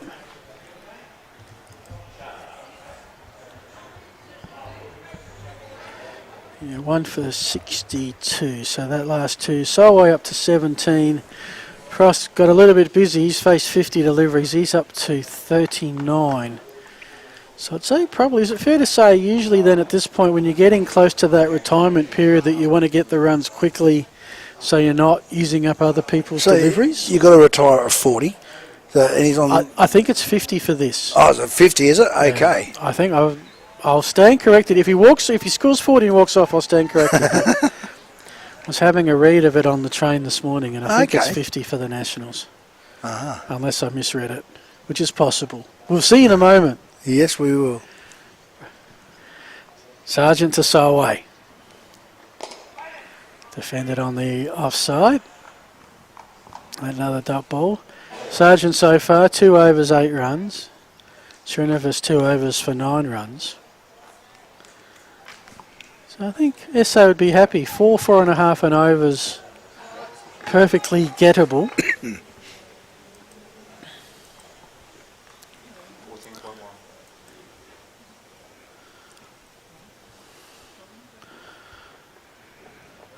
Swing and a miss.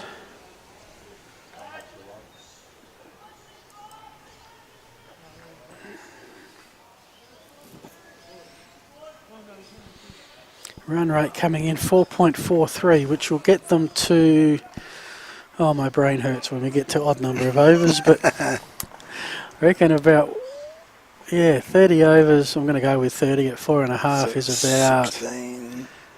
Yeah, it's about 140. Another 84 runs, so it'll be about 145, 146. Yeah.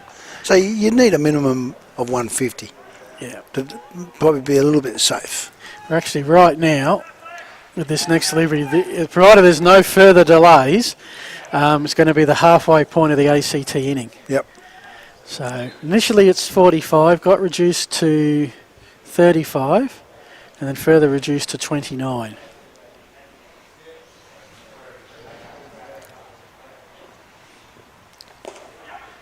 Just finds the gap. Easy past.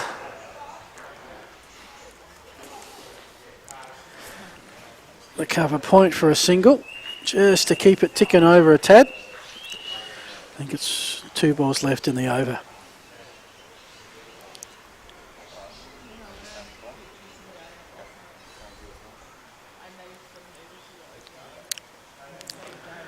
Slowly but surely getting our behind the wickets camera in operation. There you have it.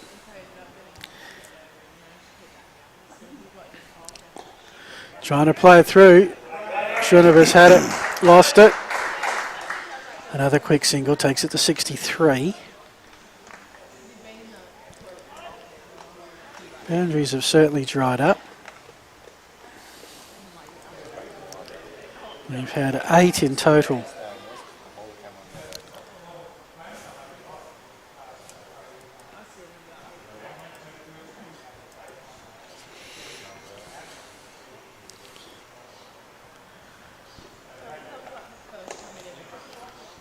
He tried to take looking for a sneaky single there, but it was he probably a little bit cramped on him. Yeah. And that is the end of 15. The ACT 1 for 63.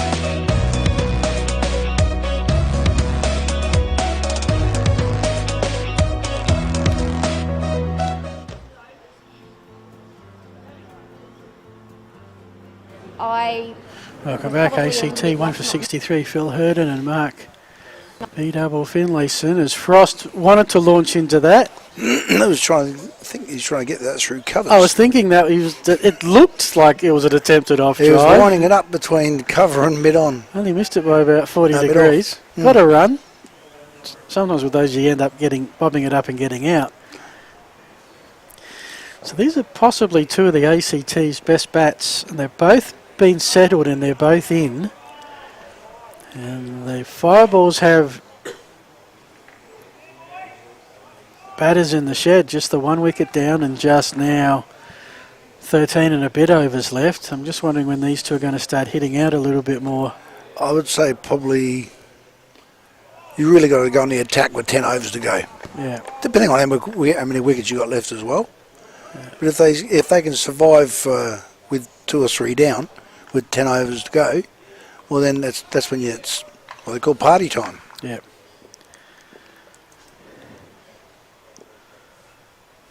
Halfway through the over, just the one run. Here we go. No. Well fielded. That could have been trouble.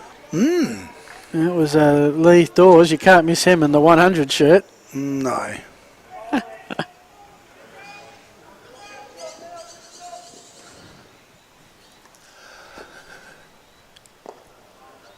And we're playing on the offside. This will be... Yeah. Well run and well fielded. Yeah, it's good cricket all around. Yeah. Well placed, and not just the placement, but the power of it. If he'd hit that a little bit harder, wouldn't have been a run in it. No, that's right, exactly. So now, interesting, we've got a very deep mid-on, or long on, I should say.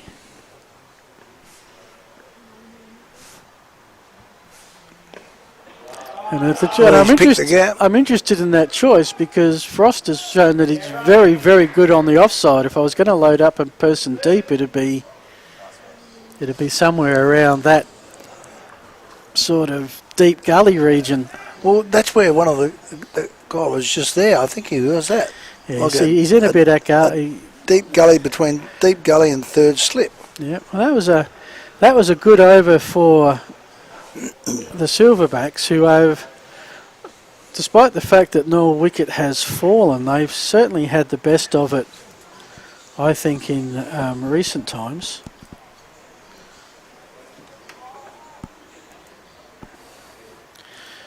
Since we've come back, we've had 3, 4, 6, 1, 3 and 2. 6 overs. No, hang on. No.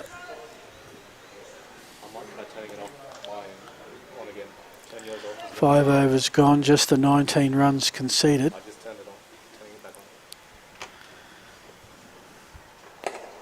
Oh, just out of reach. It was a well-placed shot because the guy had to go and he picked it up late. Point needed to missed it by about half a metre, I reckon. That was John Rankin. He thought he was about to take a classic catch for a sec. Just a little bit out of the range of Tom Valger, who I've noticed has become a little bit more square. I think he's moved around from deep extra cover to sort of a cover sweeper now. First boundary in some time for the Fireballs. They're going for 2 in a row, but mistimed. They've taken away the fine leg now. There's a deep third man, and I think the gully fielders, he's actually come out a bit more deeper. Yeah, they're sort of just inside the circle, just the 2. I think you've got to be inside the circle at the point of delivery, so there's a couple just to step outside, but they walk in. So yeah, they've got a deep gully. He's on the dotted lines there, number 59. Sargent again tries to... He tried to sneak that pass. Yeah. The wicket-keeper down to third man, but they've got a third man waiting there, so they'll only get a single out of that. I don't know about you, but whenever I try that, it's usually just a nice little sneak right through to the keeper. Yeah, or a little rattle onto the stumps, which makes you bulge you. So 1 for 68. They're rattling at just over 4 and over at the moment. 4.25 is the runway.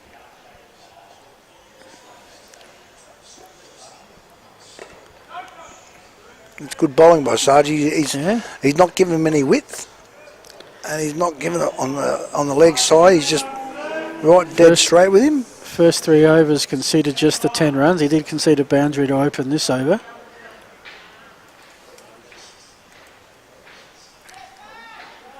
Frost on 43, Solway 23.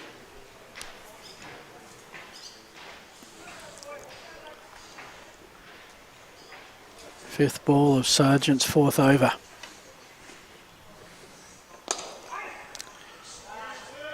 Straight to extra cover. Well fielded. Darren Martin getting the full body behind the ball and getting a low 5 from captain and said wicketkeeper Richard Gabb.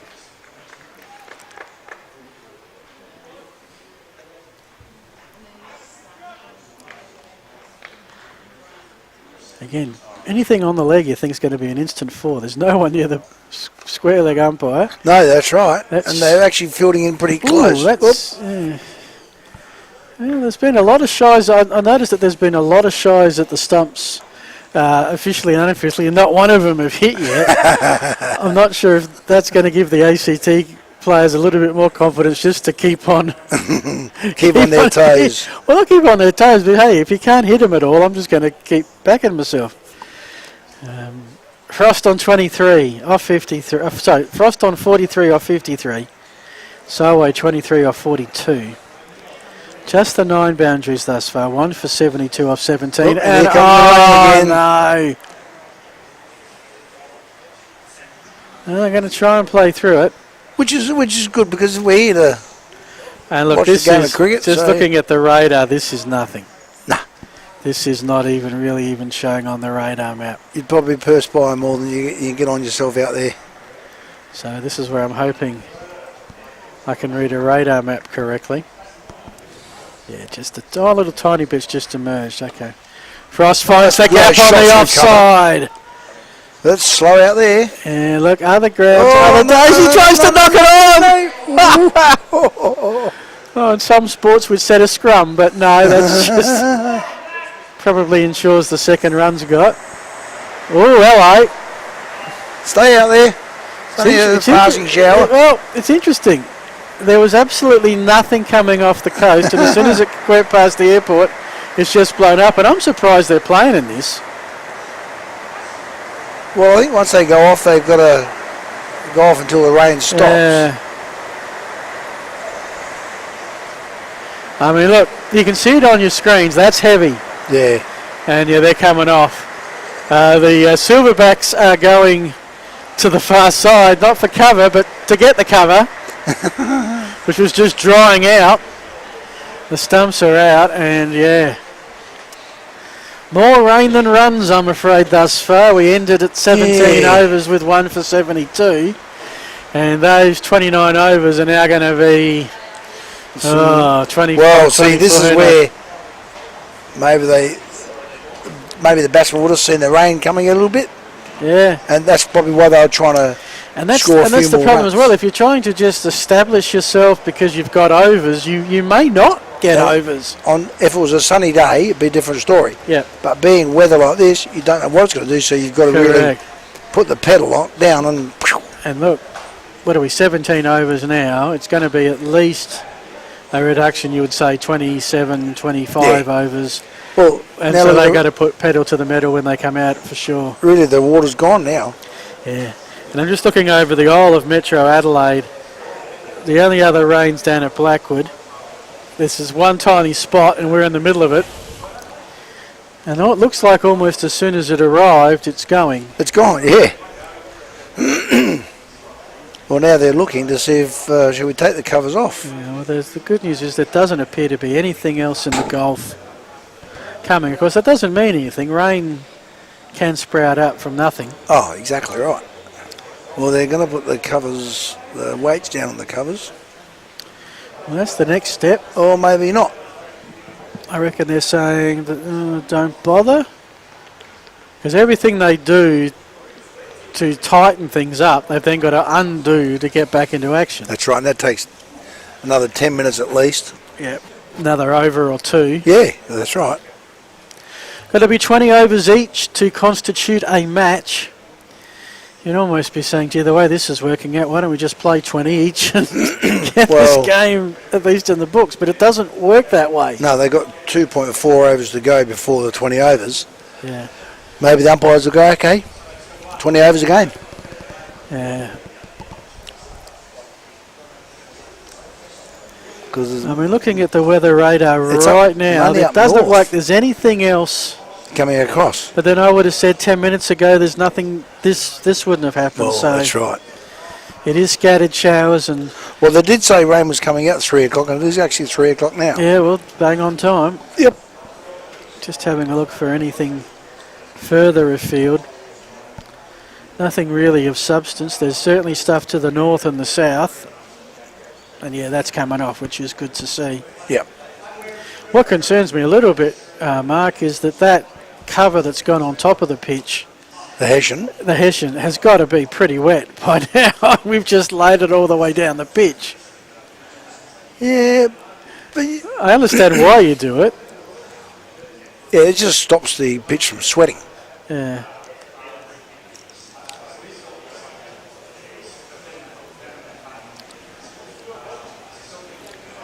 There goes half the cover on the far side.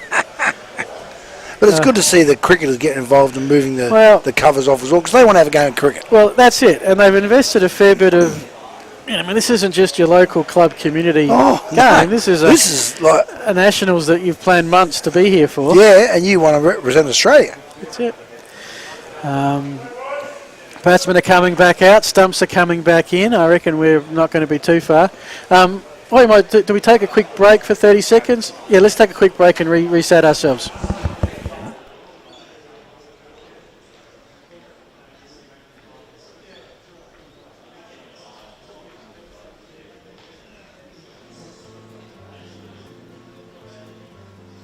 I was probably a little bit lost not knowing where to go and what was next after Dad's diagnosis, but they just keep steering me in the right direction and also helping me in the way that there's help for me if I need to talk to someone. And every time Dad comes in for his appointment, they come in and they speak to Dad, and that before he's even in here, and just check how he's going, and not just physically but mentally as well. I've kind of lived two lives in this one lifetime. So one was the life back in Pakistan, and then the second one is over here in Australia. When you move as a migrant, your whole mindset changes. I really need to understand how my financials are going to work. Ezra's taken my advice very well, and quite frankly, she's in a very strong position. Having financial freedom is a dream. It's absolutely, I think it's a must. He's on 45. Explorer Caravans 345 Prospect Road. Come on in, we're expecting you. Explorer Caravans presents two of Australia's most respected brands. That promise something for everyone. Viscount and Franklin Caravans, each with over 70 years manufacturing, bringing back old memories and creating new ones. Caravans packed full of style and features. They're exciting and new. Service and quality you've come to expect. So let's explore Australia. Explorer Caravans 345 Prospect Road. Come on in, we're expecting you. Well, if you are wondering about the forecast where we're broadcasting from the cricket, so are we wondering, and we are at the cricket because the ACT are 1 for 74 in the 18th over, and they're playing a game against the SA Silverbacks, and it's been a little bit different, to say the least. We've had some squalls of weather, and we've had some reasonable wickets, maybe. I was thinking as I looked across and thought there was an appeal for run out, but the throw was shy of the stumps and the score will stay at 1 for 75. Now, I've got a gentleman beside me who hasn't got a name tag on. Well, let me introduce you to Mark Finlayson, but we all call him B-Double. Why is that? For reasons that Mark will need to explain. Hello, Mark. Good to talk to you. Now, we'll get you up and running because we're just sorting a few things out because of what did happen recently, and that was another shower of rain. As whilst we're doing that, the ball is driven away down the offside for a single, hit sweetly off the front foot, and they walk through for one. And the ACT continuing this run feast after they lost their first wicket with a score of 16. Cooper was out for 5, but there's been a plethora of running from the two particularly at the crease at the moment, and they are Frost and Solway. Particularly Frost, who waits for this delivery and off the back foot gets a single as he punches the ball through the gap that's there on the offside, wide of the man at extra cover and the man at backward point. So they walk through for one in the 18th over. And Mark, it's wonderful to be able to sit beside you and have a chat and see the score at 1 for 77, the ACT bowling along beautifully. They are, mate, and it's really great sitting next to a legend of the radio. I feel privileged. Well, just because you went to pick me up this morning and I forgot. So, let's not talk about legends of the bus, because I know Phil Hurton caught a bus here and he was the only one on the bus, so there were plenty of opportunities for me to get there. But it's very kind of you, and it's a real thrill to have so many personalities in the box for what we think is really, it's a week of substance when you've got veterans cricket coming and people enjoying themselves so much. 1 for 78 after 18 overs. Pretty bold performance so far by the ACT, looking to score healthy. Yeah, it'd just be interesting to see if they've cut any overs down from, I think it was the 20, how many overs was it? 29 29, maybe down to 27 each. We haven't heard anything from the umpires at all yet, but would be interesting to hear what the overs are now. Producer onto that. Well, they just look to be in control. There's been nothing out of the ordinary. They have played shots with distinction, with authority, and in doing so, the runs have continued to be accumulated, and they're in a very healthy position at the moment. They've done well, and I'm reckoning that they'd be extremely pleased. The two, of course, that are at the crease, Michael Frost, who bats so well, and Peter Solway, who is the captain. So they've got a healthy partnership that's been going since the score was 16, and they look to be in ominous form. Yeah, and they've kept the scoreboard ticking over, and that's what you need in these sort of games, because it's just a pressure on pressure game. So what do you do if you're the boss for the South Australian team? You start saying Hail Marys or what? Not sure what to do. The wicketkeeper, of course, for the Silverbacks, who we had a chat to before the game, Richard Gibb, he was hopeful of things that were going to happen. Well, they haven't happened, and let's give credit to the ACT. They deserve to be in a very bold position at the moment. They've played very well for the so far. Yep. The first ball of a new over is cut off the back foot. That ball was short and wide outside the off stump and hit hard into the turf, and they go through for the single. Score up to 1 for 79. It's a funny old day, isn't it? Well, it's been of 3 different seasons. You got spring, summer, and a bit of winter. Now, next ball outside the off stump. Oh, it's a drop catch, it might have been. And I don't know whether or not there was a tickle. The man up there at the keeping position, Richard Gibb, was looking to try and grab it. Couldn't do so. And there's no run. Are you going to help me in a sec, Phil?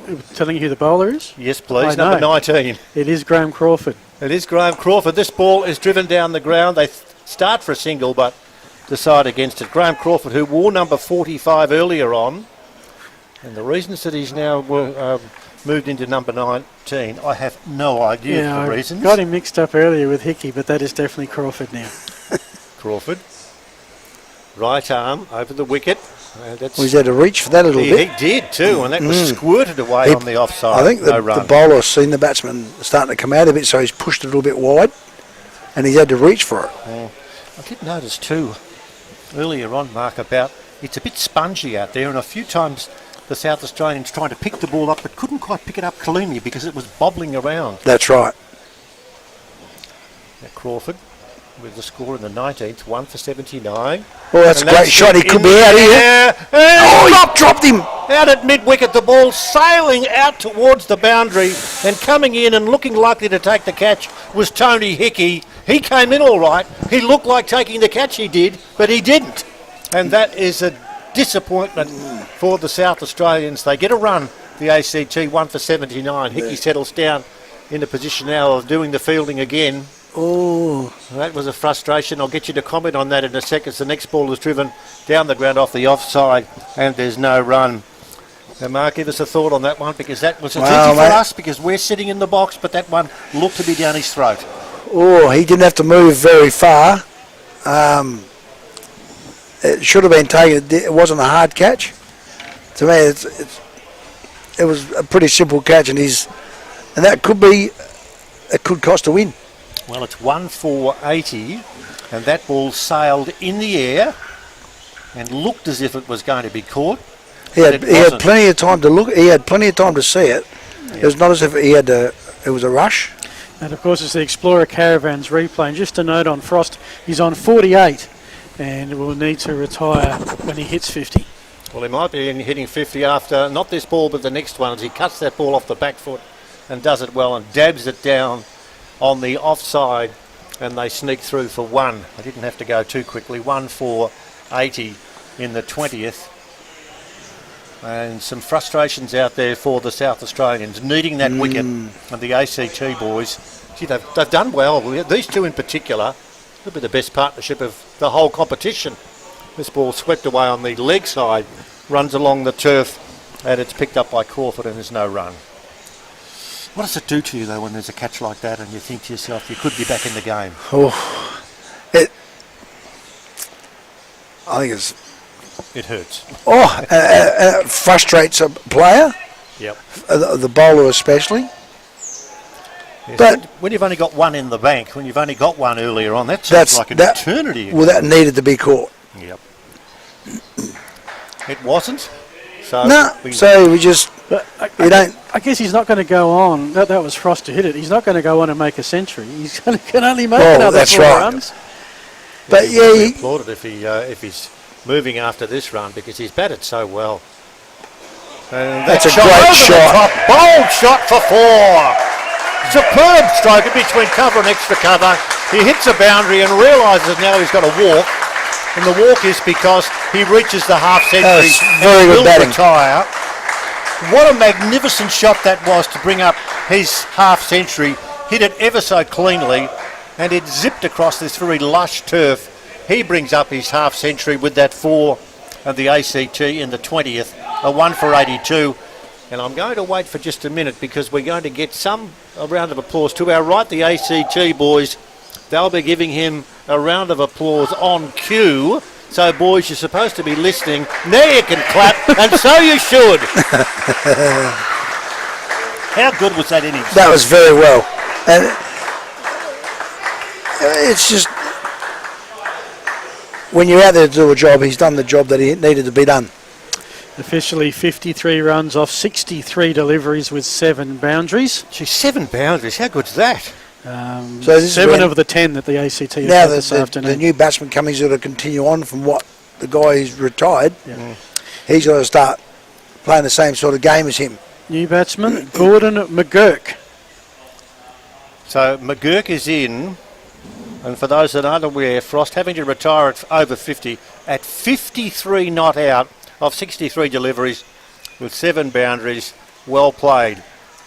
First ball to the new batsman. McGurk is pushed away on the onside, and there's no run. And only for a small crowd here, but the animation provided, those that were down to our right, the ACT people, and I'll give them a significant pat in a moment, because they were very, very involved when their best mate for this afternoon walked off the ground, and that was Frost, and they did warmly applaud him. Oh, for sure they did, and it was well deserved too. So, going back to the guy who dropped the catch, he can't drop his head, where a lot of players will drop a catch and they'll drop their head, and it just puts them off the whole game. This guy's just got to get his head back up again. Righto, I'm back in the game. Let's start playing cricket again. Well, what he could do is, here's a suggestion now, not being a local, but I needed a coffee this morning, so I went across the road to a service station, and I got a couple of coffees because I needed a couple to keep me going. And the bloke said, "How are you going today?" And I said, "Good, I'm going to the cricket." He said, "There won't be any cricket." Oh, okay. "Can I have a newspaper?" "We haven't got any newspapers." Right. I didn't have a car, so I didn't need petrol. "Oh, just 2 coffees." "We don't sell coffee." At the petrol station. So do you reckon I was in a good mood when I got here? Well, I just went down the survey down the road here, and I got myself a nice cup of coffee. Yeah, well, you went to the wrong side of the road. I think Same brand, I might add. But anyway. Yeah, let's not talk about that. Let's just say that I'm staying with a Mr. Benson who looks after caravans, and how good's that bloke? He's an absolute star. Makes good caravans, but you can't play cricket though. Well, I went for a walk around the house that he's living in Belair, and it took me a day and a half to walk around the house. It's that big. Next ball, pushed away off the back foot, hit cleanly by McGurk, but there's no run. We better concentrate on the cricket. The ACT 1 for 87 into the 21st over, and a magical performance by Frost, who made Frost 53 not out, 63 deliveries, 7 fours. He did well. Crawford, can he do well? That ball's pushed down the ground. They think of a single. Run. No. Yeah, I don't think. the Silverbacks still, well, no, that first time I've seen them with 3 players in the deep now. All forward of the wicket. Yeah, there's gaps all over the shop, I'll give you the tip. Especially at between. This next delivery, tossed up and hit back down the ground. A couple of comments being made. Not sure whether they're satisfactory or whether they're a little bit off the cuff, or it's pretty hard to tell from here, isn't it? Sure is. Crawford. In he comes now, tosses up, and there'll be a single. Well worked on the right-hand side out towards deep mid-wicket. Just patted away. And the walk provided by McGurk is sufficient for him to pick up his first run into the 25th over. The ACT, 1 for 87, Cooper out for 5, and the man who retired after getting to a half century, Frost for 53. So just one delivery left of the 21st over. Crawford only gone for 3 runs so far from his almost 2 overs. Is that going to be put? No, it's going to... Oh, it's a bit of a gap. They go try. Well, they think of 2. No, that's very good work by Belsack to cover that. And he's hit the stumps. So that's the first one that's actually hit. And we'll take a break. The ACT 1 for 89 after 21.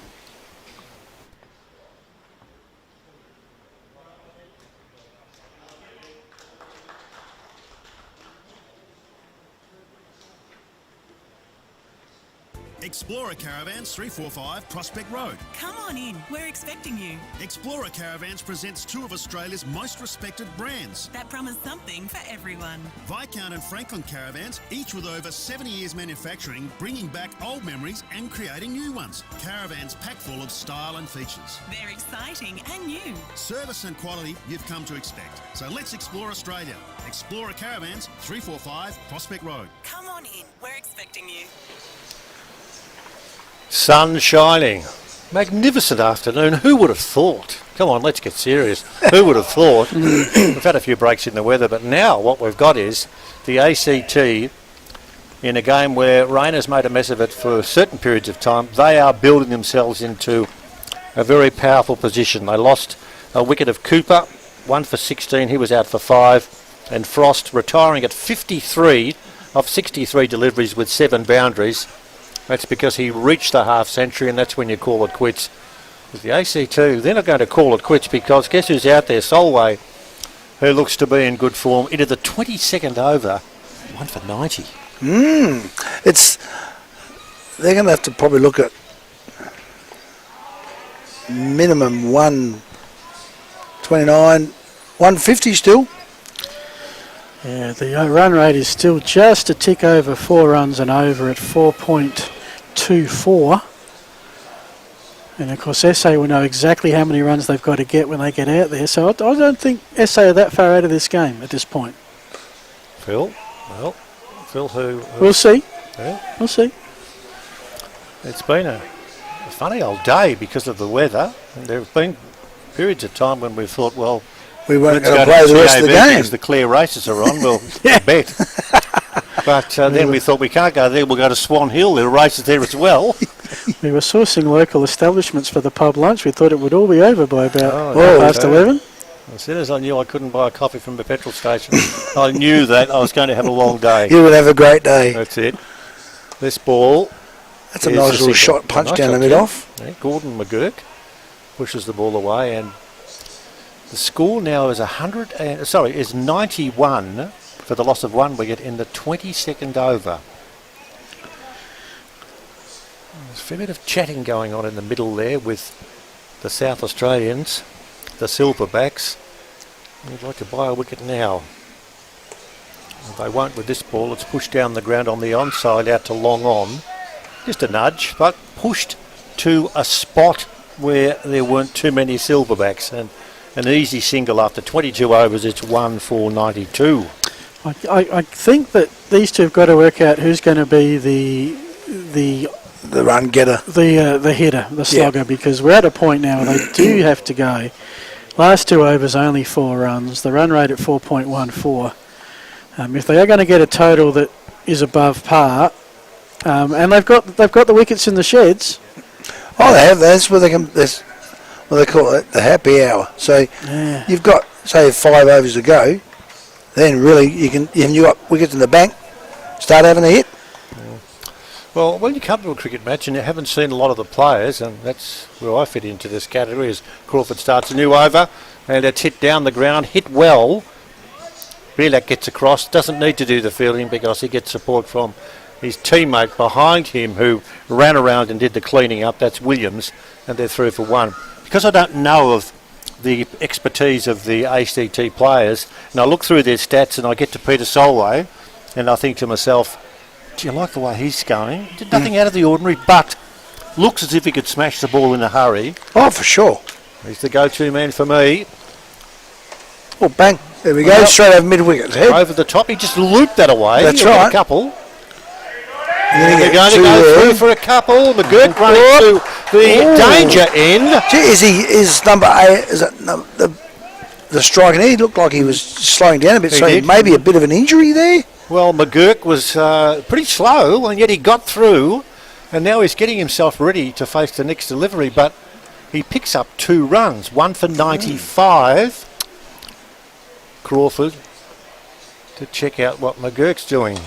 And McGurk hits the ball down the ground on the bounce, struck it cleanly, but straight to Ballack, and there's no run. Peter Solway, nickname Solid, played for the Prime Minister's 11 in 1992. His highest score, 339. Jeez. Come on, Peter, have a go, will you? 339. 339, wow. Next ball goes over the top. No, it's over. Good shot, it'll bounce and stop. Pitching wedge. It will stop. Oh, well fielded. Oh. Good running there by Ballack. Now they're going to come back for 3. He's out too. Now McGurk, as we called it, the run before that he did a couple, he was in trouble, and you reckon that he'd hurt his leg. Well, it looked like he didn't run too fast there. No, he looked like he was struggling a little bit. And he's been run see out. the replay. Yeah, I'll tell you what, you never give anyone a wicket for a run out, but Andrew Belsack deserved it on that fielding effort and the throw. Yeah, good call. Good call, Phil. Oh, just out.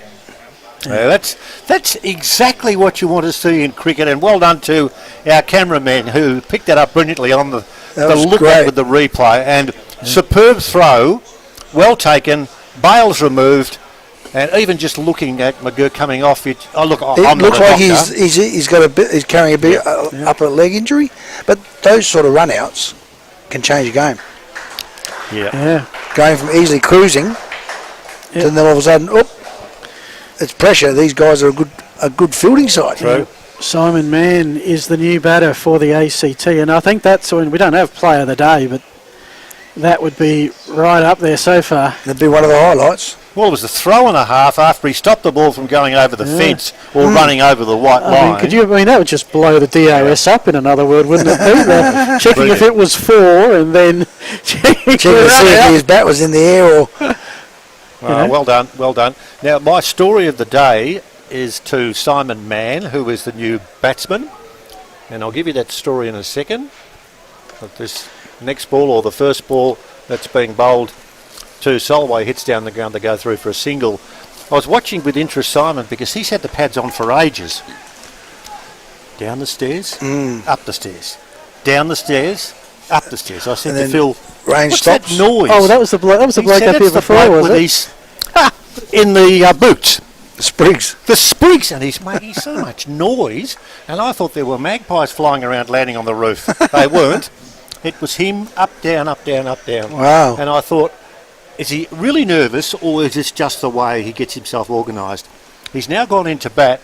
He was organised before the first wicket fell. Yep. So he's had to get himself organised now when the score is at the end of the 23rd over and he's out there to bat. So I hope he makes a few. Well, that was an action-packed over. I got 7 off of it, which is the largest for some time, and the run out. Just a quick question in between the over break. Peter, how long have you been involved in cricket for? How many years? Calling? Yeah. 37. 37. Do you remember what your first game was that you called? Yes, I do. It was a match between Tasmania and South Australia. Well, not when Hooksy was clobbering. Hooksy played, and also for South Australia was the big tall man who opened the batting, and they won a McDonald's Cup match. Not Rick Darling. No. This was at the TCA ground. Okay. And I've got to think of the man's name because David Hooks, I had to pick him up at the airport in a taxi. So that was pre-Bell Reeve days. That was the TCA where the Hobart Tigers are based. Correct. And my boss said to me, can you pick up David Hooks and ask him a few questions? He was the captain. Now you've got me on this. That very tall South Australian man. Okay. I'll think of it. Anyway, I got in the taxi. What was the year, Peter? Oh, 85, 86. Okay. Wow. Let me do some. I said I'd do some Googling. Yeah, please do, because it's. I just need to get the feel for it. I'm in the taxi and I introduced myself to David Hooks, and I automatically just thought, what a good man. And he said, you're a bit nervous, aren't you? And I said, yes. And he said, do you want a headline? And I said, yes, please. He said, there'll be a massive crowd at the TCA tomorrow. Could be a record. Could be 12,000 people. Wow. And I said, 12,000 people? He said, yeah, 6,000 really, but everyone's got two heads in there. That's it. So we automatically had a friendship. Hit it off. And I spent 2 months with him in Zimbabwe in 1999. Oh, here we go. This ball in the air should be caught, and it is caught. Got him. Up in the air. Number 30 takes the catch, and that is Tom Vadelda. Caught and bowled, or he came in to take the catch, and that wicket falls now with the score at 99. The David Hooks story very quickly. I was with David when we were over in Zimbabwe when Australia played one test over there. It was Ian Healy's last test. Yep. It was a brilliant, absolutely brilliant tour because we saw the country. Wow. We saw Victoria Falls and we saw Bulawayo. And David Hooks said to me one night, he said, do you want to go for a run? And I said, what for? We'll just go for a run down Mandela Avenue.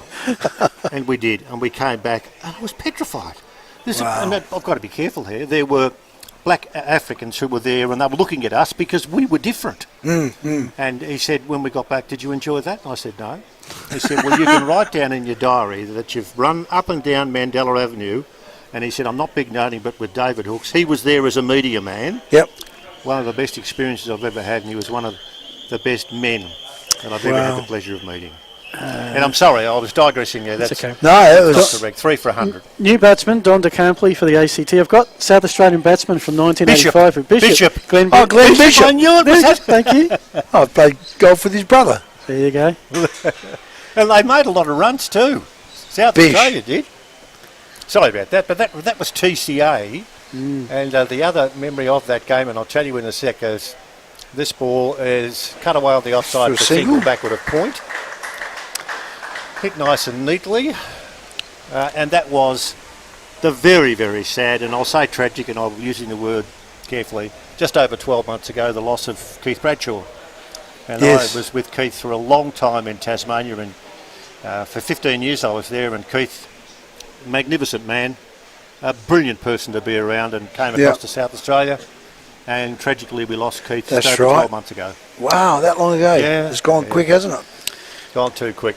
Next ball down the ground, hit hard and safely. Oh, well done. Good throw. Good throw, all right. They can't get back in time. Well, they can. And the score in the 24th over, as I'll start to talk about the cricket here, is 3 for 101. But to Keith, brilliant person. Yep. Got to know him really well, and too many. And we've talked about this before with Phil. We've lost too many in the last 12 months. It's too sad. This one is played off onto the offside, straight to the fielder, no run possible. So the run rate is just above 4, and I reckon Probably 4 overs left, so it's going to be around the 120, 130 mark, I think, that SA will be chasing. People tensing up a little bit. Oh, he's tried to go the Hail Mary over mid-wicket, I think. He's tried to put that one into the grandstand, I reckon. We've got out there at the moment Dom D. Campali. Yep, and we'll take a break because we're through 24 overs. Okay.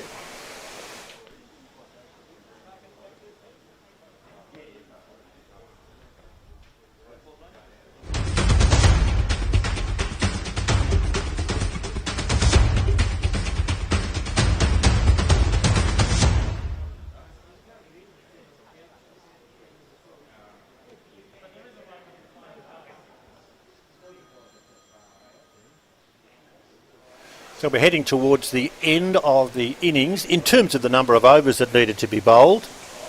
And this all of a sudden always off the becomes, toes. a nice little finish to what will be a good chase a little later on. Now what I'm going to do, I'm going to have a look at this game via our camera people, and I'll throw it over to you, Phil, for the remainder of the overs. There's 3.5, 4 overs to go, you and Mark, and I can just have a look at who's doing what. Yep. And check the race results from Swan Hill. Fair enough. Yeah, fair enough.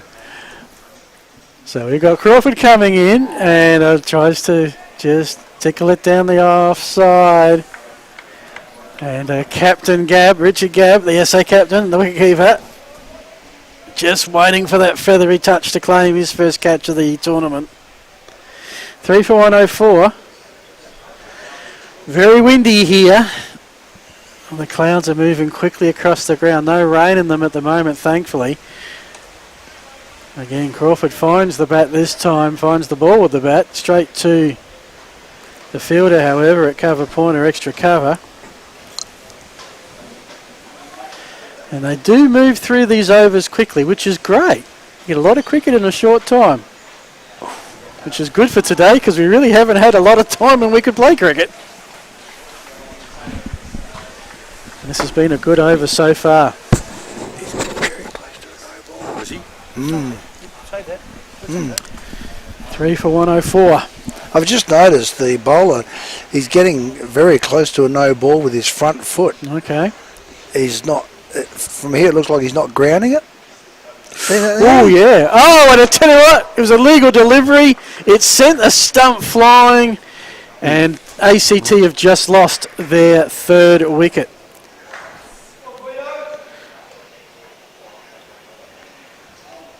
Trying to work out who it was that's gone. But I reckon SA have done very good in these back overs. I mean, maybe we're just used to the international and the one-day games where you see the acceleration near the end. It hasn't happened in this ACT innings.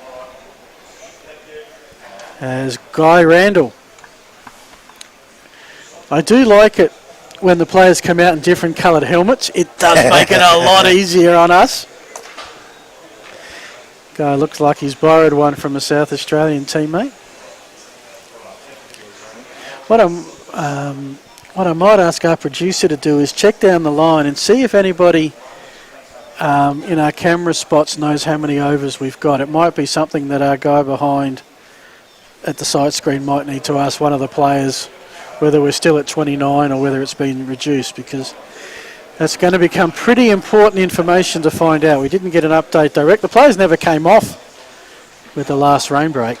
No, they didn't, and that was probably just taking like maybe a 1 over, 2 over block to get everything back.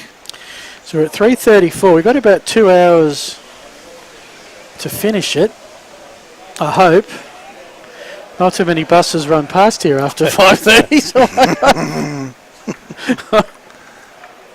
And that's the end of Crawford's over. 25 in the book.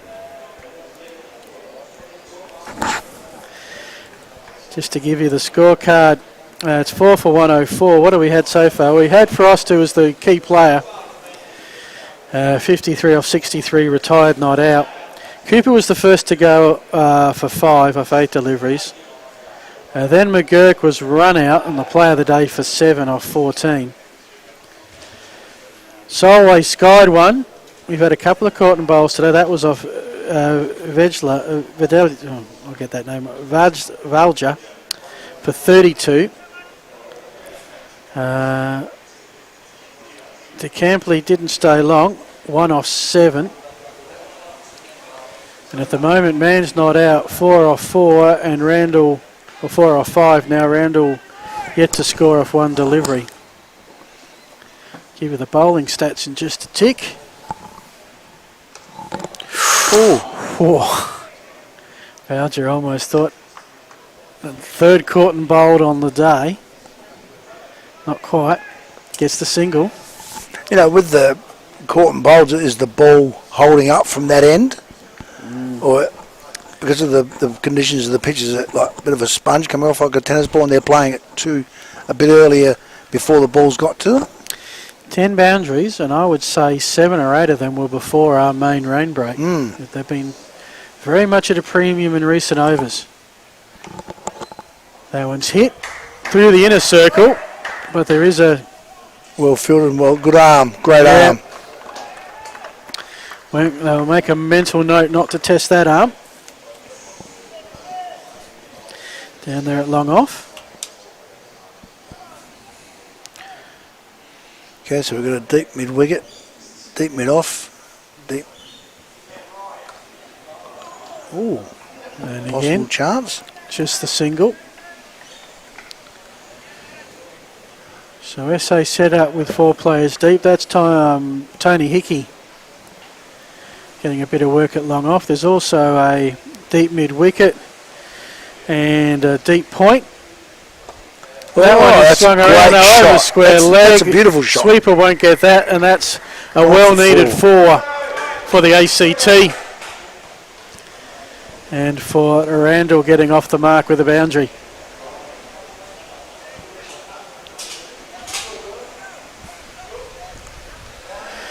Wind picks up yet again.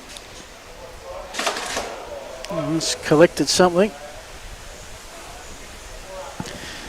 This really is a batten down the hatches kind of day, and I give kudos to the people who put up the Adelaide South Australia signage, that it's managed to stay in the one spot. Nothing's blown over there. That was 12 from myself, mate. There's one down there, hasn't blown over yet. It hasn't moved an inch. You've obviously the wonders of cable ties deep into the turf. Randall again goes high. Got someone out there on deep. Deep mid wicket, just the single. Great arm. Bang. So now what we've got is we've actually got, and I just found another, we've got 5 deep. So SA is the 5 deep, including 3 deep on the onside now. It's going to be pretty tough to get a boundary on the onside for the rest of this game if they keep that field. But it's 4 for 111 after 25. Something to be said for runs on the board. I reckon that takes that was a pretty good over for the ACT. I've got it, I think 10 off of it. Might be... The field placement where they've got for this bowler is the perfect field placements. You happy with this? Yeah, because the guys. So you coach it? Yeah, well, the batsman got to try and get past the bowlers, the fielders. Which he and does. You see, you've got one out there. You got one guy down there, but the guys who are in close. So there's. Yeah, let's get a top edge in the ball sky if he's going to try and hit over the infield. Yep. Long on, long off, sort of a sweeper. It's not a deep square leg, it is a sweeper position. We've also got a cover sweeper as well on the offside. That's played towards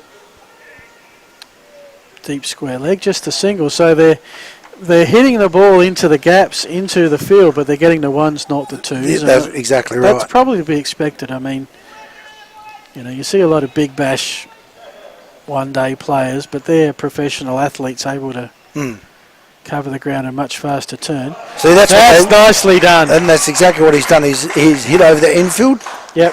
And it's automatically 4 runs. That's almost what you've got to do. Pick an infielder and hit it over their head. That's right. And hope you don't miss-hit it down their throat. And the bowler's really got to not pitch on leg side, because as soon as you get a good hit at it, it's going to go over the fielder's head. There's 4 runs like it just showed. So Randall goes to 11 off of 7. He's got the best strike rate so far. 8 of those 11 off boundaries and in the last few deliveries. So again, unfortunately, we do not know how many overs we've got at the moment. But ACT are starting to hit hard. There's another one. In the air, but lands safe.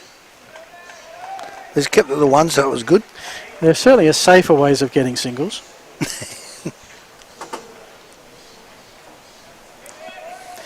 But I get the feeling, Mark, that the ACT have decided to ramp it up a bit now. Yeah, they've really got to now. If it's 29 overs, they've got 3 overs to go.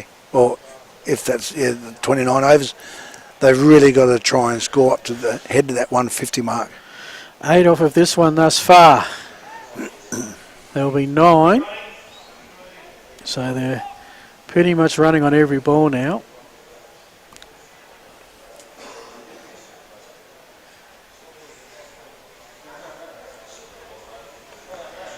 I think this is the last ball of the over. We'll wait and see. Yeah. Good running. As I said, they're running on just about anything now. It was, I think it was earlier, we only run when it's obvious. Now we're running unless it's too risky. Well, it's a one-day game. You've got to take risky runs. Yeah. And that is the end of the over.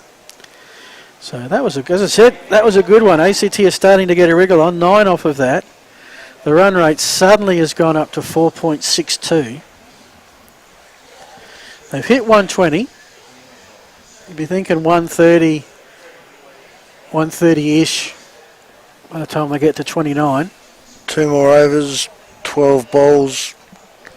If you scored 2 a bowl, 12 and over. Something with a 1-3 I think they'd be happy with. Oh, yeah. And now we're... So they've got wickets in the bank. Yep. So now they can afford to lose 1 or 2 whilst trying to have a big hit.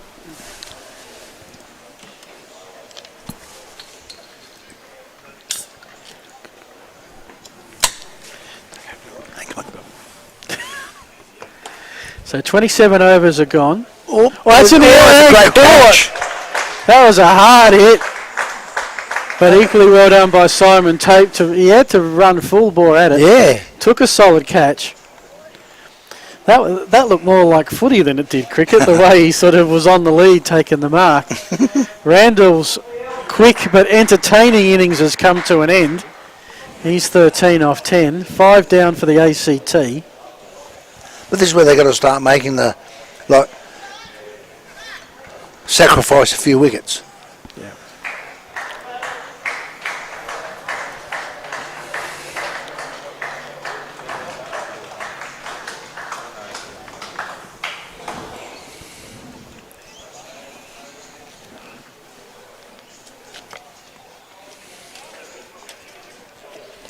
Peter Lee is the new batsman out there.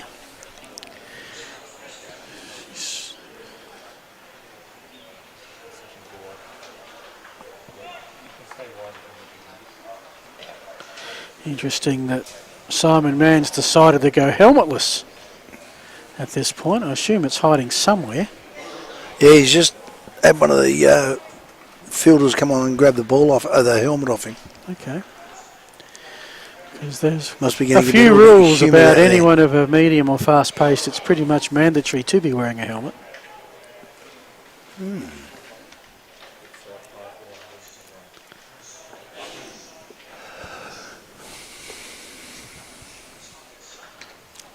First delivery. Straight to the fielder. So who's been the pick of the SA bowlers? Basically 5 overs, although as Srinivas managed to fit in 6 at one point. Oi, well, Glad he kept that back foot down. Yeah, and he actually held the ball back a little bit too. Yeah. So Hickey, 5 overs, 1 for 18. Belsek, 5 overs for 27. He's probably the most expensive. Sargent, 4 overs for 14. Srinivas, 6 overs, none for 29. He's giving him out LBW. And that is a very quick out and in and out, out and in, depending on how you look at things, for Peter Lee. And having had lots of wickets up their sleeve, they're falling pretty quickly now for the ACT and the dying balls of their inning this afternoon. So for Varja, that's actually, I reckon, his second wicket. He was 2 for 12. Crawford 1 for 21 off 5. So bar maybe Belsack, who was hit over 5 runs an inning, every other bowler there's been pretty tight. Srinivas under 5, Crawford just over 4. Varja is given up 12 off 2, but this one's been pretty tight. And he's come in at the death as well when you expect to get hit around. In fact, he's actually 3 for 12. So he's bowled pretty economically. Yeah, at a time when you'll happily concede some runs to get the wickets. Yeah. 2 deliveries left of the 28th over. Hasn't been a good one for the ACT. No. I've lost a couple of wickets and haven't really moved past their total. And they won't there either. So this is where I know you've only just come in, but you've got to start improvising some shots. You're not going to get a time to settle, are you? No, that's right. Paul Neems has that challenge now. Yep.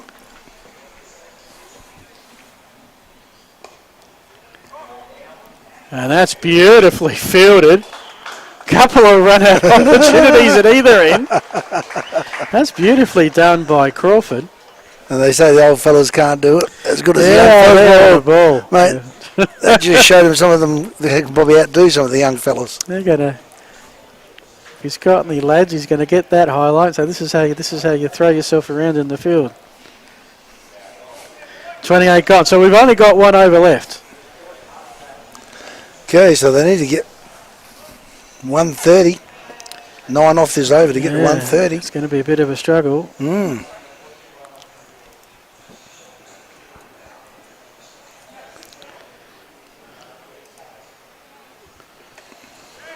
First one is skied and will find the gap. They'll get this single for man. You pretty much had to watch that last inning, that last over, the wickets fall from the other end. Total goes to 122. It'd be interesting to see how the ball is at the moment too. Yeah, how much moisture it's picked up. That's a hard hit, but straight to the fielder at long off. And they ain't gonna run on Belsack's arm after that run out, are they? So 2 balls, 2 runs. Hope you're enjoying the coverage here. The Veterans Cricket Australia over 50s Nationals, day 1. Plenty of challenges to get to this point, but we have a game of cricket.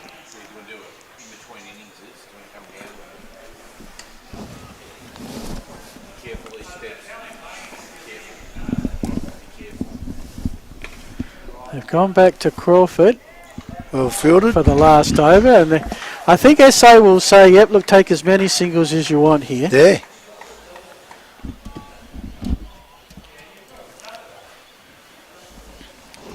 They're 6 for 124 with 3 deliveries left. Big heave ho, got the bottom of the bat. You got to swing on this, don't you? So that's 4 singles. 124. 125 now with 2. So the scoreboard's just 1 run behind at the moment. 2 deliveries to go. Crawford, the man who just puts the bat back and hits it as hard as he can again. Straight to a fielder. This time at a longish on, maybe mid-wicket. And I reckon we got 1 delivery left. 6 for 126. A boundary and they'll get to 130. I think it's going to be pretty hard from the score a boundary from where the field is everywhere that I look.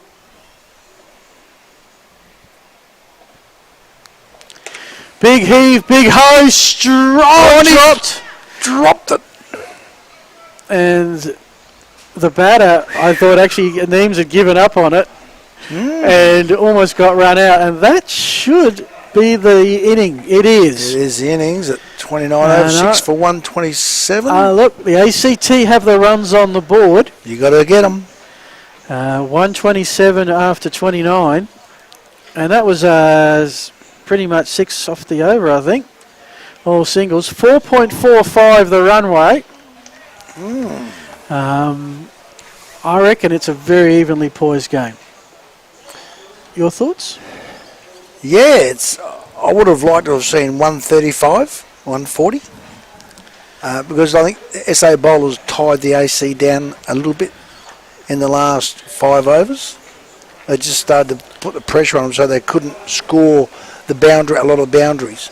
And 127, I don't think it's enough. Yeah. Well, of course it'll come down to whether or not there's going to be quick wickets or whether SA can get a partnership going. Exactly. And can they withstand? We haven't seen what ACT bowlers are like. It'll be a very interesting. Looking at the weather, there is a tiny bit in the Gulf, but doesn't look like anything that's major. Yeah, it's mainly up north, up Edinburgh. Yeah, certainly. If there wouldn't have been much at Angaston today, we're going to go. Well, we're shortly going to go downfield. Walshy, I'll tell you what, he's put the work in today. Oh, he has too. Yes. And it was just interesting on his first ever game of cricket that he commentated on. Hooksy. Of all people, you meet Hooksy. Yeah. That's a good initiation. See, how long has it been since he passed? Oh, wow. 20 years? Yeah, I was shocked when Shane Warne died. Alrighty. Let's go down. Let's go down to Peter Walsh. He's got the South Australian captain, Richard Gabb. What a strange day of cricket. Richard, from your point of view, satisfactory now that you've had on, off, and now you're off? Definitely.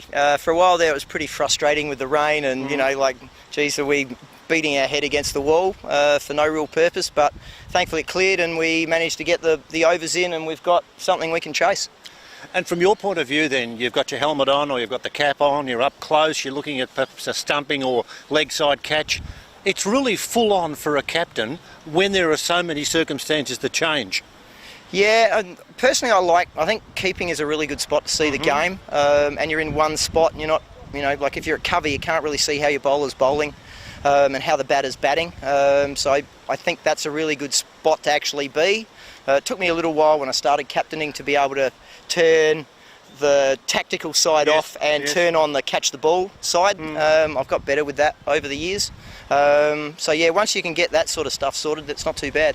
We, with interest in the commentary box, were watching, and it did seem occasionally that the fieldsman had a little bit of trouble picking the ball up. It was as if the ball was a bit soggy and the outfield was a bit soggy. Yeah, there's a bit of lying water around and the seams become quite wet towards the end, so super difficult to catch the ball, pick the ball up cleanly. It's a bit of a, you know, wet bar of soap type deal, but I think the key thing that we did really well was not let the ball behind us. Yep. The boys showed a lot of courage and got down behind it and blocked it, took some on the body.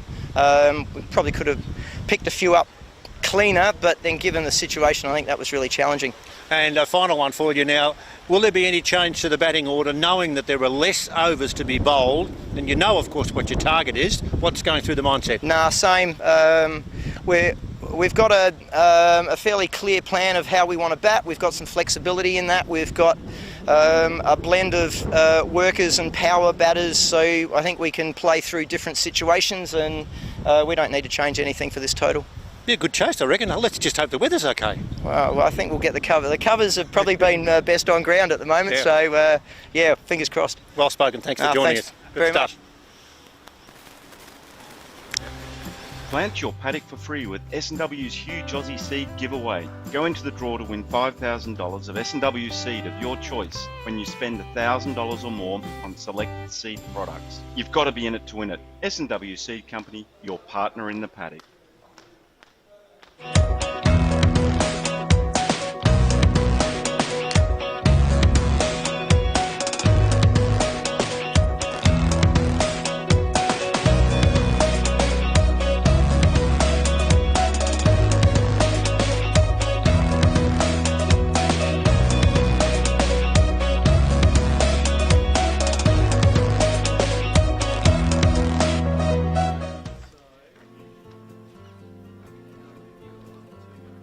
I was probably a little bit lost not knowing where to go and what was next after Dad's diagnosis, but they just keep steering me in the right direction and also helping me in the way that there's help for me if I need to talk to someone. And every time Dad comes in for his appointment, they come in and they speak to Dad, and that before he's even in here, and just check how he's going, and not just physically but mentally as well. I've kind of lived two lives in this one lifetime. So one was the life back in Pakistan, and then the second one is over here in Australia. When you move as a migrant, your whole mindset changes. I really need to understand how my financials are going to work. Ezra's taken my advice very well, and quite frankly, she's in a very strong position. Having financial freedom is a dream. It's absolutely, I think it's a must.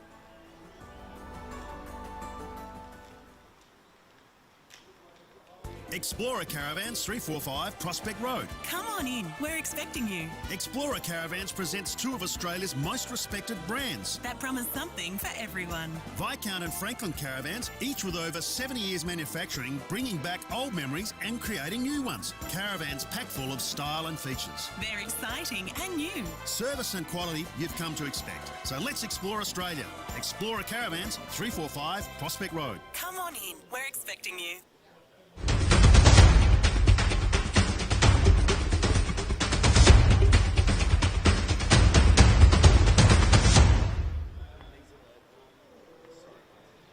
Often I'm with these men when they're actually diagnosed with prostate cancer, and many of them, when they're told, are in complete shock. And the first thing they'll say to you is, I really didn't think I was coming in to be told this. I thought I would have just been told that the biopsy was fine and everything's okay. We're in an extremely privileged position to be able to support these people and their families at one of the most stressful and vulnerable times of someone's life.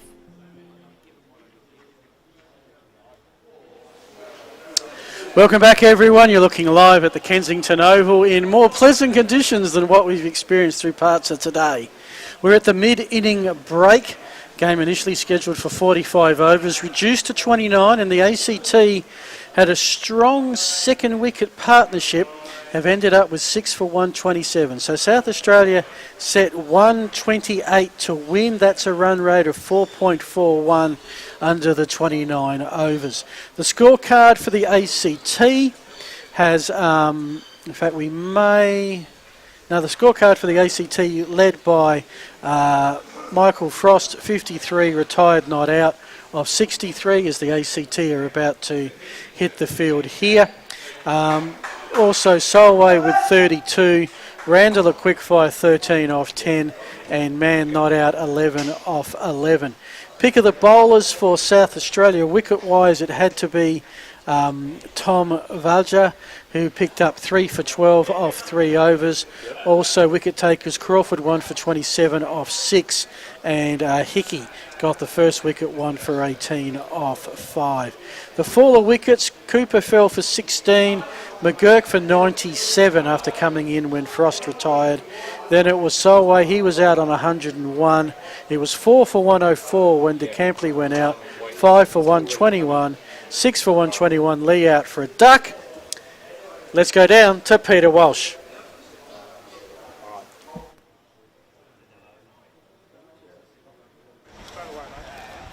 One of the starts for the ACT didn't have to stay out there at the finish because he was back in the sheds, 53 not out. Michael Frost, well batted. Thanks, Pete. Yeah, very enjoyable. You look like you were enjoying it. That was the whole deal about it. Despite on-off, rain falling, you just decided, with a bit of the old slip, slop, slap on, you were going to stay there. Yeah, I think we just had to have a bit of an anchor because it was a bit of a tricky wicket, and they actually bowled really well and they fielded really well. So we just tried to make sure we batted our overs, and it might be enough runs, you never know. You needed someone with you and vice versa too. Solway's there, you're there, and it always looked like you were the two experienced warriors. Yeah, we just needed someone to have a bit of a flurry at the finish, but unfortunately they bowled really well at the end. Ball got a bit wet, very hard to hit, so mate, we're going to give it a crack. Yeah, just a quick one. I know you've got things to do, and the things to do are to get out there and hope the weather's going to be all right, because you're just not too sure as to how you manoeuvre the troops. Let's not worry about the weather. You're not going to worry? Nope, not at all. One question for you. How often have you played cricket and got to half-century and then had to retire? I think it's first time. Well done. Good stuff. Thank you. There you are, he's made 53 not out and he's retired for the first time. How good was that? Michael Frost, he was pretty good.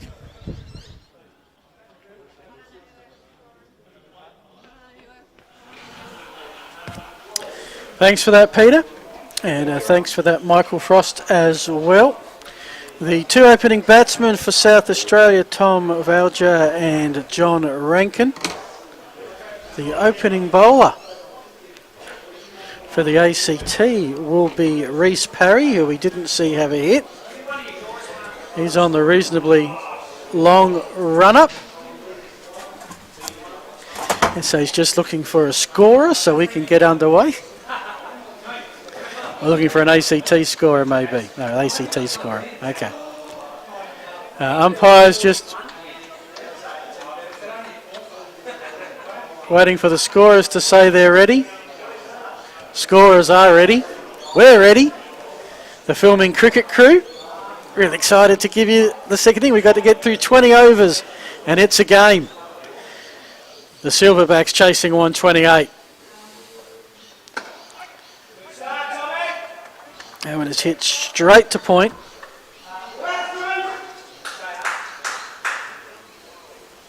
So ACT start off with everybody in the circle.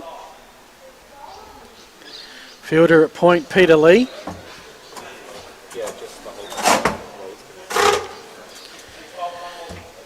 ACT had a good couple of opening overs, 6 off the first, 9 off the second, then a maiden. There's that one. Is deemed a wide. That's the one thing we didn't see much of. I say very good on the sundry count. But when I go back, the extras were 2. 2 no balls. And in a game of cricket of any substance, 2 sundries is a very disciplined effort, as I welcome back Mark Finlayson, B double, and 2 sundries SA gave away. That's a mighty effort, I would say. That's unusual for a limited over game. And those 2 actually came off the very first delivery. It was a 2-run no ball, which didn't give away one after that. So that's good tight bowling then. Yeah. Well, you did mention that you thought one of the bowlers was dicing with the front. Yes, I did, and but we didn't have the advantage of a side camera. No. On this occasion, another wide. So total goes to 2, and I don't. Valja hasn't left his crease yet. So Reece Parry just trying to find the right line here at Kensington. North-south oval. We're in the western, what's now the Rex and Basil Sellers Pavilion, which is absolutely magnificent, been restored and a great viewing pavilion, isn't it? Yeah, we have got the pick of the positions right here. Well, it's full toss and should have been really hit over square leg. There's not a lot on the leg side. There's one deep now. There's a deep man at fine leg. Only 2 others on the on side. So anything down there you get hold of, you should be putting away for some runs. Yeah. Just flick it over the top of square leg, and there's no deep mid wicket. ACT with 2 slips, a gully, point, extra cover, mid on, mid off, backward square, and a fine leg. That one through the slips, caught and low. That was very well done. That was going through at a cracking pace. I think that was Peter Solway at first or second slip. Rotate so we have 2 at a time, and then Walsh can come in and then someone pop out. Yeah. Just so it's have a rest. Yeah.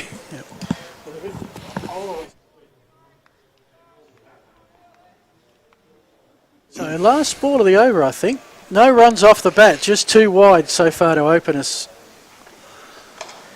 Well played. And even that one straight to mid on. And maybe there is one more delivery left. So 4.5 and over would do it for the Silverbacks.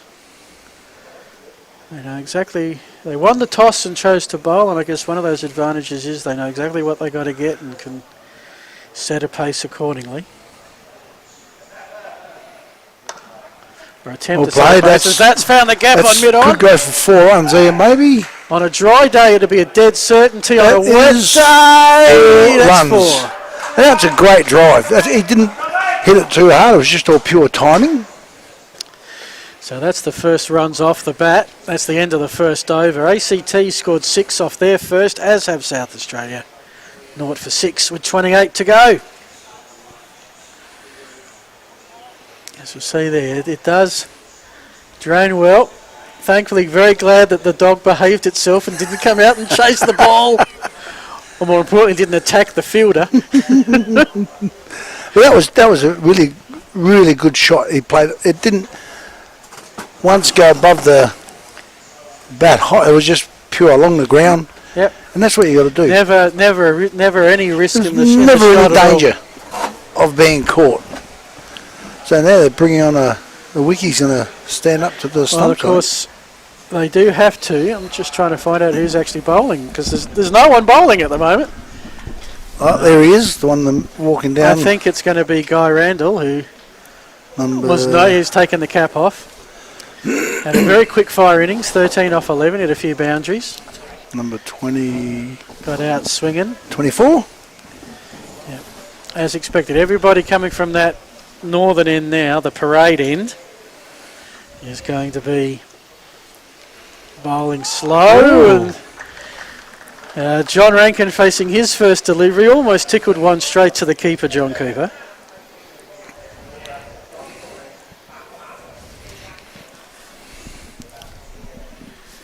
And Peter Walsh is back. Peter, you're going to be dreaming tonight of going up and down this grandstand. Well, I hope I'm not dreaming about up and down the grandstand. I hope I can think of something better to dream about. Yeah, but you know those dreams where you never go anywhere? Is that You're what supposed it to is? go somewhere and you never get there. That's getting into a TAB lineup. No, we won't go there. But I've got a trivia question for you. Okay. Discovered by accident. But I'll let you call this ball and then throw it at you. Okay. Rankin looking to get off the mark. They are, the offside, straight to point. Okay, Peter, we're all yours. Michael Frost, retired for 53. Yes. Batted spectacularly. In the years that he's been playing the game, pause, just to build up the effect. Yep. How many times has he retired before? Oh, not telling me that's his first. He's the captain. Surely he's done I'd say that once. before. Once before. Once today. Once today. Wow. Was it? He had a big smile on the face too. Captain's knock. Yep. He was the pick of the bunch. SA right now, struggling, bar that one boundary shot, struggling to break through the ACT field. I think if Johnny Rankin gets settled in, you watch him. So I've played against him, mate, and he can hit a ball. We brought you up here for the intel on the Silverbacks. What can you tell us about the two that are out here at the moment? Johnny Rankin, in the club rooms at Brighton where he played, they've got a plaque on there where he made over a century, and most of his sixes were on the leg side, over mid-wicket. Okay, so... And I'd say to our captain, don't ever pitch him on his leg stump, because he'll crack it for 6. So he pitched him outside of stump, we bowled him a slow ball outside of stump, he hit it straight in the air, we caught him. Well, I've been lucky enough to be out in the middle and having a quick word to Richard, who was in a hurry, the captain of the Silverbacks. Not going to change the batting order, no need to do that. He's got the big hitters, he got those who can step out with lusty blows, and the target is very much gettable. Of course it is. Yep. So I had a bet on that, $5 each way. So Rankin... Was that fixed odds? I can't say. I rang some bloke from the AFL umpires just to see whether... that guy. That's not going to be. I think all Tasmanians are just being very nice to the AFL at the moment. I have to be. We want that team. Back to the cricket. Tasmania, we'll talk about that. That's our broadcast game tomorrow if there's an appeal. Anyway, what you're saying, leg side, you can see it from side on, leg side. I reckon it was down leg side. It was just the way he played it. Rankin yet to get off the mark. He did cross ends, but that was a leg by. So, tomorrow, Tasmania versus New Zealand. There's a matchup you don't see in sport too often.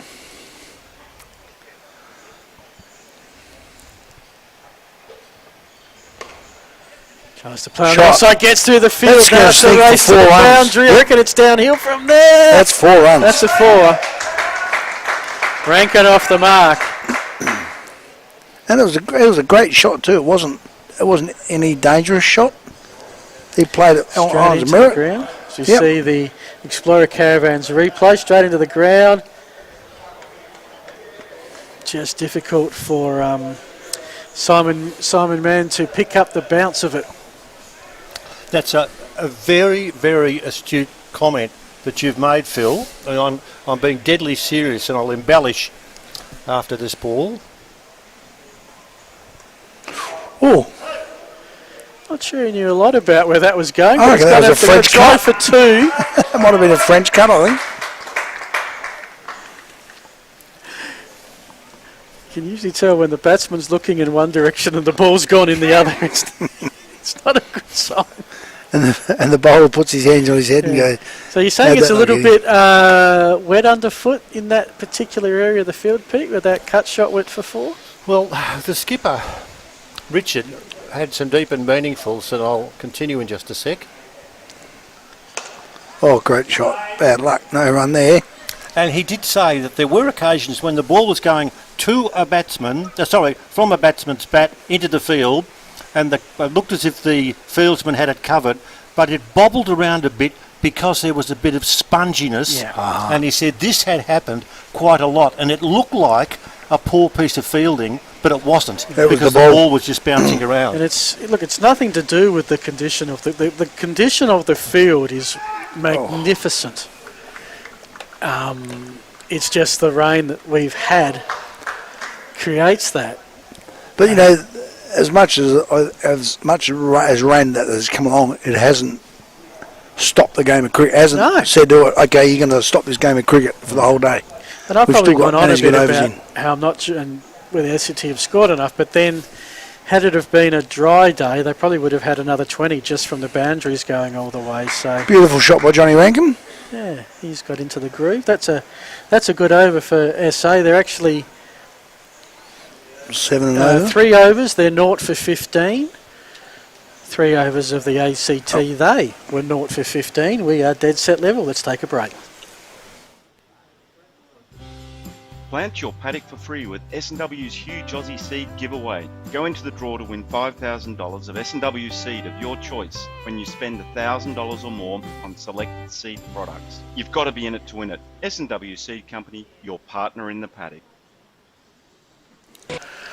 Welcome back, Phil Hurd and Mark Finlayson and Peter Walsh to guide you through the next couple of overs here. An entertaining game of the over 50s Nationals, the SA Silverbacks, the ACT Fireballs.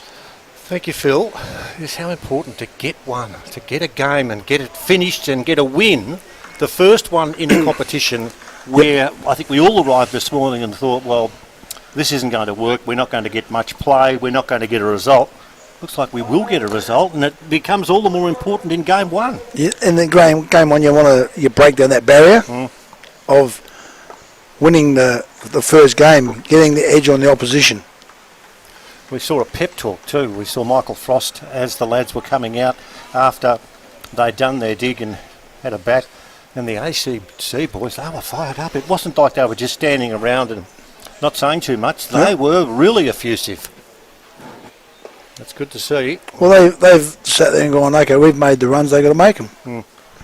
And then now you've got to put those words into fruition on the field, in your fielding. Yep. All right, Mark, here's your Who Wants to Be a Millionaire question. I'm pretty on this show, so you better watch out. Oh, okay, well, I haven't got any money to back up my question. I'll give it to you in a minute. Oh, This shot. ball's hit over the top for 4. That's 4. A lusty blow down the ground over mid-on. Hit with power and hit with authority by Johnny Rankin. And it's raced out to where, I would suggest the witches' hats are, but they've been cut down to size, but they still look good out there. But that boundary is in the third over. It's none for 15. Question. Yes, sir. Is when you think, I'll just get the next ball out of the way and I think I'll work it out now. That was a good shot too. That was a beautiful shot. He waits now for the next delivery. Hasn't got to wait too much longer. Right arm over. Well it played. pushes gently back down the wicket and there's no run. If you had to pick a player in the Silverbacks team to be the Michael Frost, who was the ACT man, who would it be to make the runs? He's batting right now, Johnny Rankin. You'd reckon Rankin, would Yep. you? Okay. Well, I can't say you've won or lost, but I can say you've been prepared to have a go. But there was a partnership there. When Solway was there, Solway and Frost looked like they were the two. Would there be another one for the South Australians? Oh, who we got there? No, there's no Whoobie got there. That's the name of a racehorse.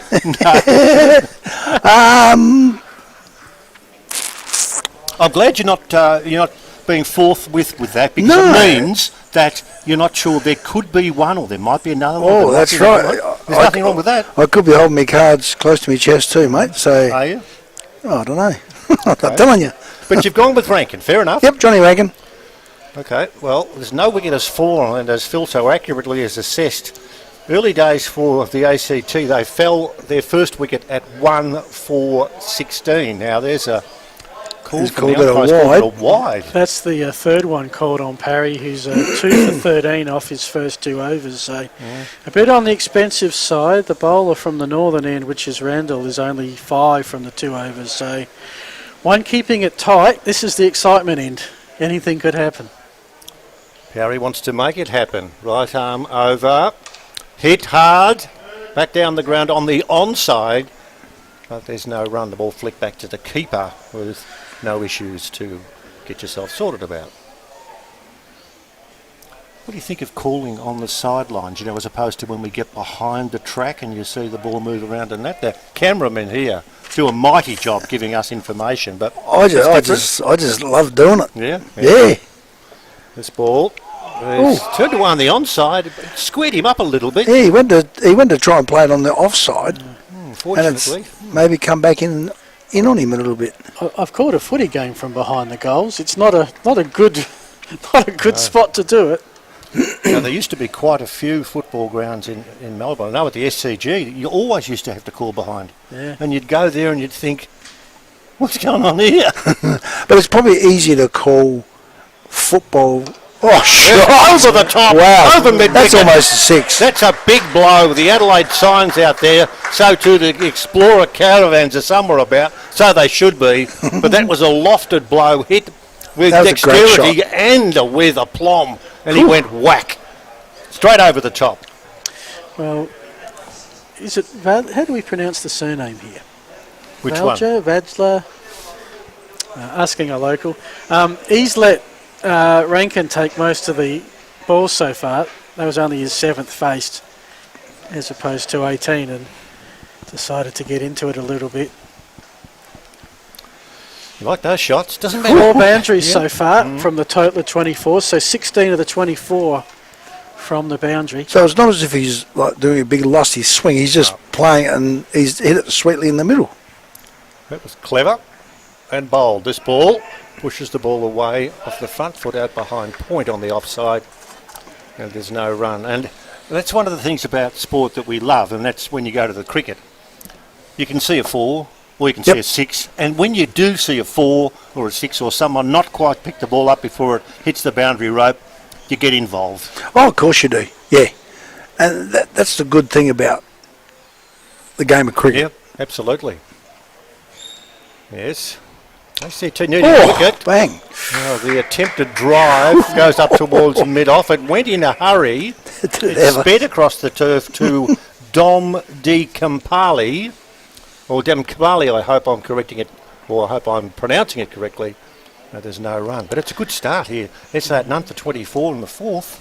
There was a bit of intent with that shot too, I might add. Came down the wicket pretty early. Next ball. With the packed, what have we got? Slip cordon. We've got 2 slips and the backward point cover. Mid-off, mid-on, mid-wicket. And we've got deep backward square leg on the boundary. That's the end of 5. None for 24. The chase is 122 for victory. And it's a bold start. Oh, yeah, for sure. They've just got to keep on going the way that they're going. They're not doing anything. They're not playing any rash shots. They're just doing what they've got to do at the moment. And then take the pressure off the next lot of batsmen to come in. If both players can make a 40 or a 50, it's taken a lot of pressure off the other incoming batsmen from, say, 3 to 6. Yes, yes. It takes a lot of pressure off of them. Now, thank you, Phil, because you've given me the stat that I should know. Now, it's 120... So Tassie were, ACT were 127 for Yes. their innings, 128 for SA. After 5, ACT were 1 for 25. First ball of the next over hit in the air. Those watching put down their cups of coffee and their club sandwiches just for a brief moment, because it sailed in the air for a while, but was always going to fall short of Dom D. Campley, and they got through for 1. Actually, the batsman actually checked the shot as it came out of the bowler's hands. So he thought it was coming a little bit slower, so he just checked the shot. Otherwise, it could have carried to the that fielder. Now, there's just a little bit of work going on with the ACT fieldsmen, getting themselves settled. They're okay now. Ball is just outside the off stump, and it's driven square on the offside, coming off the blade there of Tom Vladiljar. And the score stays at none for 25. Good tight testing bowling. This ball wide of the off stump, cut off the back foot, straight out towards cover point. And there's no run. The day now is picture perfect. Oh, there's still a little bit of cloud cover around, but it hasn't brought any rain. No, next ball is hit back down the ground on the bounce. Well followed through. Good over this. Nice and tidy. Yep. But you only have to have that one bad ball to make it a bad over. Randall's only conceded 6 runs. Huge gap on the leg side. He's got to be accurate, and so far he is. Now this ball is played on the leg side. Well done there, Phil. You were right on song, but it wasn't punched hard enough for any possible score. Gordon McGurk, he's out there running around, so because in the finish he looked like he had hurt himself. He did, yes. Looks like he's okay. And I think the South Australians have got an extra fielder on board on the pitch. He's down there. We'll be looking at one of the dogs. Now they've just switched. No, he's run off. Oh, well, we've had a few here. I checked the fields at Angle Park, and there were none of the dogs there that I could see that I knew anything about. That's the end of the over here. There's a little puppy out there. Don't you love them? Just a quick one for you as well, coming back to your first game you ever commentated on. With Glenn Bishop, who I now remember. That's right. But what about the first test match you ever did? I got the best piece of information and the best piece of support that I'd ever been given, and this is a very serious subject I'm about to bring to you. I was in Tasmania, and it was the first test that Tasmania had ever had on home territory, and they played Sri Lanka in 1989 at the Belrive Oval. Now, I have to be brutally honest with this story because that's the only way I can tell it. Now, I was going to do the commentary I was going to do the interviews. And the boss at the time, Neville Oliver, he said to me, I want you to go to the nets and I want you to watch... the dogs on there. I want you to watch Aravinda De Silva and Ranatunga and all of these players for the Sri Lankans so you can get an idea as to what they look like. And I went down there, and then I got the phone call on the mobile, which was extraordinary, and it was Neville. Now, this is an hour before the first day of the first test ever in Tasmania. And he said, change of plan, you're calling the test match. Wow. Okay. Now, I had no idea why, but if you knew Neville, you didn't ask. And I had to climb a tree, because we didn't have a press box. We had a tree, and we had a ladder. Up the ladder, climbed the tree, and I'm ready to go. Was that the same tree that has the Axeman, old advertising sign? Not David Foster, no. And Neville called me aside and he said, Peter, I need you to call the test match. Wow. There's been a significant injury or accident. Someone's fallen out of a tree. Well, no, but unfortunately one of our broadcasters has not been able to fly over from Melbourne because of a significant injury or accident. He didn't know what to say in the family. And I said, what's happened? One of our broadcasters has lost his wife. Oh, no. Oh, God. He lost his wife yesterday. And I just presumed that he was going to tell me, and he did. He said, look, I don't want anything mentioned on air, but unfortunately, she's taken her life. Now, I then walked downstairs, and I was just in shock because I knew the name of the person. I'll tell you the name of the person was Tim Lane. Oh, gee whiz. And I was just, I didn't know what to do or say, so I watched the Sri Lankans and I watched the Australians, Mark Waugh and Steve Waugh were there, and they got hundreds, and David Boone was playing, and I was walking away from where the Australians were netting, and Richie Beno was there. And I thought, oh, bang. I'll ask Richie for some advice, and I walked over and said, oh, excuse me, I don't want to intrude. What's the matter? He didn't know who I was, but I knew who he was. And I said, oh, look, I'm about to broadcast my first test. Would you mind giving me a piece of advice? And he looked at me, and I'd spoken to him in other sporting venues, at other test venues, but just to say hello. And he looked at me, and I'll tell you afterwards, because it was only one sentence he had to say. And what's your name again? And I said, oh, Peter. Peter, yeah, Peter Walsh. All right, Peter. You talk a lot. And I said, well, I do. He said, Peter, behind the microphone, never be afraid of the sounds of silence. And I said, and he said, understand that. Say what you want to say. People want to know what you've got to say because you've got to give the score, you've got to say who's doing what, etc. But don't be afraid of stopping and not saying anything else. Oh no! Fumbled over the rope before. And that was it. Wow. Mind you, that sounds like a TV commentator. In TV, you can do that to a greater extent than you can do on radio. But I mean, Richie was always one of few words, but very poignant words. Oh, and what he said, you probably paid attention to what he said. I mean, you must have been pretty numb that, I first felt day. I can always remember because, as I said, Mark Waugh got a century, Steve Waugh got a century. Australia beat Sri Lanka, although at one stage it looked like Sri Lanka was going to win. And afterwards, when people were having a drink, I didn't want to have a drink. Just one of those situations where you didn't want that to ever happen to anyone. They're through 7 overs, not for 30, so we're just cruising along at this point. After 7 overs, the ACT were 1 for 27, so just a couple of runs in it. And again, what looks like it's runs being conceded from the southern end, northern end being kept pretty tight, but they're building a decent partnership. Oh, bang, that's 4 runs straight down the ground. That's from JR. JR, yeah. Wow. Now, just one other thing, fellas, very, very quickly on this. When I was fortunate to join the ABC, the boss there was a man called Dick Mason. Now, Dick Mason was just like a hero to me. And after I'd called my first ever game, it was Fitzroy in South Melbourne in 1978 at the Junction Oval. Wow. He called me to one side and he said, Peter, when you're calling games with me, you can call me Dick, but afterwards, when we're off air, call me Mr. Mason. And I thought, fair enough. And he said, I've got a piece of advice for you and I want you to listen carefully. And I kept records of every book that I've ever called football or basketball or whatever. Oh, there's a wicket. There's a wicket. Caught behind. I shouldn't be talking too much, but I am. And he said to me, Peter, read that, get your own sayings. That's what he said. Yep.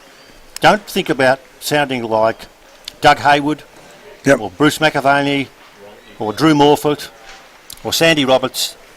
Sound like yourself, so people can say, yourself. That's who that bloke sounds like. He's not trying to sound like Bruce McAvaney. No, that's right. That's it. Sorry. No, that's just you do what they call the 3 L's. You look, listen, and learn.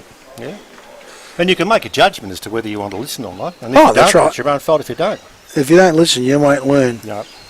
So what's the score? Come on, give us the score, Phil. Just trying to work out which of the 2 batsmen was the one dismissed. Johnny Rankin, I think it was. Rankin out, Hickey on, I can tell you that much. If it was Rankin, he's dismissed for 17 of 24 with 3 boundaries and was off to a dangerous foundation, and you are spot on. It was Rankin that was dismissed. First wicket goes in the books for Randall. He's blown my theory out the water for man of the match. Oh, the 1 for? 1 for 34, the first wicket falls for the Silverbacks. So they're on just under, a smidgen under 5 and over. They're right. They're bang on target. Oh, yeah. So they were probably well positioned, having both been in there for a little while. Both had faced over 3 overs, but now Battleja, who's on 12 off 19, will take the reins for a while as Tony Hickey at the crease gets set. Oops. Maybe not. Oh! Golden duckaroo. Wow. He's going to spend more time walking to and from the crease than he spent out there. There's a bit of animation from the ACT troops. They are. I don't know whether they're just surprised or what. I think the guy was surprised the ball came to him first up. Explorer Caravans replay. Good chance to pick up. We've got someone on a hat trick now too. Oh. Wow. The fielder was Simon Mann with the juggling act.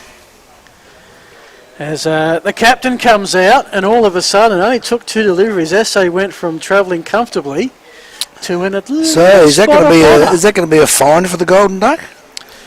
Oh, it's going to cost you $5. Is that a culture? Like you have to buy the round for the team or something? Well, I'd rather just pay out the $5. $5 would be a bit cheaper. What are the odds now, gentlemen, on a hat trick? Well, you got any hat tricks in your time, Peter? They're pretty rare. No. Close. Okay. Close at the Karachi Stadium in 1994 when Australia played Pakistan. And Pakistan put on 57 runs in the last wicket between Inzamam ul-Haq and Mushtaq Ahmed and beat Australia by 1 wicket. Oh. And in the next step, the next test at Rawalpindi, I was calling when Damien Fleming took 2 wickets, then didn't bowl the start of the next wicket, the next over, and then the following over he bowled and he got a hat trick. But I didn't call it. And I didn't call that one as it just pushed away on the offside, and the score stays at 2 for 34. I was on the houseboat when Shane Warne got his hat trick. Oh, right, yeah. They're good memories. It's funny how with sport we have those memories. Oh, yeah. Shot through covers. That's going to go for 4. Or is it? Maybe not. No. Well fielded. He must have picked a bit of the dry grass out there because he slid. Yeah. Right off the mark at least with a 3. So now looking to steady the ship a little bit. Did they change the game? Just really one catch. That's right, and that's what we said previously. Like one catch can change the way a game will turn on its end.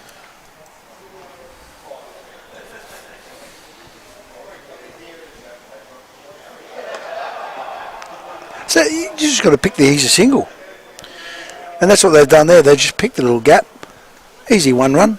You do that 5 balls out of an over. There's 5 runs. Plus, if you get a boundary. So that is the 8th over in the book. SA 2 for 38.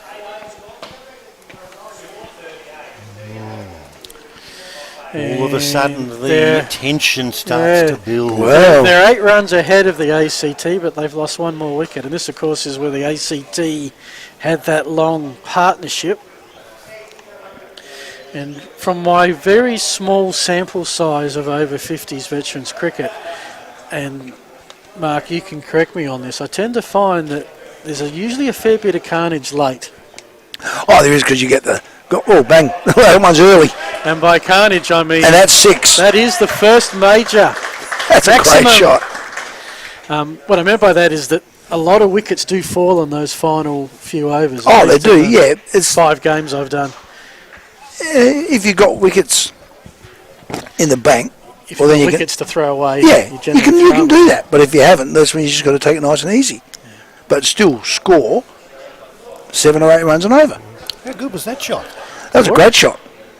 And they're not having to swing like a golf swing.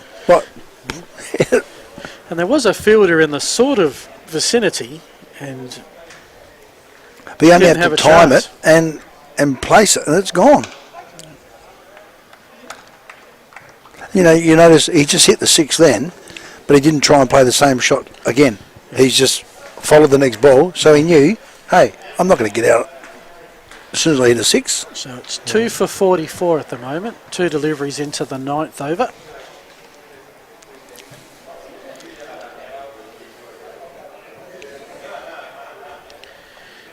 This is Neems coming in. Oh! Whoa! What's happening there? Oh, hello. Bit of trickery. David Warner. That's 4. Okay, how do we commentate? We've got to watch the replay of that one. Rude. That was a bowler. Oh, I'd go down and I'd give him a gobful if he did that to me. He decided I'm going to play left-handed, I reckon. We've got to watch the replay Well, on he that finished shot. up. I think he played the reverse sweep in the finish. It just looks so bizarre. He went the sweep without going down on his knee at all. Okay. Well, this has become a very positive over for SA now. They have 2 for 48. There might be a bit of chat going on. Oh, just a little bit of lip music. Yeah. See what happens this ball. Well played. Yep. Well, they've already got 10 off the over. Anything else from here is It's a bonus. Is just ice cream on top of the whipped cream. Although if I was the bowler, I wouldn't have been too happy about him playing that shot. Just saw in the foreground too, Michael Frost clapping his hands and with a grimace on the face as if to say, come on, focus. Yeah. Great shot. And he's waited for that, and he's played it accordingly. That's gone for 4. That was a shot played with power. We've seen them pull up. And he just waited for it. He just timed to perfection. And that's the 50 up for South Australia. 2 for 52 in the 9th over. ACT hit 50 in the 12th over. So they're getting ahead in the runs here at the moment. But see, they don't have to do anything silly. Because they're just keeping up to the run rate, and they're a little bit over it. So just do what they're doing. If they can keep the run rate at 5, they'll have this done Happy days. in about the 25th over. Ooh. Ooh! Has he... Did he throw it behind him? I don't know if he missed it or... Oh, did it? Yeah. Anyway, player was safe. End of the over. Great one for SA. 14 off of it. That's the highest scoring over we have seen. And the run rate now has gone from 4.17 a few overs ago to 5.78. We'll take a quick break.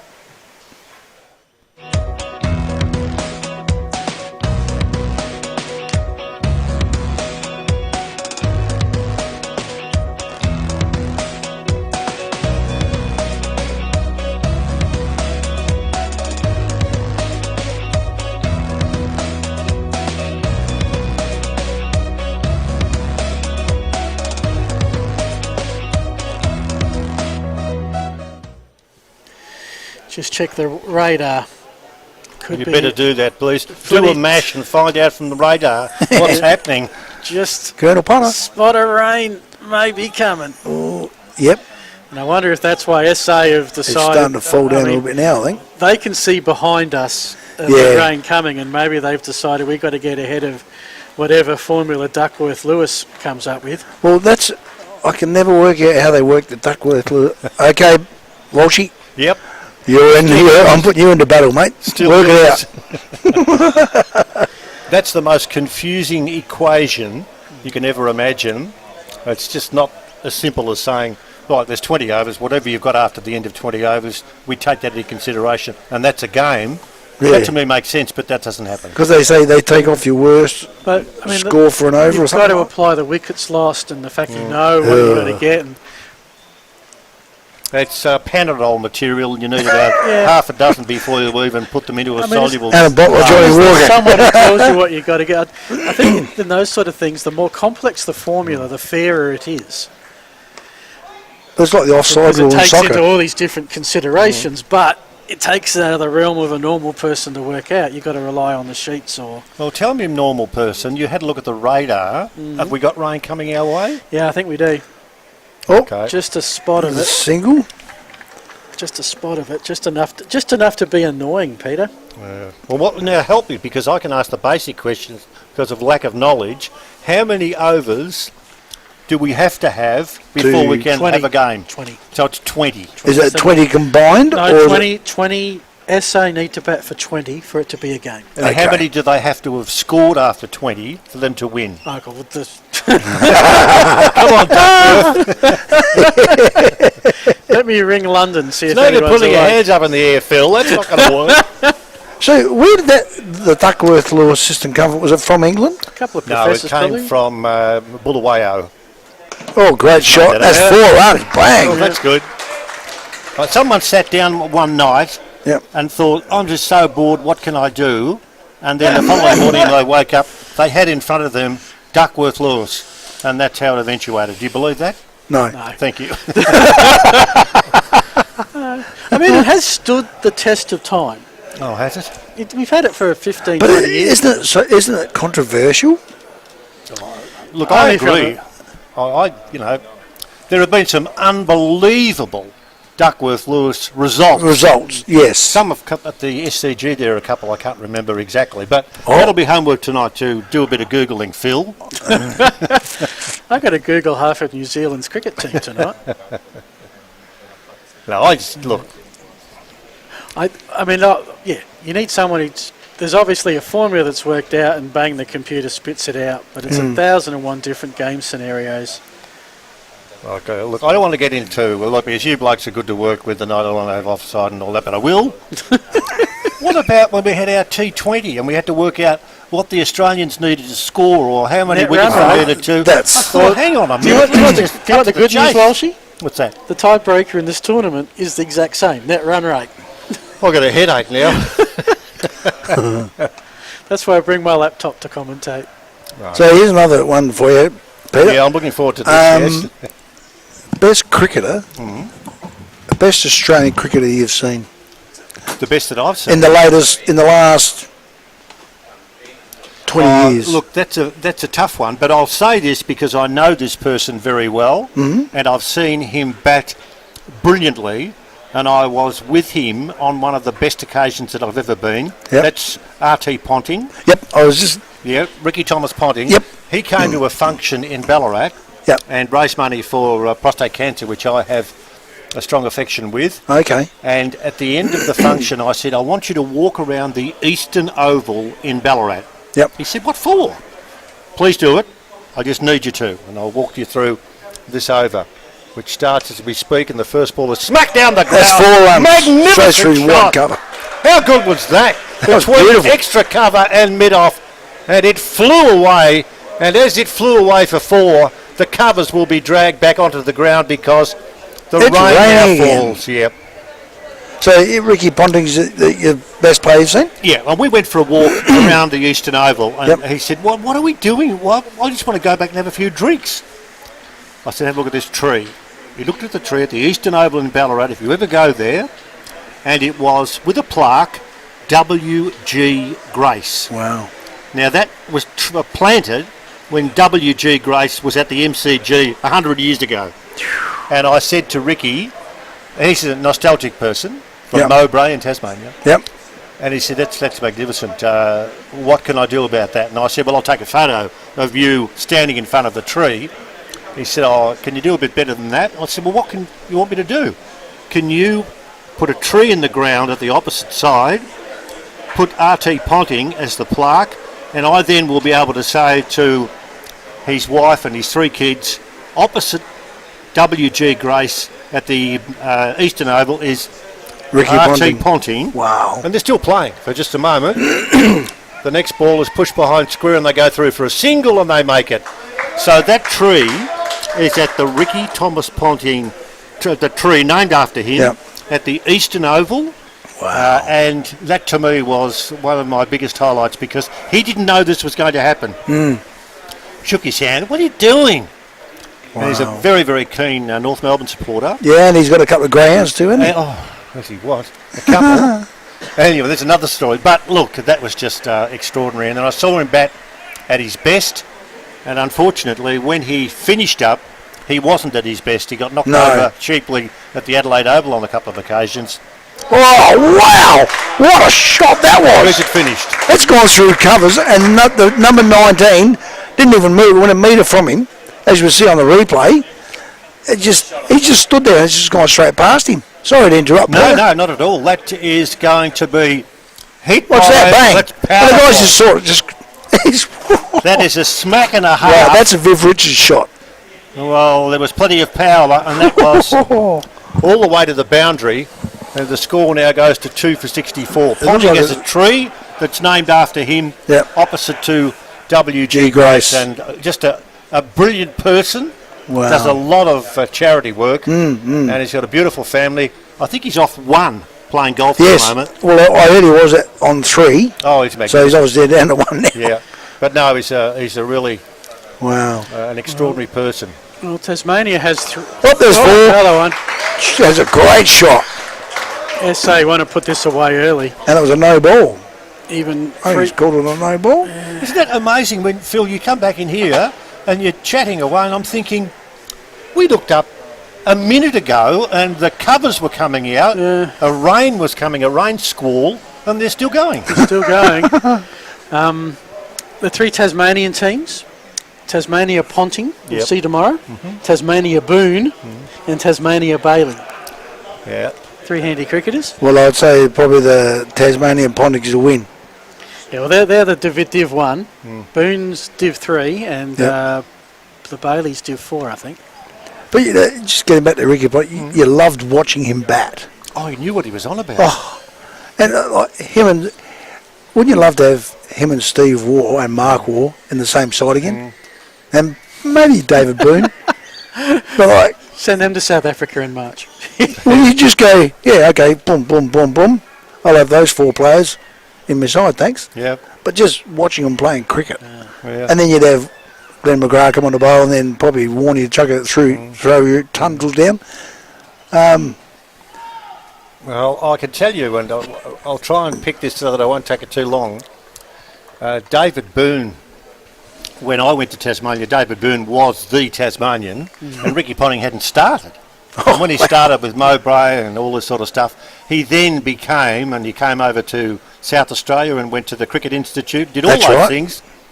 And I wasn't aware as to how good he was going to be, but I was told how good he was going to be, and he turned out to be. Back foot. That's a beautiful shot. Skipper. Hello. That's a whack. That shouldn't be a whack. No, I'll call that a delicious slice. Went away between backward point. That's a beautiful point shot. For 4. It's not just the timing, it's the placement. I mean, he's putting that to where there's 2 fielders. And he's split them. He's split them both. He's in a hurry. He knows he's there's got more a dinner rain appointment, coming. I reckon. What are they up to now? 10. It's 2 for 73. 7.3 and over. Yeah, almost last delivery of the 11th. They're averaging 7 over at the moment. We wait. And the next ball. There's another 4. Oh, no. Square towards the boundary. And 4. But see, those shots he's played, he hasn't done anything silly. He hasn't gone for the slog. They're all just perfect. True. Very quickly with David Boone. David's father, Clary Boone, used to go and watch him play every time he played at Shield cricket. Now, when he played Shield cricket, he played at the NTCA ground, which wasn't Bellreeve, it was Launceston. And he played all his cricket there and played brilliantly. I got to know Clary, and Clary was just a wonderful man. I was away with David on a cricket tour back in 1994 when the Australians played against Pakistan. Unfortunately, it was the horror of my life. I lost my father when I was away. Oh, well. And it was terrible, but the support given to me by the Australians was amazing, the cricketers. And people like Glenn McGrath and Mark Taylor and Steve Waugh and Mark Waugh and all those. But included in all that was David Boone. He came over to the day after Dad died on the 9th of October 1994, and I was sitting and I was in a swimming pool. And he came over and he sat behind me, and then he turned over and he put his arm around me and he said, "Walshy, I know what you're going through. I'm really sorry about losing John Patrick Walsh, your dad. I was in New Zealand," and I'll finish the story very, very quickly. He said, "I was in New Zealand when I was told that I lost my father, Clary." And there's nothing worse than being away from home. And you get the bad news. He befriended me, and that proved to me to be such an important friendship that still exists, because he put his arm around me and he said, we're never ever going to be alone, mate. You've got supporters around you. That's like right. your cricketing people. Yep. And I'll always remember that. And that was David Boone, who's fortunately now is back full time with Tasmanian cricket, because he was travelling around the world, but he's not doing that anymore. He's no longer an international referee. He also starred in a film, but I'll tell you that story a little later. But I needed to say that because that was just how important the support that I had from David Boone was. This is McGurkin bowling at the moment, and there's a big gap in the infield on the leg side, and the way that this is going, Gabby, that's his 25th run off 12 deliveries, so he's averaging over 2 a delivery at the moment. 25 off 12. 25 That's off not 12. bad going. 82 off 11 and a half. Baju is also over a run of ball, 34 off 33, so this is a partnership that's developed quickly. Oh, he's gone for the big sweep shot down, because there's no fine leg. As soon as it gets past the wicketkeeper, there's 3 on the boundary, and they're all forward of the bowler.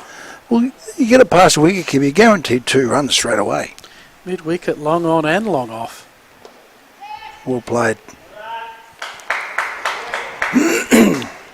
Now I've got another trivia question for you. Yep.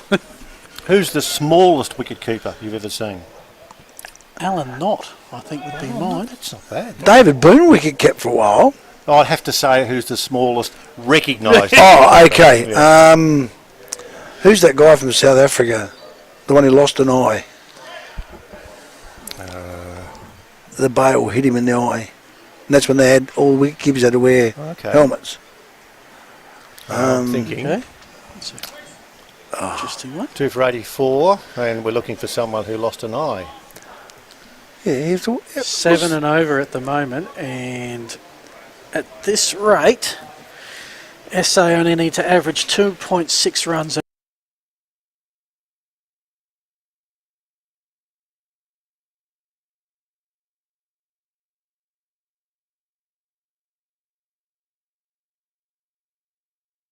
I was checking the weather. Now, I don't know what the answer is, but I was just thinking about the captain of the Silverbacks. Isn't all that tall? He's not. Number 77 out there. Good on you, number 77, Richard. But people like Ian Healy. Yeah. He's pretty small, isn't he? Is he? Oh, is he tiny? Just checking the rain, and this rain's going to be here for a while, so... Okay. Oh, look at it. It's come up worse, isn't it? Yep. It's built up. But David Boone I reckon he wouldn't be scratched down full time. No, I don't think so. So you're remarkably quiet, Phil, with this one. I've made my nomination, Alan Knott. Oh, okay. Centenary, one of the first tests I ever watched, the Centenary Test. Yes. He was a World Series cricket. I remember that. For the world, whatever. Okay. And then one boy, and I always loved playing this competition with my brothers. Yes. How many did Derek Randall? Here we go. How many did Derek Randall make in that? 174. Oh, okay. How did he get out? He was out. Okay. Billy got him. No. Oh, was it LBW? Oh, no, I'm not going to say until you give me the It answer. might have been Marsh. But it was one of the 3. Wrong. There's a guy playing here in this tournament, it's on his profile sheet, just can't remember who won a competition guessing the margin of the Centenary Test. You should say it was the same as the first test. The first 45 runs. And Benson and Hedges gave him a prize. A packet of smokes. Only thing was, I'm trying to do the sums in my head. If he's over 50, between 50 and 60, he couldn't have been of age in 1977 to have taken the product sponsor. So I wonder what prize he got. Okay, Derek Randall was caught. Kerry O'Keefe. Bowled Gary Cozier. Or it was around the other way. Yeah. Yep. The New South Wales combo. Yep. And he was caught in silly mid-off. I went to 2 days at that test with my father. Wow. And Dad was agog. Yeah. Because Dad he said to me, when you go to cricket, it's like when you go fishing, and we'll just see if there's going to be a catch to this wicket. Over the top. He's done it. No. How dare you? That's cheeky. That's cheeky. Excuse me, Tommy. I reckon the bowler might have said something to the batsman as he walked past him. Well, talk us through that. The other thing is that there's like a shortish fine leg there. It wouldn't have to have been too much of an error for that to land in his vicinity. Well, this is, thank you, Mother, for the rabbits. This is South Australia. Thanks for coming. Heading towards what in the finish is going to be a comfortable I don't even victory. think they're going to need 20 overs. No. Wow. Of course, I mean, don't forget, we had 2 wickets and 2 balls. Yeah, and it was on a hat-trick. Since then, they've just gone bang. Last wicket both wickets fell at 34. 58-run partnership. Yeah. And when you consider we were on a hat-trick ball, you couldn't think this was going to happen. No.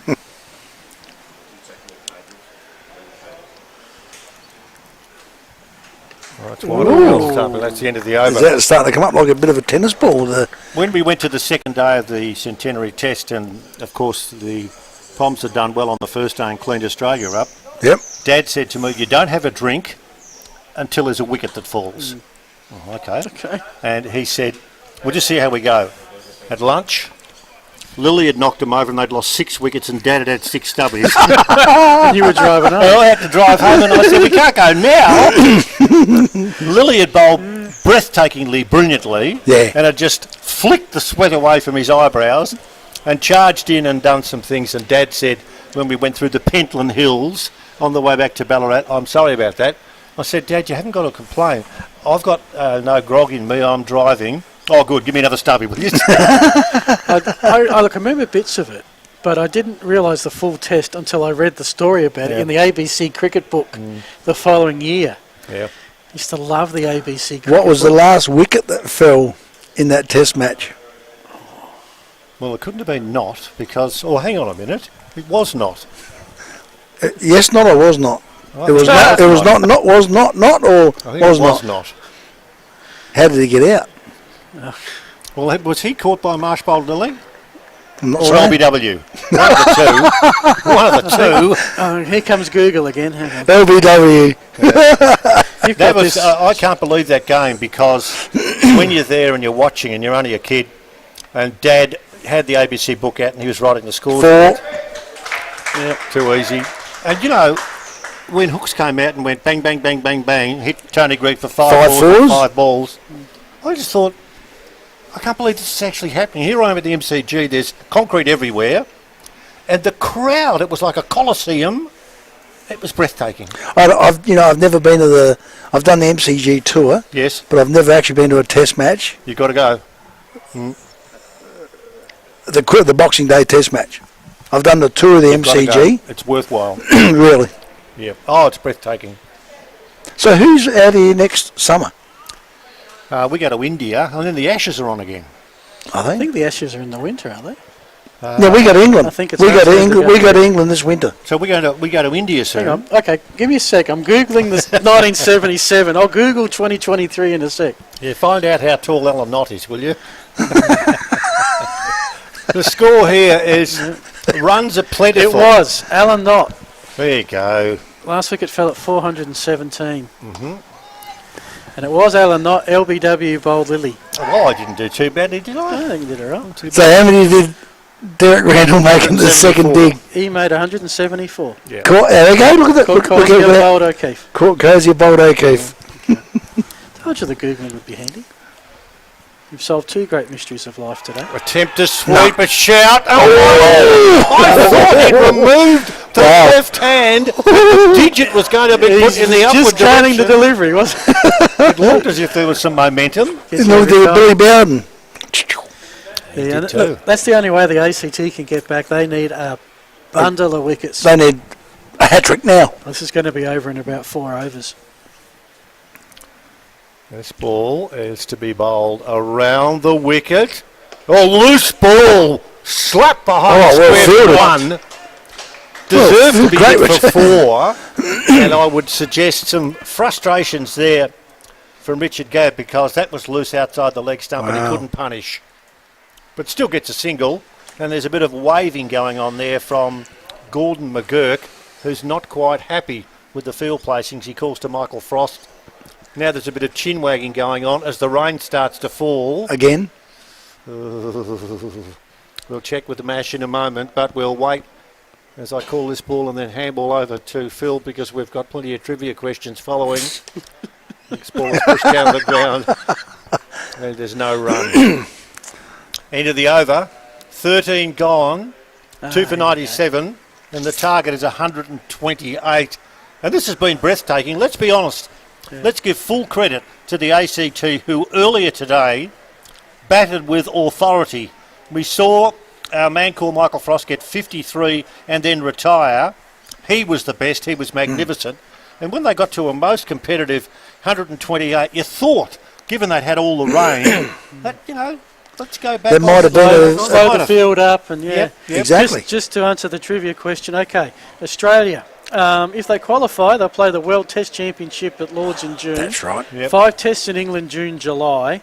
I won't talk about one-days or T20s. 3 tests against Pakistan here in December.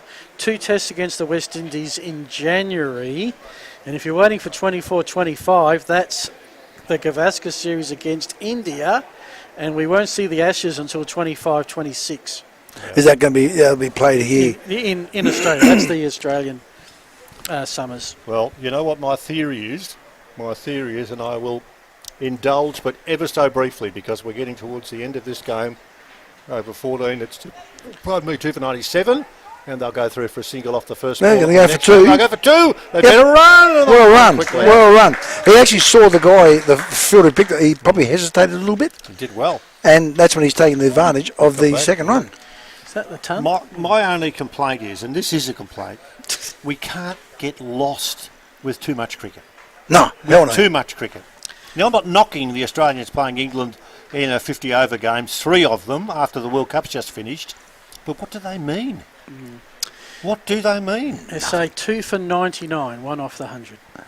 Gone are the days when they just had the 5 test series.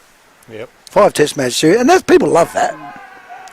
Well, there was always to me something special about the opening day of the international summer, day 1 at the Gabba, sometime in November, and we were having international cricket being played around the country during the footy finals. Yeah, and you had the occasional hailstorm at the Gabba, because that's why they played the test matches there early, to get the thunderstorm over and done with. So, I mean, we live in different times. It wasn't a big bash back then that they had to fit in and squeeze everything out to the sides. I think what it does, it just comes down to the almighty dollar now. Well, it has to fund the... But, I mean, we had a one-day game in Adelaide. I think Adelaide's probably had a bit of a glut of international cricket. They had 3 big games in the space of a couple of weeks. Well, that's a nick. Got an edge, he's gone! Well, I was just putting all my gear down and getting ready to pop down and get ready for an interview at the end of the game. Look, it might be premature still to make that call. They got 29 to get off 15 overs. Yeah, 2 for 100, 28 to get. Now, is the skipper changing? What's he doing? He's getting a bit wet. I think he might be changing. It's a his towel. I'll leave you, fellas, because I'll go down and grab the winning captain, whoever that might be. Okay. Pleasure calling with you, Walshy. Look forward to doing some more tomorrow at Woodville. Okay. So in the end, Valja, a stellar innings. Wasn't that far off retiring not out. He got 43 off 42. Anchored the innings for much of it. 8 fours. That was a good knock. And that's what they needed. The sole 6 of the day. Yep. Now we've got a batsman out there who's put the jumper over the number. That's Dorr. Oh, is it? Okay, Leith Dorr. Yep. Okay, number 100. So, if you just recently joined us, we've had a game that's been on and off. At times we thought this isn't just going to happen, but it has, and we're not too far off from it being official either. I think SA are going to get the runs before we hit 20 overs. Yeah. Unless they have an almighty collapse. That second innings partnership, by the way, was 66 runs. That's what they certainly needed. Certainly steadied the ship. 3 down now. But in that partnership, they didn't do anything silly. They didn't try and throw their wicket away. They just played normal, and they played the normal shots, and they got the runs. Tassie 6 for 127 from their 29 overs. Game reduced from 45. So in essence, we have gone... We're halfway through the SA innings, if it goes its full distance. Good running. Nicely found in the gap. And look, that is exactly what you want to do on your first delivery. Get off the mark, get a run, let the other guy take the strike, and as you ease into those it. quick singles, gets the nerves away, gets you off the mark, and puts a little bit of pressure on the fielders. Because then they're going to go, is he going to do it again? When's he going to do it again? So it's got to put the pressure on the fielding side. So 27 to win for the Silverbacks. Sean Williams in front of us, looks to be the next one in, all padded up.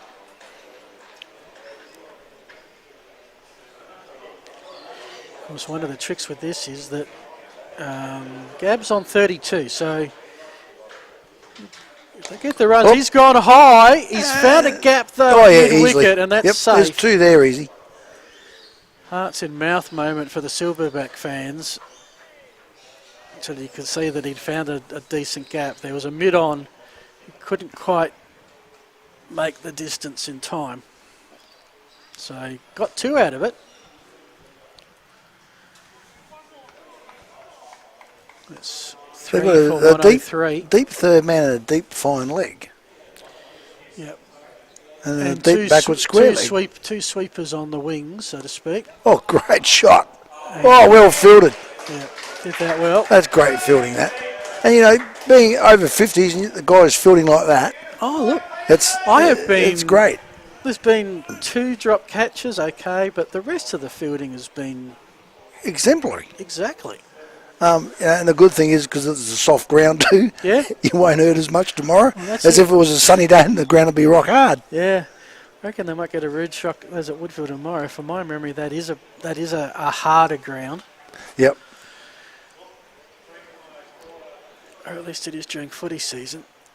Well, I'm happy about Woodville because I'm only about probably 3 kilometres from the place where I live. So. Yep, yeah. Spent 7 years working part-time at Woodville West Torrens Footy Club, so a bit of a second home. And it's a fantastic, from a broadcaster's perspective. Yeah. You got the grandstand right on square of the wicket, right on top of the play. You're very close to it all. I just hope that they bring the boundary in a bit down there because it's a long oval. Hopefully our broadcasting box will be up near the bar, so if we do tend to get a bit thirsty. That is the backup one to commentate behind. In fact, that wouldn't be a bad spot to do it, actually. On the balcony. They do have that wonderful balcony. Yes, they do. Actually.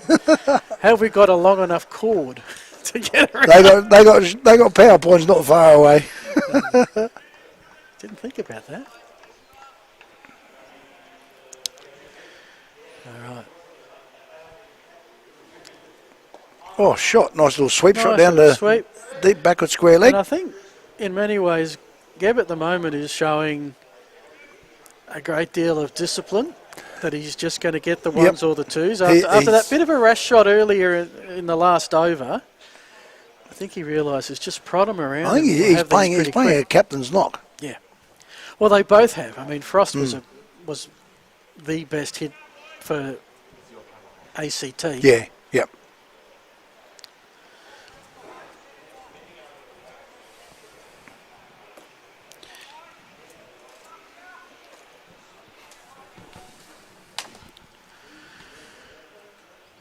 Pretty dark here. There are no light towers. Yep. So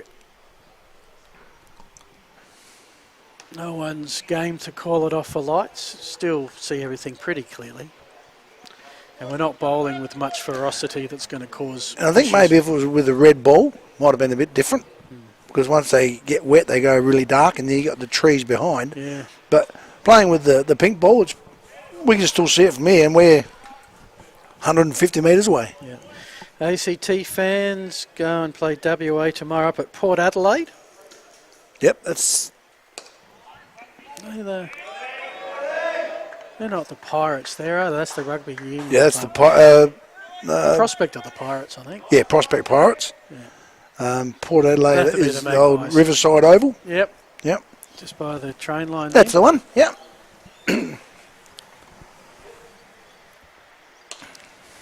That's a great shot, all along the way along the ground. Yep, no risk. Take a run, just what Easy they need single. to do. South Australia tomorrow is playing Queensland at the Goodwood Oval. I don't know if you've been to Goodwood since they've done the renovation. No, I haven't, no. That is, look, if you're free, you want to follow South Australia and, hopefully make a charge to the final. Yep. Goodwood Oval to watch sport is fantastic, and they've got a wonderful facility there. I'm sure they'll have the bar open, undercover, even inside you can watch. It's lovely. Well, I think it's the South Australian second division side today played at the Woodville Rechabites Oval. Yes. And that's the club I played for, and we just spent a lot of money on the club rooms.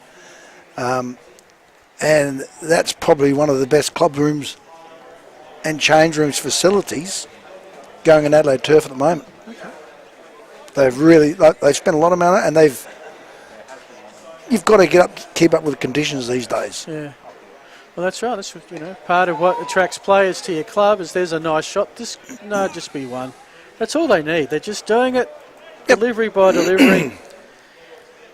It's 109. We're at the 18th over. We're 19 runs away, and unless this rain starts to seriously intensify, yeah, it'll be all over about the 19th or 20th over. Yeah, and it's good that it's just. I hope people listening to this go out and watch a few of the games, just to say, over 50s, they haven't lost it, and these guys certainly out here, they haven't lost it. They're playing for their states. Yep. So probably just a tiny bit unfortunate the Redbacks are playing at the same time. Yeah. That'll draw whatever crowd. That's a comes beautiful out, shot. that is. good. That's lovely. Won't be 4. It'll pull up quite Yep. short of the rope. It would be 4 on a normal dry day. Oh, for sure. Just 2 on this occasion. Yeah, getting back to the people who are listening, go down and watch a game of over 50s cricket, especially in the Nationals competition. And we've got the over 60s, and we've got over 70s. Yep. And you really got to praise the guys who play over 70s cricket. Oh, I've been very impressed by what I've seen today.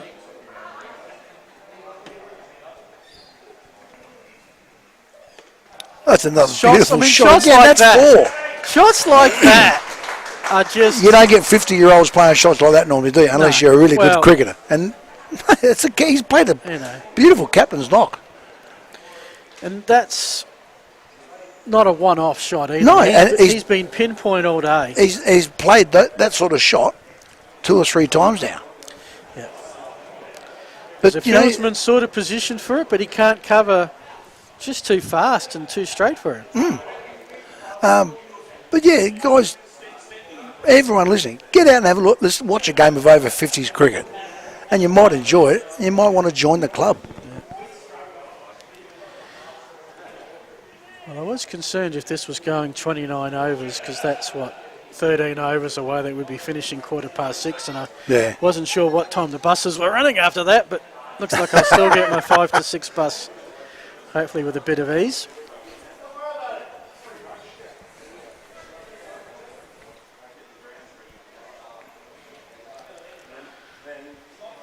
Three for 115. Just 13 needed to win now.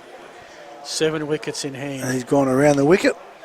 And he's gone that, and that's 4 runs. Yeah, Thank you for coming. Now, the only thing here for the captain is that he's now on 48.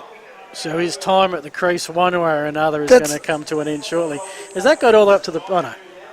That's just another beautiful shot. Yeah. He's got his foot to the to the ball and just played a straight drive. Explorer Caravans, the replays have given us plenty of highlights today.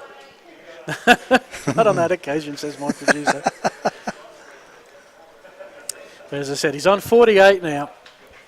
So I tend to think if they know they're close, they go for the big shots just to get that score over 50. That's right. And mate, when you make 50, that's a needle in your cap. But I can guarantee you now, mate, whatever side he plays for in normal cricket, and if I ever made a comeback to cricket and I'd see him in the side opposition, sorry, I ain't playing.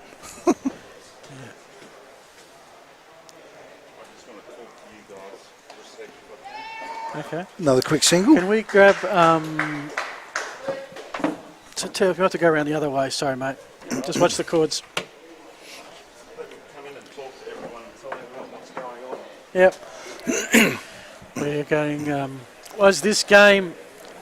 Looks like 13 runs to win for South Australia and about 12 and a half overs to do it. Anthony Telford joins us. Telf, you'd be absolutely exhilarated that we've got this game happening, but you've had a busy day elsewhere as well. Yeah, I have. Look, I haven't seen a lot of cricket. I've been downstairs under the grandstands sorting out all of the games and grounds for tomorrow, and hopefully a lot of our players are sitting back out of the rain at the moment waiting to find out what's going on. But a very quick update is we've got games for every team tomorrow. Oh, great. Probably the most important thing is that we've got Division 1 playing on grounds that have had covers on, and from all reports at this point, and it's obviously subject to overnight winds and rain and all of that, they'll all play on turf. I think Division 2 is also the same, and Division 3 there's a couple that will have to play on hard wickets, unfortunately, and then all of Division 4 and all of Division 5 will all play on hard wickets tomorrow. Yeah. And then all the games that have actually been lost today, abandoned because of the conditions, we're going to slot them into the rest day. So hopefully... do you know how many of the 21 you've lost today? I haven't even looked at my cricket, but it's all there. I would say, well, we lost all of Division 4 and 5, so there's nine games. Yeah. And then I don't know what games have got results from today. So we'll wait for all of those to come in, and then we'll work out Tuesday to make sure that everyone gets a game of cricket on Tuesday. So, but all accolades to you, mate. You've done a great job doing this, plus trying to organise the games for tomorrow.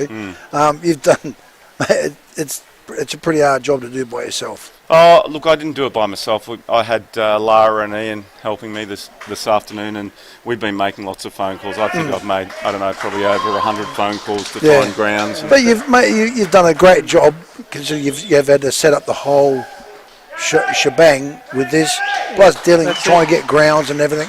And, mate, you've done it's phenomenal. Just recognise on the field there, Richard Gabb, the South Australian captain, has hit the 50 and then some, and with his team just 4 runs. He looks pretty happy, doesn't he? Yeah. He will enjoy. He's played a captain's knock today. Yeah, no, it was good. I did catch some of Tommy Badgela's reverse sweeps and ramp shots, whatever they were. They were glorious to watch. So.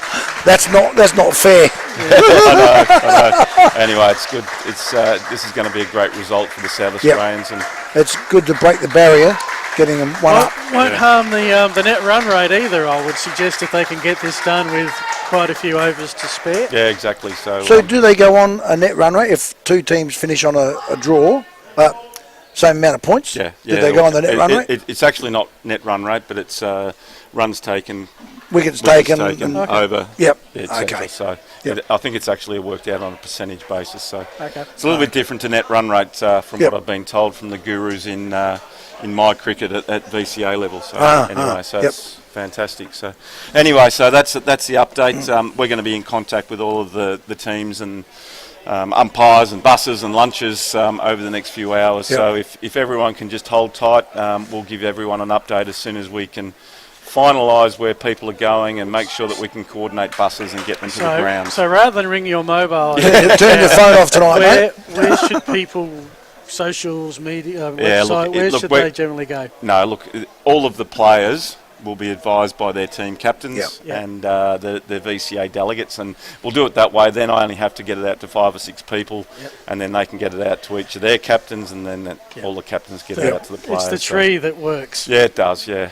And people need to appreciate that I do have all the answers, I think, but they don't need to get the information from me. We'll No, feed it, how feed it down the many tree. phone calls and texts have you had in the last 24 hours? Look, it'd be up around the 500. Oh, gee. Yeah, so it is appreciated if people can just hold tight and know that we are working behind the scenes. And every time I get a phone call and someone wants to talk to me, and they've got an idea, we're about 15 ideas in front of them. Yeah, so, you're 15 deep, mate. I mean, it's not your first rodeo. No. But this is probably the biggest rodeo that you've encountered. And look, you've got to day one, and I mean, there's not a heck more than He hasn't had a cardiac yet. that you haven't already managed to deal with. No, and look, I'm 2 to win. I'm pretty good and pretty calm. As I said, I've got Ian and Lara working with me, and we work well as a team all day. And it's been a challenge at times, and then we think we've sorted it, and then we lose another ground, and then we do another hour's work trying to find another ground, and then we lose another ground. So it's been one of those days, and the weather hasn't helped, and hopefully this is the last of the rain that we see for the 2 to there it is, and that's the winning run. Guilty. That is a dominant Silverbacks batting performance. Have a look at that beard. The umpire the scorers, and we're a done deal. Yeah. Not something we've got to see a lot of. The team in red from SA getting up with a win in that kind of emphatic fashion, but we'll take it. And they will go in Any with win's a all good win. sorts of confidence. Do you know the best thing about this is that there's 2 teams that have hung around all day to try and get a result and get a game of cricket on the And that's park. what we wanted. And I can guarantee you that these guys have been working hard all day on and off the field, trying to get the covers on and off and dried and all of that. And there'll be lots of friendships that come out of this. Oh. It's really good. It's a credit to both teams. But it just goes to show they. Yep. We're going to go down to the field. Thanks, guys. Peter Well done, Walsh is from Tel. Thank you so much. We'll see you no doubt during the rest of the tournament. We're going to look It's for rated Walshy. men, hallelujah, or something He's ready like to that. go. Skipper, well played Centre today. Walshy. Let's go to But not Peter. just for yourself, but for the team that might have put themselves in an awkward spot early because the ACT started well. Yes, the team effort today was superb. I think in the field it was 12 blokes, the 11 that were on, and the guys that rotated off, everyone came on, courage behind the ball. The bowlers that we used all did their job, coped with the conditions quite well, which was super challenging. And then Tommy got us away to a flyer, and I was able to chip in as well, and then we get a really nice win. It was funny because we were talking to Frosty afterwards, and I said, how many times have you played in a game where you've retired by getting 50? He said, first time. How many times have you played in a game where you've had to retire? Prior to starting 50's last year, it was going back to primary school. Really? When we had to, I think we had to retire at 25 back in the 70s. Yeah. So, it's been a while. The satisfaction of, now you see the ACT troops, and they were buoyant, they were effusive all the way through. The umpires for allowing the game to continue, Frosty and his boys for not moaning about it and just getting on with it and having a dip, was just exceptional. That's why we want to play this sort of cricket. You've seen over 250 runs, you've seen plenty of wickets, you've seen a brilliant run out, you've seen some good catches, and you've a hellish day with weather. How good was the day altogether then? Yeah, the covers saga goes back. A few of us have spent a lot of time, and some more than me, yesterday and Friday getting them here from Ranella, and so thankfully all that time and effort was worth it. And you got some grass cuttings too from a neighbour just across the road. It's been a large number of people have chipped in for this to happen, so yeah. Now what do we do? Because we've got a rest day on Tuesday, but hopefully the weather picks up a little bit, and that's so important to get a win, to get a W. Oh, totally. Well, it means we're not playing 4 games in a row, and I think at this age group, the recovery stuff's as important as anything else. So that allows us to go in a little fresher on Wednesday, assuming Tuesday is the rest day. Yep. Whereas some other teams possibly have to play 4 in a row, and the body's not quite the same. No, hitting that 4th day. What I have to say now, and I wanted to leave this until last, was I want you to go across now because you'll get to the ACT guys because that's how you play this game. The spirit of cricket is what we talked about yesterday at the Adelaide Oval. It was clearly evident because even in the finish, when you had 20 odd runs to get, it was pouring with rain, but you kept going. Oh yeah, no. Again, the umpires and Frosty and the ACT boys superb. No one was sulking or moaning. Everyone was just getting on with it and trying to get to the line. So yeah, it was brilliant by everybody. And also brilliant by your team and by the ACT for the assistance that you've given us in assisting for trying to promote the game as best we can. Thank you very much. Well done. Thank you very much. Very enjoyable. Good stuff. What a game. How about that? The race was on to get 128 and it was achieved. And so the Silverbacks start their challenge here. Day one of what's happening in veterans cricket. It's been pretty good. Hope you've enjoyed it. All right, you're up. Thank you so much, Walshy. A mountain of work today, climbing up and down that grandstand, and a bit more rain has arrived. It's been a wet old day, but we somehow managed to fit in 47 hours of cricket. It was enough to decide this one. The ACT was 6 for 127 after their allotted 29 overs. South Australia got the runs in a hurry, realising that time wasn't exactly on their side. 3 for 130 after 18 overs.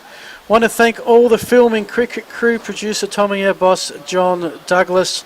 We got James on the camera, and I've forgotten one. Alejandro was here. Who have I forgotten?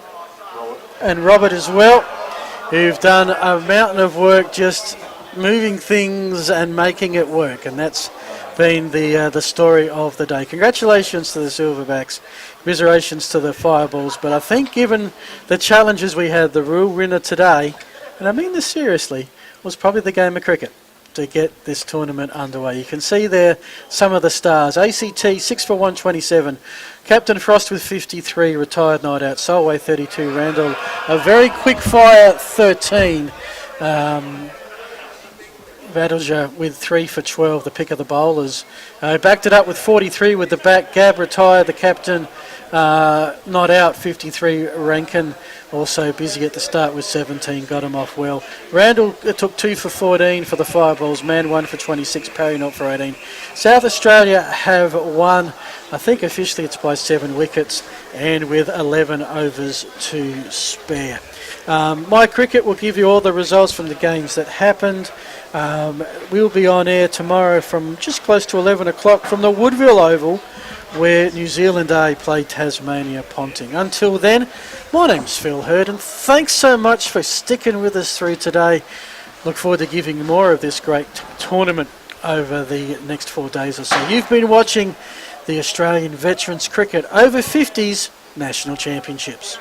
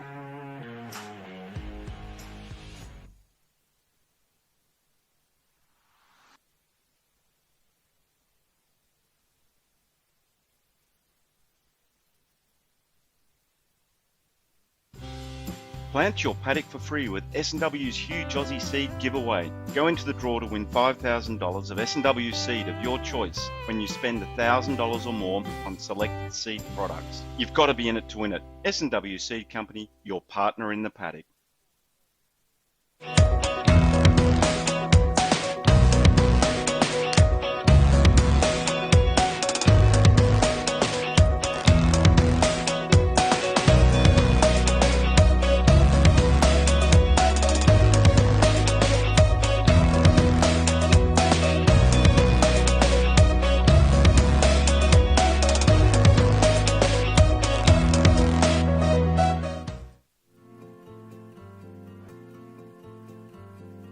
I was probably a little bit lost not knowing where to go and what was next after Dad's diagnosis, but they just keep steering me in the right direction and also helping me in the way that there's help for me if I need to talk to someone. And every time Dad comes in for his appointment, they come in and they speak to Dad, and that before he's even in here, and just check how he's going, and not just physically but mentally as well. I've kind of lived two lives in this one lifetime. So one was the life back in Pakistan, and then the second one is over here in Australia. When you move as a migrant, your whole mindset changes. I really need to understand how my financials are going to work. Ezra's taken my advice very well, and quite frankly, she's in a very strong position. Having financial freedom is a dream. It's absolutely, I think it's a must.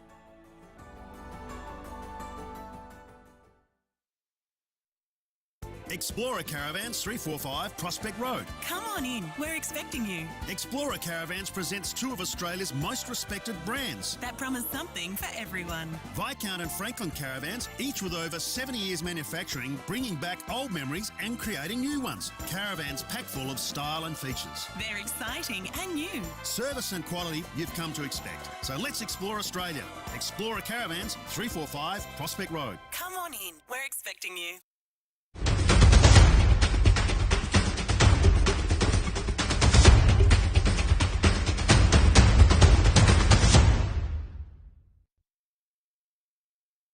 Often I'm with these men when they're actually diagnosed with prostate cancer, and many of them, when they're told, are in complete shock. And the first thing they'll say to you is, I really didn't think I was coming in to be told this. I thought I would have just been told that the biopsy was fine and everything's okay. We're in an extremely privileged position to be able